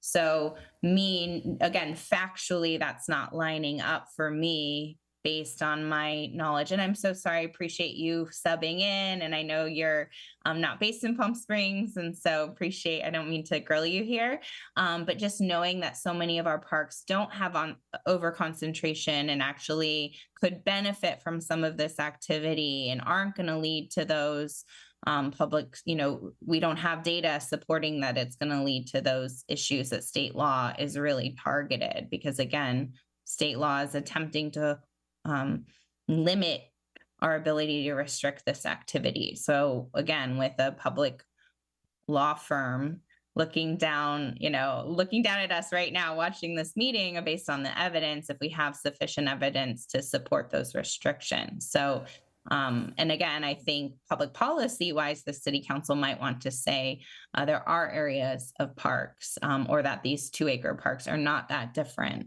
or we really don't have the concentrated activity right now that would lead to that over concentration in those smaller parks. Obviously in the downtown park, we host Pride. We've hosted a number of community festivals that have had dozens of tents and vendors and booths. We're talking like 20 to 30. So it's surprising to hear, a handful of vendors or any vendor at all would cause some problems in those parks. So, okay, I have maybe some other minor questions, but those are my major concerns I wanted to raise before, I want to hear from my colleagues before going into anything else. Thank you. I appreciate your Thank you, help. Councilmember Hulsich. And I neglected to mention that I think because this came up in our last meeting, we did include a carve out in the ordinance. So the way that it reads for the parks is it says sidewalk vending shall not be permitted with any public park It is less than 2 acres in area unless otherwise permitted by the city council. So there's a carve out there so that for any park, you could exempt a park from this restriction. I agree. And I think my comment just for my colleagues is that, and for staff, is I don't think the current justification aligns with state law. And I appreciate that we are able to allow it, but state law is actually erring on the side of allowing it and limiting our ability to prohibit. And so I'm concerned about the city prohibiting. But I appreciate, yes, we can, because we could not pass an ordinance on this issue. We could allow, obviously we want to, and we want to have some regulation, but where the state is setting the limits here for what we're able to do, and I want to make sure we're operating legally. Thank you. Thank you. I'm going to actually jump in here a little bit because some of my comments are related to what Councilmember Holstage was just saying, and then Councilmember DeHart, I'll go right to you. I'm also concerned about the liability, and especially when we're looking at the nuisance related concerns. What are the nuisance calls related to street vendors specifically? Are they causing the problem, or is it just nuisances generally? Because nuisances generally in our downtown and on an arenas is different, and those are obviously not going to go away whether or not they're street vendors. So again, like it does seem like it's related more to business, and I don't want us to be dealing with lawsuits here. The other thing about all of this with the parks is our downtown park is less than 2 acres, but that's a really, really great spot to allow street vendors. For instance, movies in the park, all of our local businesses are closed at the time that there's movies in the park, unless you want to sit down inside of a restaurant. But if you want to be at the park watching the movie, there's not takeout options available. So having a street vendor there to allow for people to grab something would really benefit those events, or even the concerts, or just being able to have something grab and go, because people want to stay right where they're at and watch the entertainment. They don't want to leave and have to come back. So it's a great time to utilize that space. And in general, in parks, people are looking for food options, and they're going to be able to utilize the public facility more if they can easily get food. I know myself and Councilmember Holstage certainly have been spending a lot more time in our parks in the last couple of years. And there's been many, many times when I left because there were no food options and thought, how wonderful would it be if there was a street vendor nearby that I could get something for me and for my child. So I don't think that it's necessary for us to prohibit the street vendors in any parks. And we only have 2 parks that are less than 2 acres, which is the downtown park and the Pocket Park over off of Gianotri. And again, that Gianotri Park is underutilized. So if there was somebody selling something there, there's a whole neighborhood right there that could walk over and use that park and maybe play some bocce ball while they had a taco or something. So I think there's really good opportunities here to encourage the use of our parks for these types of vending. Because that's something that other cities have done too, is created special zones for vendors to encourage them to be there instead of necessarily being right where there's a bunch of businesses already. So I think parks are a good opportunity for us to create those special zones. All right, and I will move on from that. I just wanted to chime in since Councilmember Holstage raised those same items I wanted to. Councilmember DeHart. Yeah, thank you. Thanks, Albert, for the input tonight. A couple of things. The last time we talked about this, and again today, I think we're acknowledging that we all recognize the importance and the role that street vendors play and can play in Palm Springs and how they can contribute to the culture and nightlife downtown. So that's not in question. What I heard from the chief in talking about the downtown nuisance calls, it has to do with the number of people, crowds, large numbers of people downtown during our peak times. And admittedly, that most often, even during season, is Friday, Saturday, and Sunday. And that alcohol is involved, and that there is a high concentration of businesses. So I think that's the concern that I'm hearing is being raised on why would we have concern about an area, limiting access to a particular area. The other thing that I'm really concerned about is what Flynn had pointed out to us, is that we require, already for merchants downtown, we require a 72-inch space around signage that they have out in front of their stores. So we already have a guideline in place that hundreds of merchants follow and live by, with a 72-inch space that's required between the sign and that there's that much space on the sidewalk. So I'm a little concerned that we're in this area that's full of so much congestion that we're now going to say, okay, your sign has to leave 6 feet in diameter, but if we have a street vendor, a sidewalk vendor, we only need 48 inches of sidewalk space. And that is very challenging downtown with the palm trees, the tree wells, and as I think our Main Street president pointed out to us, the curb line with people getting out of the cars. So I'm concerned that the 48 inches isn't the right number. And specifically if we're talking about downtown and arenas. So we'll continue going along those lines, but I think it's more than 48 inches. 48 inches is not taking into account, and we heard in public testimony tonight, people standing in line to be served, lines for the customers to get merchandise, and then also lines for the customers that are going to businesses already. And on arenas in particular, those sidewalks get extremely crowded with people waiting to get into the businesses.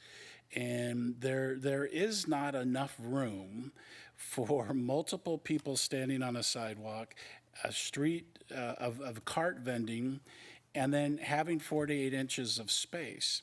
There's only 88 inches of sidewalk in arenas, 8 foot 1 inch in some places.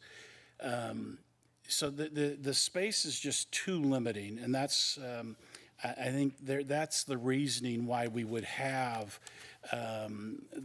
this guideline that we wouldn't allow vending during these peak crowd periods of time for public safety reasons, for crowd control reasons. And I think it was a misstatement that there's not ADA accessible businesses on arenas. They do have access to businesses, if not from the front, but from the back. So those businesses wouldn't be able to function if they didn't have ADA access. So when we look at the next item, the hours of operation, I'm perfectly fine, and I think I supported it at our last meeting, 30 minutes before sunrise and at sunset. That seems reasonable and logical. And also the time that it does mention in the ordinance on closing in a park, an hour early. I just want to make sure we clarify, if staff thinks we need to clarify, that when we say the vendor closes down an hour prior to the park close, that's still giving the vendor 30 minutes, 45 minutes, an hour to pack up, get their supplies into the vehicle, and go on. They don't have to be out of the park at that 60-minute prior to close timeline. So I think that needs to be clarified so it is clear that they can continue selling and start the process of loading out an hour before the park closes. The reduced fines, I was all in favor of reducing fines for the structure, and as we talked at our last meeting when we brought this up, and I'll propose that, for businesses that have a business license, that fine, first offense is $50, second offense is $100, and then the third offense is $250. I would not like to see any change from the state guidelines for somebody who doesn't have a license. If they're operating without the license and they're operating illegally, I think they should be held to the fee structure that is set up currently at $250 first, $500 second, and $1,000 for third. But people who are working with the city and obtaining the license and doing all the right thing, I think we should lower the levels to 50 for the first, 100 for the second, and 250 for the third. That was the 5 points. Oh no, I missed the feet, the fourth bullet point. So, this one is I had the conversation at our last meeting that it is a huge challenge when it comes to, and I'm not talking about swap meets or farmer market. I'm talking about when there's a special event. And, 100 feet, to get, just picture what 100 feet is. If you're on Palm Canyon and Arenas, 100 feet is not even past the back of Zen's restaurant, Zen Bistro.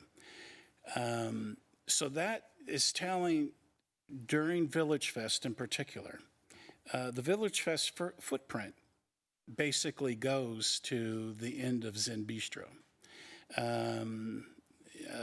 Toward not even reaching Pinocchio on Tockwitz, not even getting to the El Patio restaurant on Andreas. That 100 feet is not enough. 100 feet is going to cause significant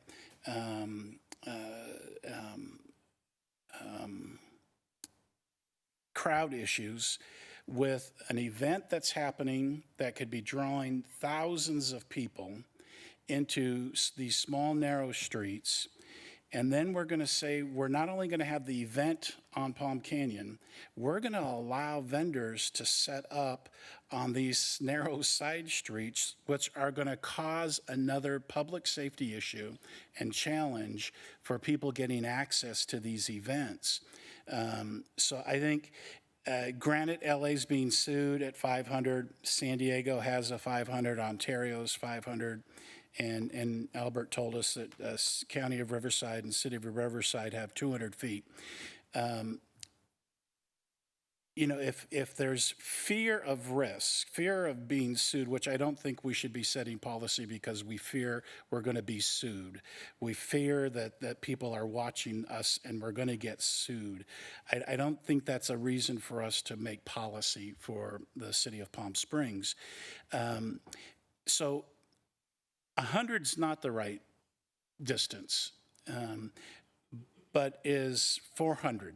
You know, I think we have to be more than 100. Another example, when the Black History Fair was at Francis Stevens Park, 100 feet would mean that on the east side of Indian Canyon, that whole street would be lined up with vendors, could be potentially. Now that would severely impact the what's going on in Francis Stevens Park with our Black History events. So I think it is a challenge. 100 feet's not enough. 400 is something that I would propose that would be less of a risk for fear of a suit from as Los Angeles is in. Okay, now I think I hit all the key points. Shout out to staff. I think this is what we sent back to staff. You had 100 different points, 100 different items of direction, I think. And you came back and you put the draft ordinance together. And I only saw one item that was discussed by all of our council members that wasn't included in, that was what happens to abandoned equipment. And I don't remember if we didn't address abandoned equipment because that was covered in another ordinance. I don't think it was. I think we had discussed language that something becomes abandoned at a particular point in time when it's unstaffed, unmanned. So I think that piece was not picked up from our prior conversation. Let's see.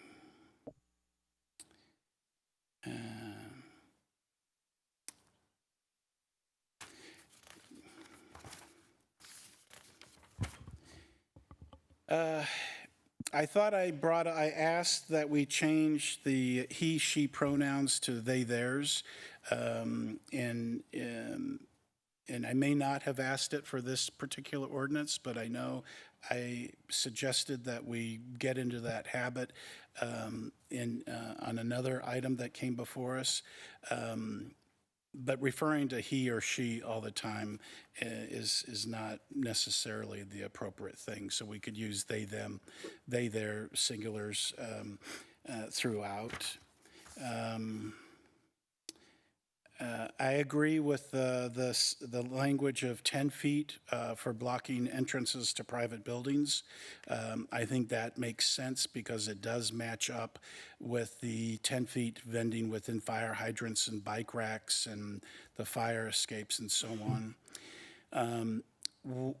What I don't see here is sidewalk vendor must maintain the vending area in a clean, orderly, and sanitary condition. What is missing here is the piece that we did have in the food truck vending ordinance, and that was that they will leave the space in a clean, orderly, sanitary condition. Now that language is in the food truck ordinance or draft, but it didn't get copied over to be used here. And I think that applies to all the sections where we talk about the vendor must maintain the vending area in a clean, orderly, and sanitary condition. They also need to leave it in a clean condition. It's not clear on page 16, item 4. A sidewalk food vendor cart shall possess a current decal sticker. Now, we define in the item 3 above that a sidewalk vendor selling food is going to display a valid health permit. But then item 4, we're talking about possessing a decal sticker, but we don't talk about where's that sticker coming from? Who's issuing the sticker? They have to show their health permit. It also comes from the county. So the decal comes from the county. Yes. Okay, so we just need to have that clarified, that we need to put Department of Health or Environmental Department, whatever their name is, right? Okay, that's all good.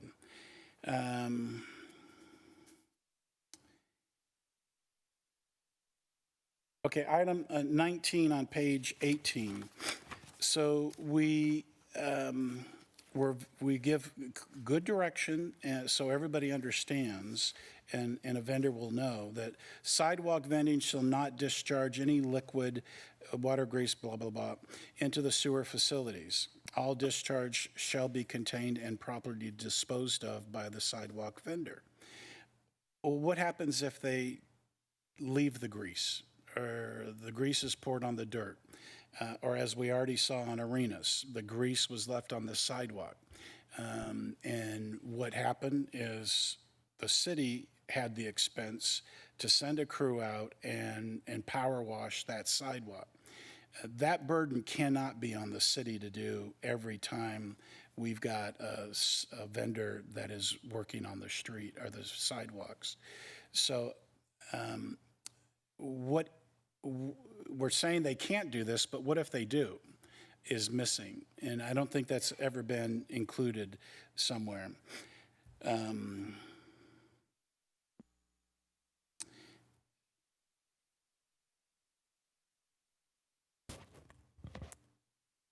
Okay, item 19, or page 19, item 4, we talked about the timing, clarifying that the time that the operations close 1 hour prior to close, but that does not mean the vendor has to vacate, that the vendor still has time to pack up before the park closes.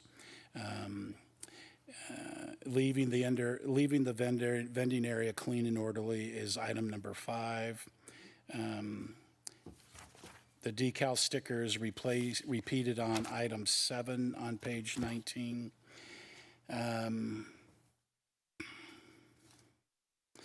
then we removed on page 21, and if I could just get clarification, we removed item 6 that says the sidewalk vendor does not conduct sales from a public street. Why was that taken out? The reason that was taken out is because the public street is not considered the right of way. And state law says that you can't criminalize sidewalk vending conduct in the right of way. And by including the public street language here, there's case law saying that when you have two similar laws and they cover the same topic, the more specific one controls. And so if we included the regulation that they can't vend in the public street, we will be limited by the penalties within this ordinance, which are administrative citations. We don't want to include it so that the city has criminal enforcement teeth to enforce against a vendor who's operating actually in the street, because the state law does not address that. Good. Well, I'm glad that was caught. That's excellent. Okay.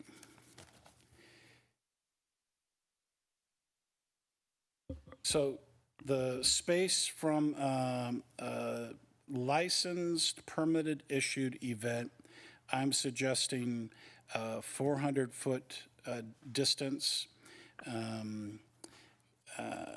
Adding language on what happens, when is equipment defined as abandoned and can be dealt with at that point in time. Fine schedule going down to 50, 100, and 250, not changing the schedule from what the state allows for people who operate without a license. And you know what I did like is I think City Attorney Bellinger had put in the city attorney had given us the opportunity to create vending zones, and that's what I really liked about this language on page 6, is that City Council has the opportunity to set up vending zones, and to me, if we have the opportunity to define the downtown park as a vending zone, that gives us the ability to really build up that space with seating, with permanent areas that the vendors can go on a regular basis, and it can become a destination activity like we see in other cities across the country. So I liked the fact that we put this wording in here, and I believe that we got it from another city. And one of our council members, I think it may have been Councilmember Holstage, and we were talking about the vending zone and a food truck vending zone. So I like the option of being able to have the vending zone give us the opportunity to really define how a food park can look, and how relaxed those rules can be, which could be very different from what we're saying this ordinance is. So to me, that was important to carve out and have separate, so we can create a zone that is very dynamic and maybe more permanent and becomes a destination destination activity for people who want to enjoy. A lot of comments, and that's what I got for now. Thank you.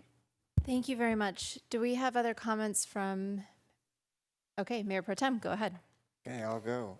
So on the sidewalk width, is there any option for saying that it's 48 inches of unobstructed clearance? I mean, so their customers have to be able to go to the side, and if they can't be, if there's a line to a business, is that legally possible? I'm not sure I understand the question. So we're saying it's 48 inches of clearance, but we've heard things like the customers for the booth, there may be a crowd in front of them, or there may be a line for another business that they're setting up in front of. Is there any way to say that it has to be 48 inches of unobstructed sidewalk, or is that not possible? We can look at that.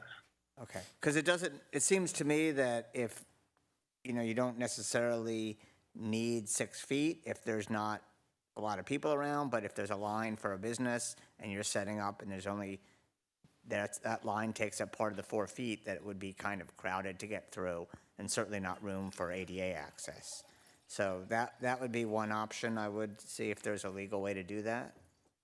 What we have in the ordinance now is that the vendor can set up their vending operation while still leaving the minimum of, insert the blank for the number of inches of accessible path of travel without obstruction. Okay. Along the public sidewalk or public pathway. So we might already have what you were thinking. Okay. All right, then we do, and thank you. On the downtown area, if I can ask the chief, on those issues with the complaints, were they centered around certain days and times? The data I gave you over the last 5-year period has as the council member Holstage and Mayor Garner stated, very few of these are directly related to vending, because it's a relatively recent phenomenon. We recognize the inadequacy of the data because this is, again, fairly new phenomena. Okay. And I guess what I'm really thinking is that 4 and 11 does seem overly restrictive every day when it's not normally that crowded. It does seem Friday and Saturday nights in season, it gets very crowded. And so I don't know if there's a way for those certain times that might be, but certainly 4 to 11 every day seems overly restricted in that whole area, and especially on weekdays and summertime. So I'm not sure I would do that. I would have that in there. The hours of operation, I do agree with.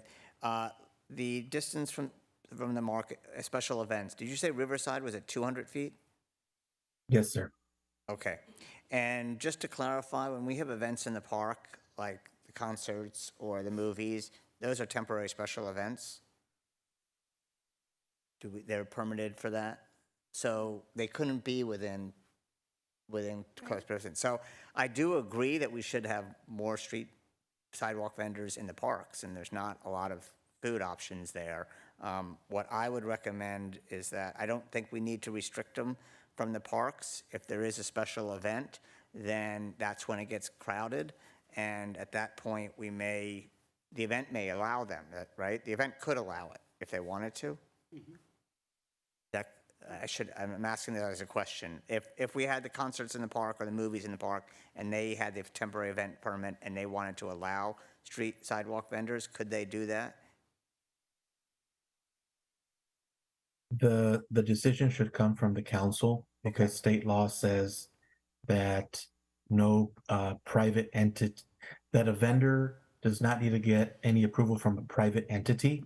And the type of discretion that you're allowing kind of puts it in the hands of the private party putting on the event. So I think if you want to exempt the restrictions in parks, then you could either do it in this ordinance or you could do it as part of a resolution establishing those special vending zones. Okay. I don't actually know legally how to do that because there's some where there isn't room and some where we actually want them. So maybe one of my lawyer colleagues can come up with a better solution for that. If it's because there are certain events where we have agreed that there should be a separation, or flea markets or farmers markets. So I'm I not think sure. perhaps you could tie it to, I imagine that there's an application process when someone applies to the city for the event. And I imagine that they list an expected attendance. And so you might tie it to that and say, if the expected attendance is above or below a certain number, then you either can have or you cannot have vendors at that event. Okay, well, that's an option. I do agree with Councilmember DeHart that we should cut the fines in half for those who have permits. It doesn't, we don't want to be overly restrictive. And I just want to clarify the health and safety, the health department guidelines are all coming from the county. The city's not enforcing or doing it. If somebody is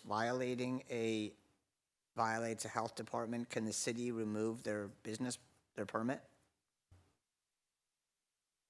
You're talking the city's permit or the permit they received from the county? No, if they're violating the county health laws, can the city revoke their business permit?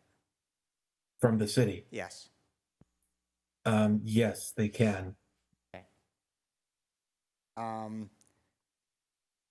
I also want to just mention something on page 13. We talk about permit, the business license requirements from the city. I just want to make sure that could actually change if we change it for all businesses. I've brought up with our staff about expanding the information we have on business licenses in general for all businesses, so we have more robust information. Okay. I just want to make sure we're not limited for this group if we're doing it for everybody. Okay. We can add some language that this list is not exhaustive. Okay. And that whatever the current requirements are for additional information, that they shall comply. Okay, but nothing special. Okay, and for the tents, for the operations, is there any distance requirement between sidewalk vendors? There is not. Okay. We might want to look at something like that, because if you had a row of tents, it seems like it might also be hard for the vendors themselves and not necessarily I don't know how to restrict that without being overly restrictive, but if there's no room for a vendor to manipulate because there's people on either side, it might be difficult for them to operate safely.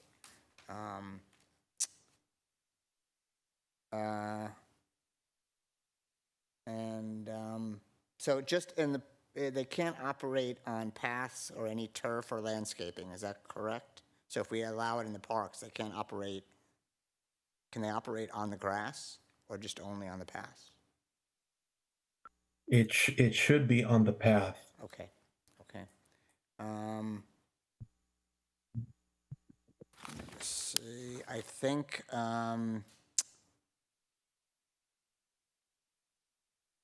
those are really my issues. I have to come up with a good solution for some of these things because I think 48 inches, if there's enough room for people to maneuver, that's fine. I think the prohibition in downtown really has to do with when it gets very crowded, if there is an issue, and that is particular nights and times of year. And if there's a way that we could come up with just that period, that might make more sense. I have no problem with the hours of operation, the distance from special events. I would suggest we do same as Riverside and have it 200 feet. And ideally, we should have an allowance when somebody does a permit that if they want to allow sidewalk vending, they can, if that's allowable.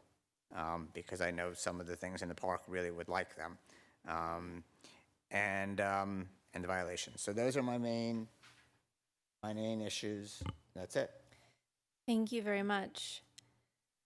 In terms of the park, it's pointless to only allow vendors to be on the path. I mean, that's silly. And we've had street vendors in our parks all over the parks. For at least my whole life, and I'm sure before that, the paletero is literally pushing his cart on the grass to reach the children who want ice cream. I mean, this is silly. If we're going to allow street vendors in the parks, they need to just be allowed to be in the parks and access people. These are small carts, often small setups. And if we want to encourage them to actually be in our parks and not by our businesses, then we need to encourage them to be in our parks fully.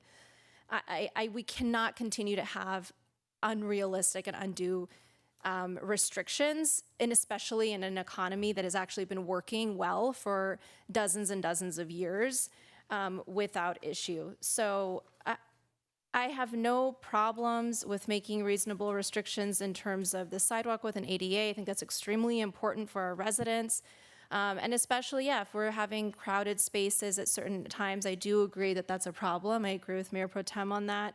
There are times when arenas and Palm Canyon are extremely packed, and we don't want people to have problems. We don't want vendors to have problems. We don't want pedestrians to have problems. The residential and commercial district timing, I think, is reasonable. I think if we're going to do distance restrictions from special events, 200 and to be in line with Riverside County is good too. That's also just good public policy in terms of being on the same page as our county. And of course, I think we should reduce the fines for violations. This is going to take time to work. So any rules and regulations that we make, there's going to be violations that happen, and not because people are trying to cause problems, but because that is what happens when you have a new ordinance in place. And we don't need to be overly punitive, especially when we already have discussed earlier in this meeting that there needs to be some education aspects to all of this. So I think that what we've got here overall is something that's really positive and that we can move forward with. But I really want to caution against unnecessary restrictions, like saying where exactly you can be in our public parks. That's just not needed. Councilmember Holstage. If I may just ask a follow-up question about that, and I know I want to hear from Councilmember Middleton. So what I was also concerned about the restriction about, almost the requirement that someone would be on a sidewalk in a park, considering we have ADA access in our parks as well. And actually, I think we would not want them on the sidewalk or blocking the path for people on wheelchairs or other limitations or other mobility issues. So, sorry. So, what's the proposal on the table for where they can operate in the parks, or was that just a suggestion? Is that You a asking question me? for Go me? ahead. That's a question for you. Yes. Oh, for me or for Albert? For Albert. Oh, sorry. I can, Okay. All we have in our ordinance right now is that stationary sidewalk vendors have to leave 48 inches of accessible path of travel within those paths of travel in a park. It says nothing about roaming.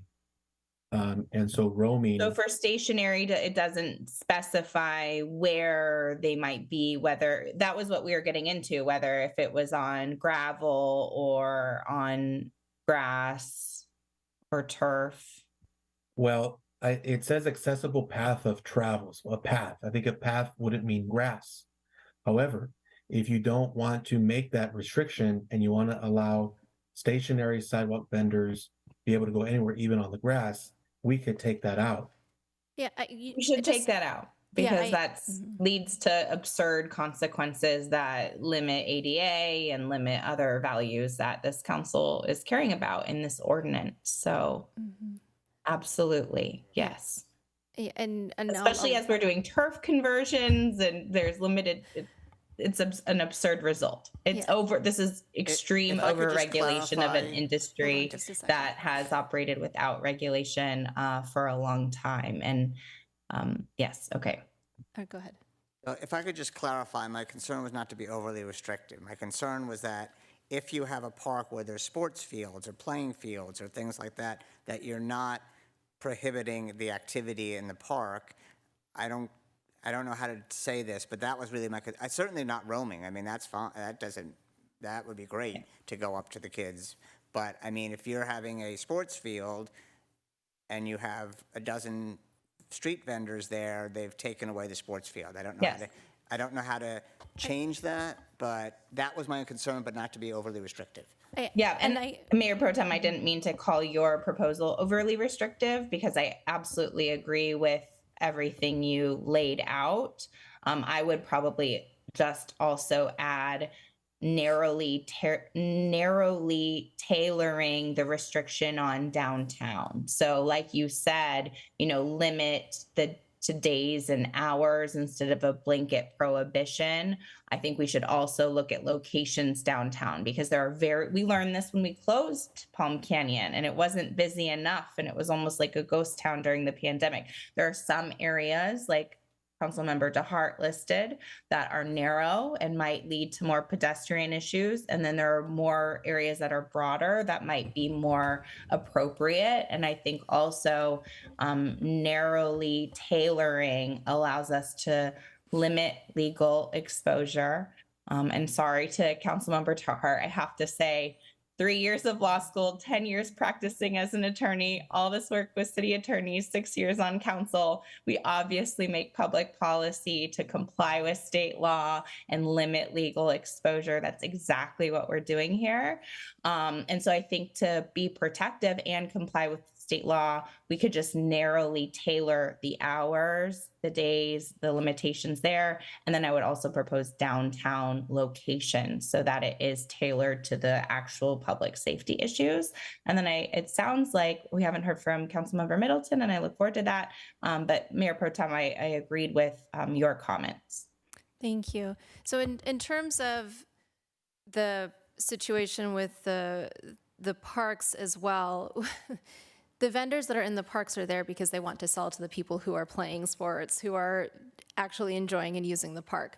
So I don't think that there are those same concerns about them taking over field space because they want the people to be setting up their soccer fields. They want the people to be playing baseball or whatever it is so that they can sell to them.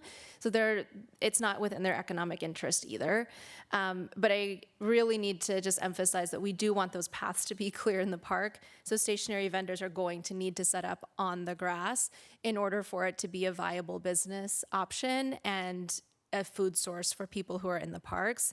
I I think we have to really be thinking, and if we are too careful and restrictive in every little detail about what we write in this ordinance, then it doesn't become effective at all. There has to be some leeway to just allow things to play out as they normally would. And again, these economies have been in place forever, and been working. So, I mean, I think, we're talking about even, Desert Highlands, they set up food in the park. They've been doing that forever. My goodness, that's just something that they've done, and they've done it in the parking lot. And because it's a community that is really tight, it's been fine, and it's been well received. So we see it in every single community, every single neighborhood in different ways. All right.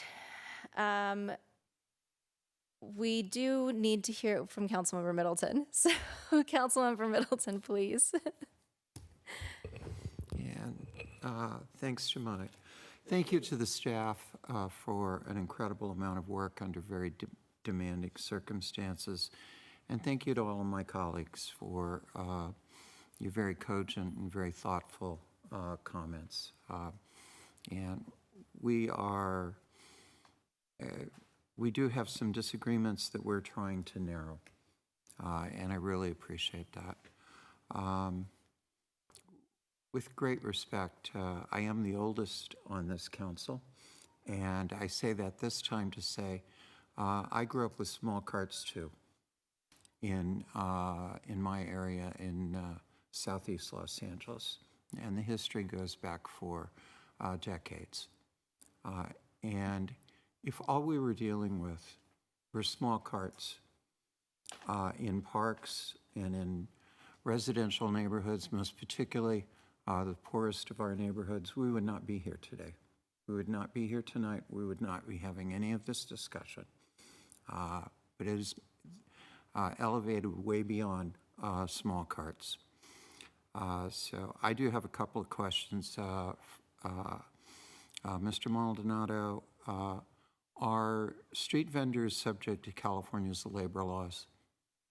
Yes. And who's responsible for enforcing those laws? The California Department of Industrial Relations. And have they set up any enforcement arms to address labor law violations within street vending? I am not aware of any specific branch or department within that agency that focuses on that. So we have received anecdotal reports of wage theft. We have seen anecdotal reports of child labor. So I, as someone who's been involved in labor law issues my entire adult life, I'm very concerned about how the employees of are treated, and want to take and ask that the state of California make sure that our labor laws are enforced and that we do not have exploitation either of wages or of use of independent contractor status where it really does not apply. Mr. Maldonado, who's responsible for enforcing public health requirements here? The county. And so they have set up some new rules in order to be able to determine the public health status. Are there any exemptions from public health statutes for street vendors? There are. There's one specific one. If a sidewalk vendor consists of 25 square feet or less of display area, from which only prepackaged, non-potentially hazardous food and whole uncooked produce will be sold. Imagine selling water bottles or potato chips that are already prepackaged. The sidewalk vendor does not have to get a permit from the county in order to vend. They are required to get a permit for any... if they're I'm sorry. preparing food? Yes, All right, thank you. Are street vendors exempt from sales taxes? no. And what requirements then exist for street vendors to ensure that sales taxes are collected? We have in our ordinance under the section 5.89.030 permits required that when they apply for the city's permit, that they provide a copy of the California seller's permit with the sales tax number issued by the California Department of Tax and Fee Administration. So that is those are records that we can and should be able to audit, Yes, right? And granted, if, with someone who is registered with us, not with someone who didn't even bother to get a city permit. all right. So beyond the fines, if someone is not keeping valid records of their sales, what options do we have? We could report them to the California Department of Tax and Fee Administration to do some investigating. Thank you. When it comes to private property and street vendors setting up on private property, they're required to get a permit or approval from the property owner, correct? I know they have to get a land use permit. That comes from the city though. And maybe the planning director can speak to if there's an additional requirement for something that they receive from the actual private property owner. Where I'm going is I want to be able to validate that if someone's operating on private property, that we know in advance that they have gotten approval to be on private property.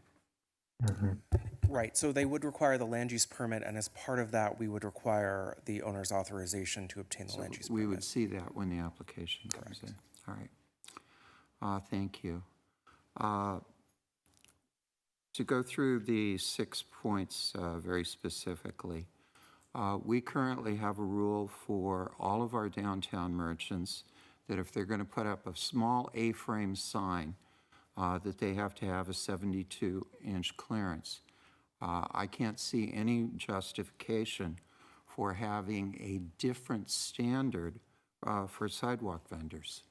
So if our standard is appropriate at 72 inches for nothing more than an A-frame, it seems to me that that's a perfectly appropriate standard when it comes to the width of the sidewalk that we should have to maintain. Second, when it comes to public safety issues, we know how crowded our downtown areas are. We know very specifically how crowded the streets are around Arenas, and I think it is eminently appropriate for us to prohibit in downtown for reasons of public safety, and one need only to additionally take a look at the heat maps of where there has been pedestrian automobile accidents over the course of many years in the downtown area. The hours of operations, I concur with the recommendations that we receive from staff. 4, when it comes to special events, farmers markets and so forth and so on, I would prefer 500 feet, but would go lower to be consistent with where my colleagues are. I do not support any reduction for any one of the fines. And I support a rule that you cannot block entrances by 10 feet. Thank you. Thank you very much. So at this time, we think we're a little bit, mostly actually in line in terms of these 5 items. What I'm hearing is that we have a little bit of disagreements in terms of the exact sidewalk width, the prohibition regarding the downtown area and Arenas, we have 3 council members who are interested in only certain times and times of year versus general prohibition. For residential and commercial district timing, we all seem to be on the same page. For distance restrictions for markets and special events, it looks like we can move forward with 200 feet distance as a compromise. And then it looks like there is a majority who support reduction of fines for violations. In terms of the sidewalk width and the prohibition in the downtown area, do we have Councilmember Holstage or Mayor Pro Tem, did you have any kind of comments? Because I think you two both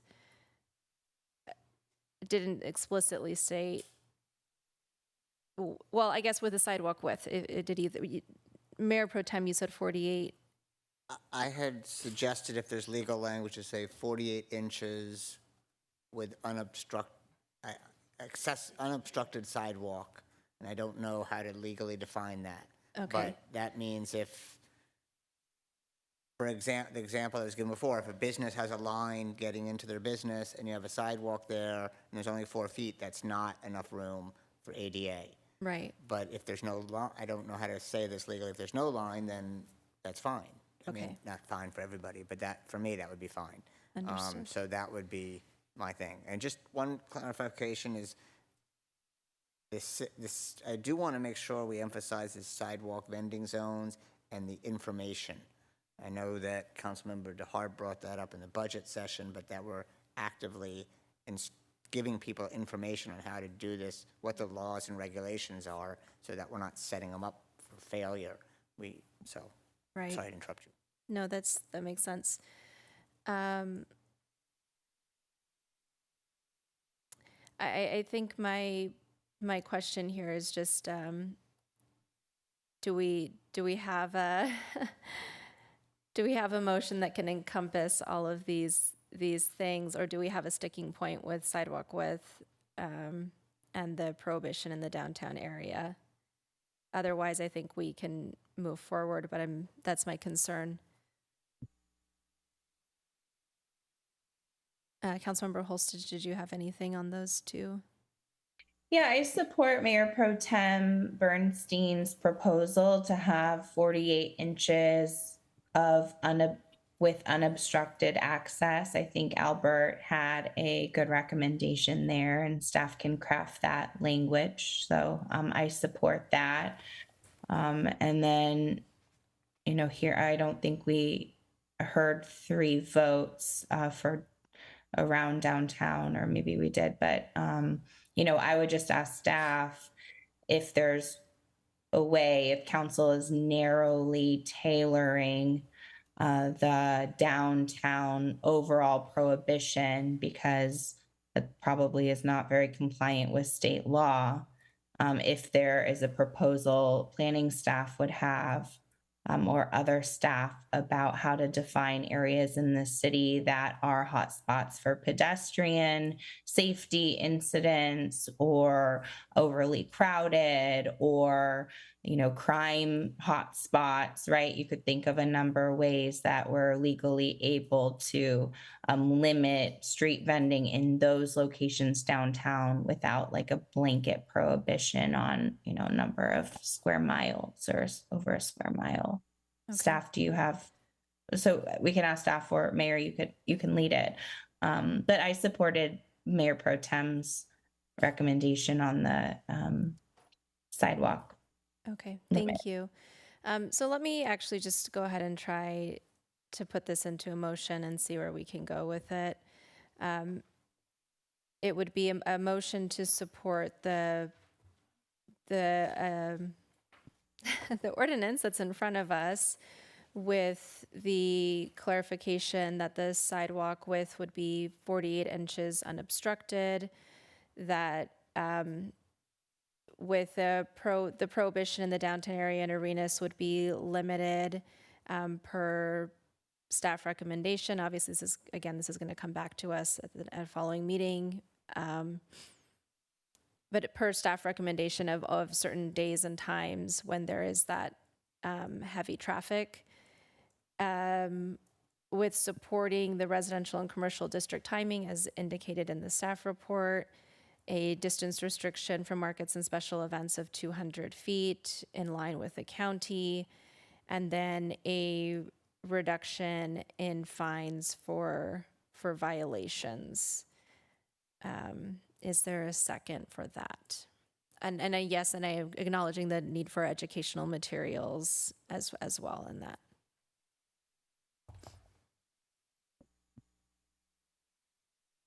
Councilmember DeHart. Can you define the fine? I talked about reducing the fines for individuals who go through the process and have a business license, not reducing the fine for folks that don't have a license, and acknowledging there's going to be a process of education and learning. So I was in favor of reducing the fine for those who have a business license and not for those without a business license. So for this particular motion, it would be reducing fines regardless of whether or not they had a business license. It would just be across the board in this scheme. Obviously, one of the ways that you could be fined is if you don't have a business license, so you would still be getting them in compliance.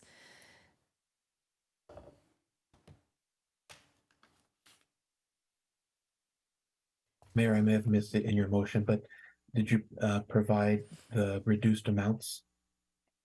The actual reduced amounts, no. I mean, I would cut them in half at least.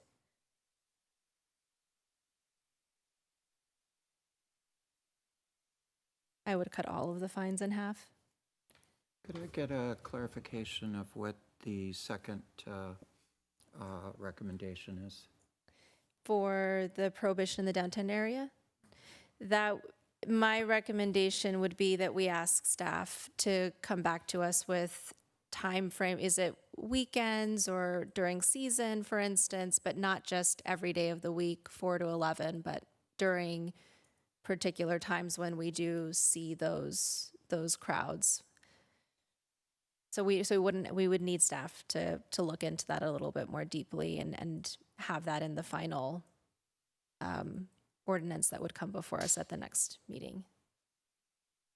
Councilmember Mayor Pro Tem. Clarification on the fines that I think may address. So it's the violation without a permit.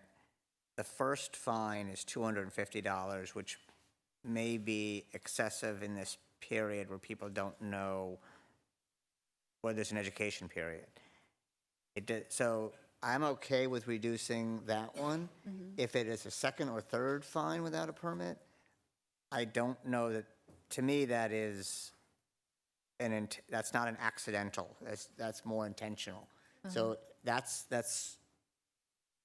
I'm sort of thinking through this out loud, but that seems to me, if somebody just is not familiar or not understanding that they need this permit, they shouldn't have an excessive fine. If somebody has been told and explained, and we have to make sure that they do understand. So I would also suggest that we make sure that if they're not, are in English and Spanish, whatever the fine thing, so that they understand exactly the information of what they need to do. And so then it's sort of like, then you are directly defying, and then that fine should not be reduced. So my vote would be with a permit, they should be in half. Without a permit, the first fine should be in half. After that, as written, as allowed. Just for that particular fine scheme? Yes. Okay. I don't know if everyone agrees. I could support that too. But are we going to have to go through this all over again if we don't just decide on the prohibition of time? No, so we can go forward with agreeing to have staff come back with a more defined time period and not as broad as it is right now. And then during the second reading of the ordinance, we would see that and we would be able to approve it from there.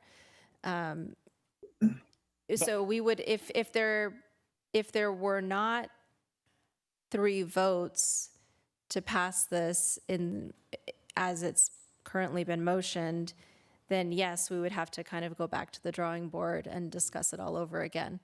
But that's only if there's not 3 votes. Yeah, I would support Friday, having the prohibition Friday, Saturday, Sunday. And moving on from that. You know, we don't need to, we know the busy times. It's Friday, Saturday, Sunday. And if it's 4 to 11, it's open, you have time, you know, it's available at before and after. That seems like it would be a workable thing.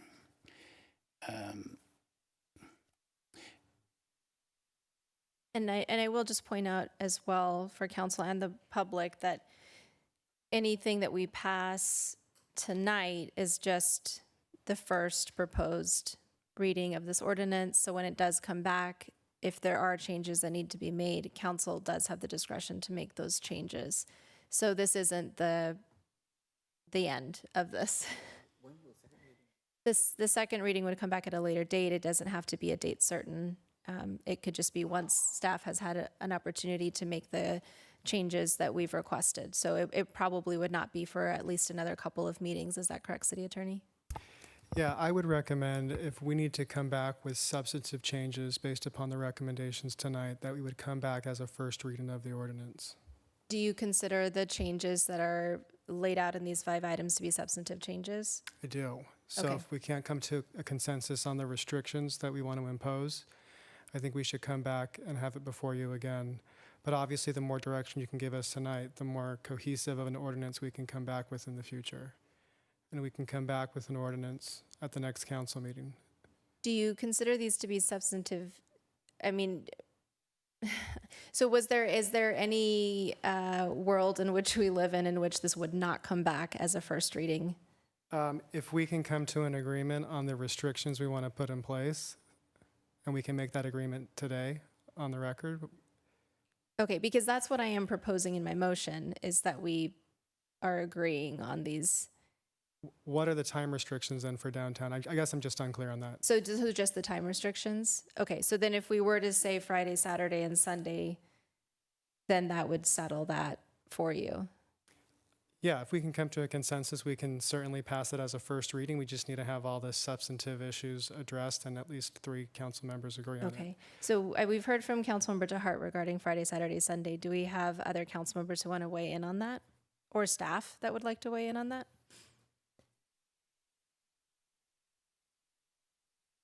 He did not say. May I ask a clarifying question? Yes. Is it a proposal to have all hours of the day, Friday, Saturday, and Sunday? Is it Friday, Saturday, and Sunday 4 to 11 or Yeah. some other hours? Yep, the 4 to 11 is open, with the exception of Friday, Saturday, Sunday. Yeah, so it would just be Friday, Saturday, Sunday, 4 to 11. And there is not anything on the table regarding time of year at this time. I would propose that there should be, because it's not that crowded in the summer. So I don't know whether it's October to April, or I don't know what our season is. October to April is our October season. to April, it would make, certainly outside of that, doesn't make sense. And I just did want to clarify that we can have people who get temporary permits can, when they get their permit, allow street vending, as if it doesn't conflict with the other laws. What? So if somebody has a concert in the park, and which is a temporary permit, and you're by our ordinance, you have to be 200 feet away. When they get their permit, can they allow street vending within their zone? I think, as Albert mentioned, it would be in the discretion of the city as opposed to the applicant.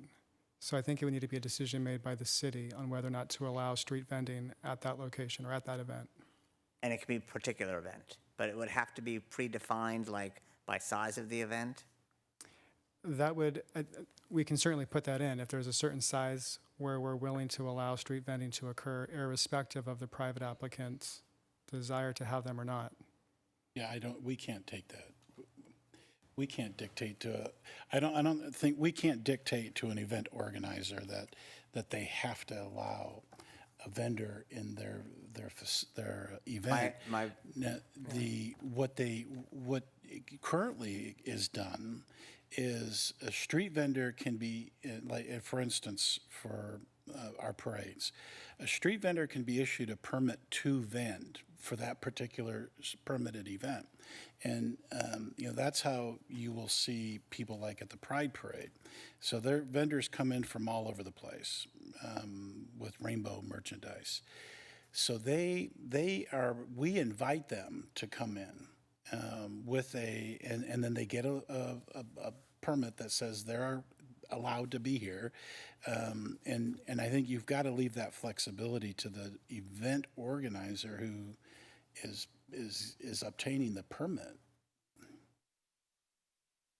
Okay, but you're not talking about street vending, you're talking about a licensed permit vendor at an event. A roaming vendor.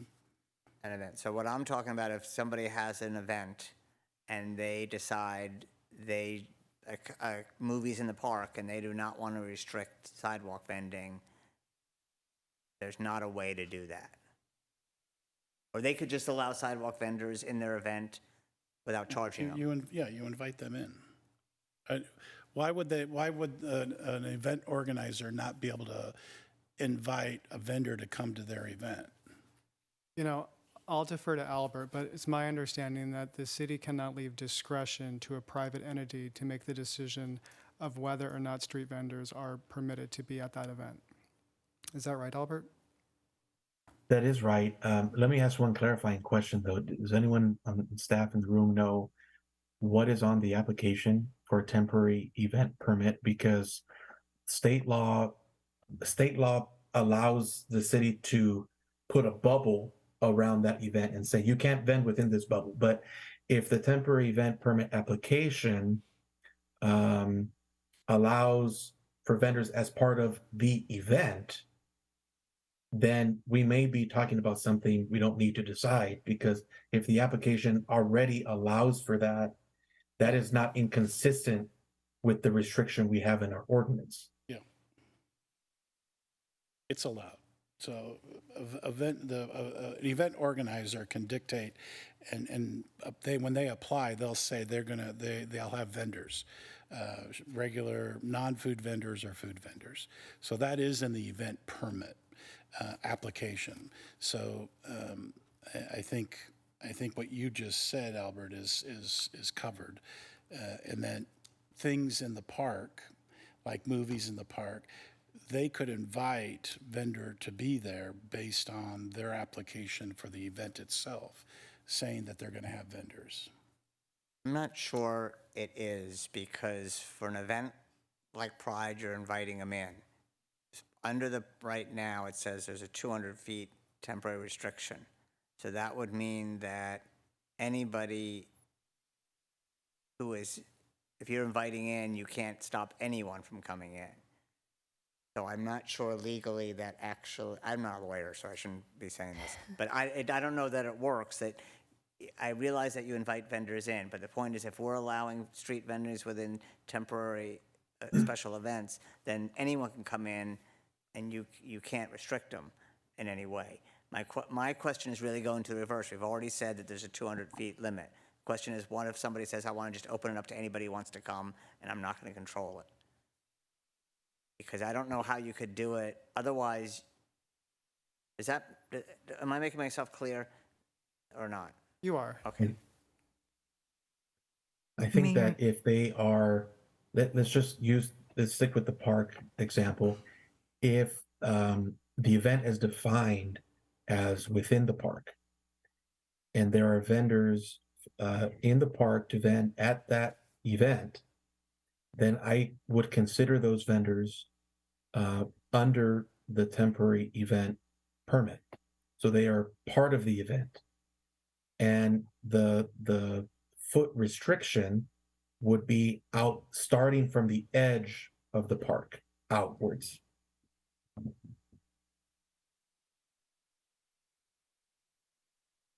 Mayor and Council, if I might just add one more thing on the restrictions. If you're looking at the weekend, you may also want to consider holidays. Thank you. Councilmember DeHart. So I think, based off of your comment, and I believe Councilmember Holstage, the vending in parks, we have to strike something out because this is no different than what was brought to us before. And it does say that you're on the sidewalk. So we need to scratch that out when it comes to section 589060, page 19, sidewalk vending in parks. So if we're saying it's okay to be on the grass, then we got to strike out the language that we've seen that was before us prior. Thank you. I appreciate you pointing that out. Yes, I add that.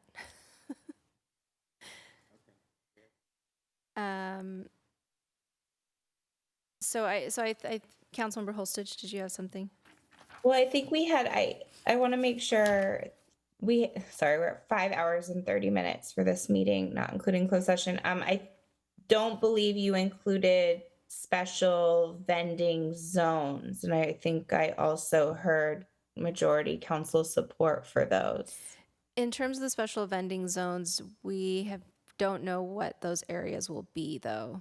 Right. So I think that's my other sticking point for our city attorney here. If we don't specify what those zones are, does this come back as a first reading? No, the sidewalk vending zones language says that they shall be established by resolution. So it's intended to be in a different document. That's not this ordinance. Okay, great. We get to come back and create the zone that we all want to see. And create that, whether it's a permanent seating or, so we can create that special zone by keeping it separate today and having it come back to us. Great, thank you. Perfect. Thank you for that clarification. All right, so then what I have in front of me is a motion to move forward with educational materials regarding this new ordinance, special vending zones to be decided by resolution at a future date, allowing for stationary vendors on the grass in parks, and then to go back to the 5 items, a sidewalk width of 48 inches unobstructed, a prohibition of the downtown area and arenas area between October to April on Fridays, Saturdays, and Sundays from 4 to 11, moving forward with staff recommendation of residential and commercial district timing, a 200-foot distance from markets and special events, and reducing fines for violations in half, except for the additional fine, the subsequent fines related to not having a permit once they have been warned about a permit. Is that correct, Mayor Pro Tem? Once they have received one violation for not having a permit. Madam Mayor, may I ask for clarification? I want to make sure I have this right. For the fines, so the first set of fines, we're cutting all 3 in half. Is that right? Yes. Okay, and then the second set of 3, we would cut just the first one in half and keep the remaining 2 the same? Yes. Okay, I got it. Thank you. Okay, so that is the motion on the floor. Do we have a second? I will second with the friendly amendment because I heard Mayor Pro Tem say on the grass in parks, not to make this more complicated than it already is, but on the grass in parks, excluding, like usable fields, or I'm sure staff can define that in a way that doesn't include fields. We can define that in a way that's helpful. That's better than what I'm doing right now. Don't obstruct people's I heard that games. from the Mayor Pro Tem. Don't obstruct regular use of the park. Don't obstruct regular use of the park. I think they can do that just fine. Yeah, that's fine. All right. So Councilmember Holstage are you then seconding? Okay, so we have a motion by the mayor, second by Councilmember Holstage. Can we have a roll call vote, please? Mayor Gardner, Yes. Councilmember DeHart. I'm sorry, Councilmember Hostage, Yes. Councilmember DeHart, No. Councilmember Middleton, No. Mayor Pro Tem Bernstein. Yes. Motion passes 3-2. All right. Thank you all very much for this robust discussion. I do think that we're all on the same page in terms of wanting to support the community, even though we couldn't quite get full consensus.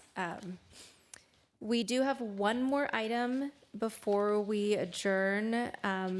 We are going to push items D and E to the next meeting. I'm very sorry to the public and the council members who wanted to discuss those items, but it is now 11:07 p.m. and we will not do them justice.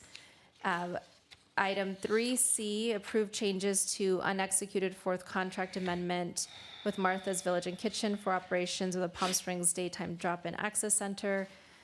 We do have to do that tonight, so if we can have a very quick staff report on that. Thank Thank you, you. Mayor Pro Tem. This will be pretty quick. Martha's Village and Kitchen has requested we change the term of the agreement we have with them for operating the daytime drop-in center. The request is that it function only from July 1st until September 30th. And that is primarily because the way that agreement was structured was the city and Martha split costs 50-50. But they're in a situation now where they're requesting the city to cover all the costs, but for a shorter amount of time. So ordinarily, this would have been a consent calendar request, but because this leaves a question of what happens with the access center after September 30th, we wanted to be able to let the council know that we are going to be working with Martha's for possible extensions between now and September 1st, as soon as we can, to figure out the best way to move forward with the daytime drop-in center. And, this is, in the scheme of things, we are looking at potentially the navigation center being up in the next year. So the timing of this is just something we have to kind of thread the needle on. So that's why we wanted to bring this to you and provide it as a discussion. Thank you very much. Do we have questions or comments from council? Mayor Pro Tem. I have a question. So what happens after September 30th?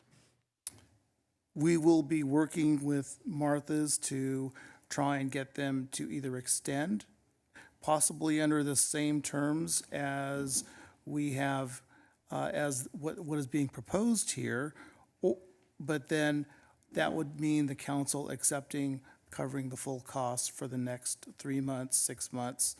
I'm not sure if it would run for an entire 9 months, if that would be necessary.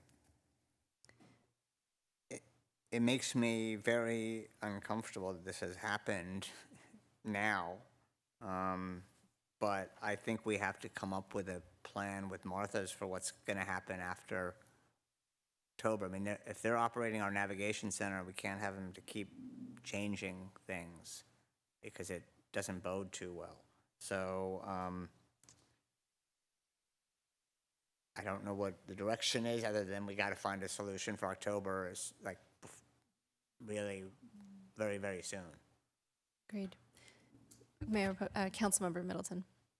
Obviously, this is not something that's causing any of us a great deal of comfort, but I don't think we have any choice at this point. And but I would ask the city manager to keep us very closely apprised of how these conversations with Martha's go. And this is a huge priority for us to make sure that we get this worked out correctly. If I may, Councilmember, yes, we will be engaging immediately as soon as we can, both with the city staff, Martha's staff, and the county. Greg Rodriguez has been a great partner with us throughout to work on a long-term solution. We're trying to, this buys all of us some time through the end of September, and we're hopefully be back to you very soon with a longer-term solution. So we understand the nervousness and that we all have, so. Thank you. Do we have any additional comments? I echo my colleagues as well. Do we have a motion? So moved. Do we have a second? Second by Councilmember Middleton. Councilmember Hostage, Yes. Councilmember Middleton, Aye. Councilmember DeHart, Yes. Mayor Pro Tem Bernstein. Yes. Mayor Gardner. Yes. Motion passes 5-0. Thank you. At this time, we will move to public comment. This time has been set aside for public comment on non-agenda items that are of general interest and within the subject matter of the city. Although the City Council values your comments pursuant to the Brown Act, it generally cannot take any action on items not listed on the agenda. 2 minutes will be assigned to each speaker. We'll start with Takaya King, followed by Zachary Daniel Stone, and then Juan Espinosa.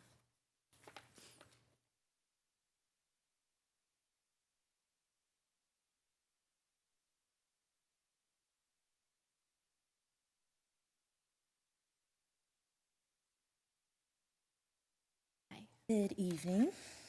I wanted to take some time to express my experience when applying for the Village Fest. Let me say my name is Takaya King for the record. And I did drop off a written report. I won't go through it now since you probably just got it today, but I applied for the Village Fest to be able to sell a wellness soul care line of handmade 100% soy candles that I invested in after having a 25-year career as an entertainment news producer for NBC Today Show and a variety of networks.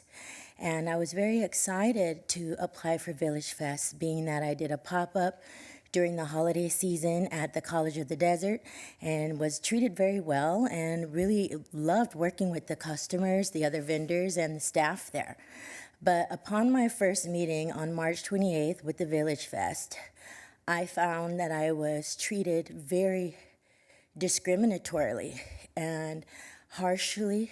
I was treated very rudely. I was interrupted quite often. I was made to feel and like I was not important or my products weren't treated respectfully. And at the end of the meeting, I left out in just full shock that, you know, here I am presenting a presentation, printing it, doing press releases, getting things together, sent the information a month ahead of time, and now I'm at a board, in front of a board, which I thought would behave as professionally as being in front of the Shark Tank, and it was anything but. And I was made to feel that, you know, I was in the wrong place and that I was not wanted. And I even had my products called rudimentary. And I worked very, very hard on these products. I invested a lot of money in the essential oils because as a news producer, what I saw was that people just did not seem well. And I wanted to be a part of the solution. And I was tabled. I wasn't even, you know, given an opportunity to have my second candle. Yeah, is it 2 minutes? Yeah, that's 2 minutes, but Okay. I did see your email come in, and so we'll be able to read the full Oh, account. okay. Well, thank you for your time. It's been a long time, so it's very hard for me now to remember even what I was going to say. All right, thank you. Zachary Daniel Stone, followed by Juan Espinosa.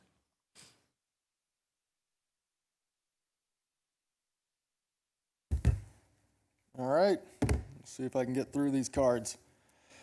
Let's see, you're currently not collecting food and beverage tax in section 14 or on any reservation land. The tribe's collecting that, so I know you made a point of it earlier, so I'm not exactly sure how you're holding them accountable to collecting that tax, much less these vendors. The wage theft, I would say probably similar to how you're requiring all these city employees to be here at 11:16. Cannabis, I need it to get through these meetings. I'm currently without it. Homelessness, affordable housing. If it's a priority, prove it. You push some stuff tonight. Establish a homeless commission. If not, why not? This does not cost the city any cash. Literally, a homelessness commission. That is so simple. Congrats on the hotel development settlement. This is an excellent example of resolution. You guys just ran right over everything on the vending earlier. So that was one where you could have even stepped back and said, let's have some people sit together and talk and see what that looks like, but you didn't. So I'm so thankful for law enforcement. A public nuisance, wow, that's as desperate as what you said at the last meeting in regards to environmental impact to threatened endangered species and the environment in general at homeless campsites. Crowds, lines, if there are lines in a business currently, is that considered a public nuisance? Are they currently violating ADA by having too many people on that sidewalk currently? Are you enforcing that? And this seems crazy. Save Geronimo, it's a metaphor.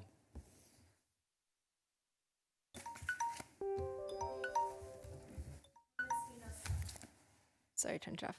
Juan Espinosa? He left. Okay, he left. That's fine. All right, thank you. At this time, we'll move on to City Council and City Manager comments. Do we have any comments from City Manager? Yes, Madam Mayor, members of council, I don't know if they're pulling up the tentative upcoming meeting schedule for me, but if not, I can go through it very quickly. Our next meeting is June 29th, but on June 27th, we are scheduling the full council to hear your final round of board appointments. There they are, Measure J, the Historic Site Preservation Board, and the Planning Commission.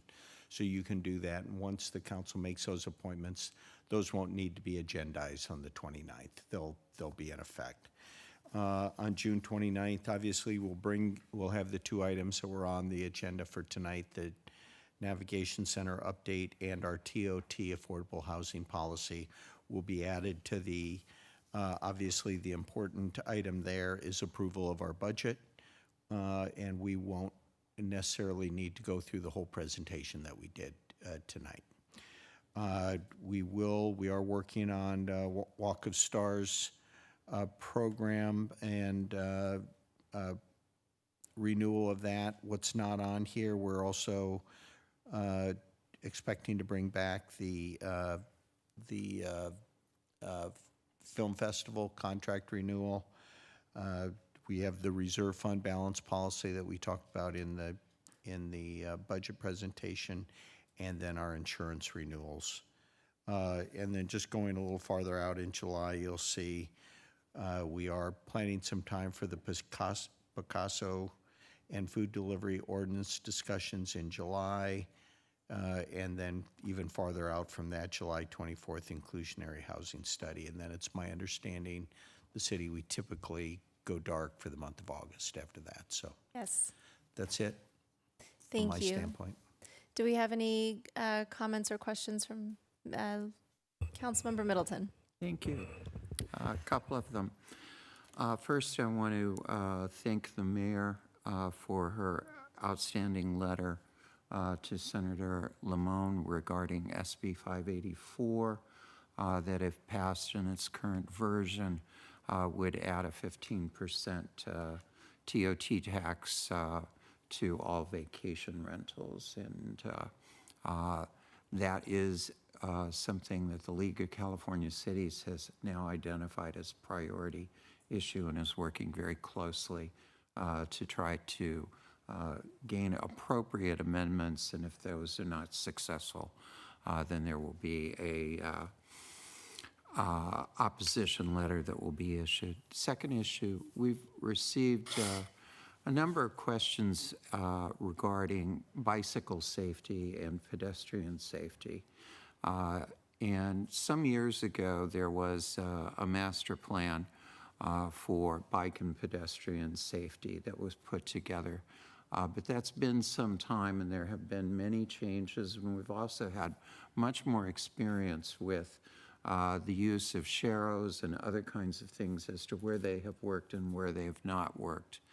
I think it would be very appropriate for us to reconvene a group of a task force with very specific timeframes, including both staff at the city, at least one member of city council, and individuals from the community to step back and take a look at the master plan. What changes should we make in terms of pedestrian and bike safety? How should we move forward in terms of what should our priorities be to make sure that we're protecting folks in the best possible way? And that would need to come back to us for a vote, but I would ask for that and would be happy to volunteer in working with staff to try to develop what a outline of a proposal would look like. Thank you. I support that. And I lastly, support that too, if you need 3. I think we've got 5. Go ahead. lastly, this morning, CVAG Transportation Commission heard a report and unanimously approved it that calls for CVAG to present a proposal for funding for the proposed Indian Canyon Bridge. This is a new set of state funding to the tune of $296 million. No individual project can exceed $50 million that's being proposed. And with the revisions that were made some years ago to our design, we would be under $50 million for this bridge. This evening, while we were in session, CVAG's executive committee also unanimously approved moving forward with that. The proposal will be due for submission by July 31st. It is competitive, and these awards will be made on November 3rd of this year, but we are now, for the first time, moving forward with a concrete proposal with a concrete potential for funding for the Indian Canyon Bridge. Great news. Thank you. Any other comments, Mayor Pro Tem? I just wanted to clarify, I know I've discussed before I think it has come up in conversation with Councilmember Holstage, the TOT incentive plan for hotel renovations. Do we need to vote to put that on a future agenda? I thought we did do that. Can't remember. It expires the end of '23, and it would need to be extended beyond that, and ideally sooner rather than later, so that current renovations or planned renovations for this year would be covered if they're not finished this year. So we have support from Councilmember Holstage and from Mayor Pro Tem, and I support extending it as well, or it is having the discussion rather. Yes, Mayor Pro Tem, and my understanding was same as the mayor's. I kind of was under the recollection you had already given us some direction to work on that. I know we talked about it. I don't know if we actually voted to put it on, so that's what I'm just making sure it's going to be on a future agenda. Yeah. Okay.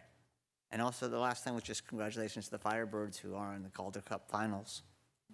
Very exciting. Any final comments? Councilmember Holstage. Thank you. I just have a request. So today I was honored to be on the steps of the Capitol in Sacramento to support ACA 5, which is a constitutional amendment to enshrine marriage equality into California's constitution. This is an effort from Equality California and the LGBTQ caucus, and many other partners to get rid of the shameful past of California, recent past of Prop 8 passing to ban same-sex marriage in California, which is currently still on the books. So I would like to request that the city consider and add to a future agenda passing a resolution in support of ACA 5, that constitutional amendment. This is important because if the Supreme Court does strike down marriage equality like they've struck down Roe v. Wade and abortion access, and like some members of the Supreme Court have indicated they want to do with same-sex marriage, same-sex marriage would automatically and immediately be illegal in the state of California.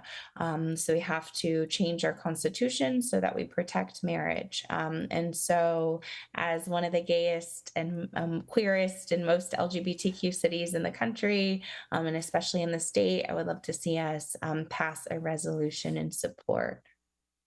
Thank you.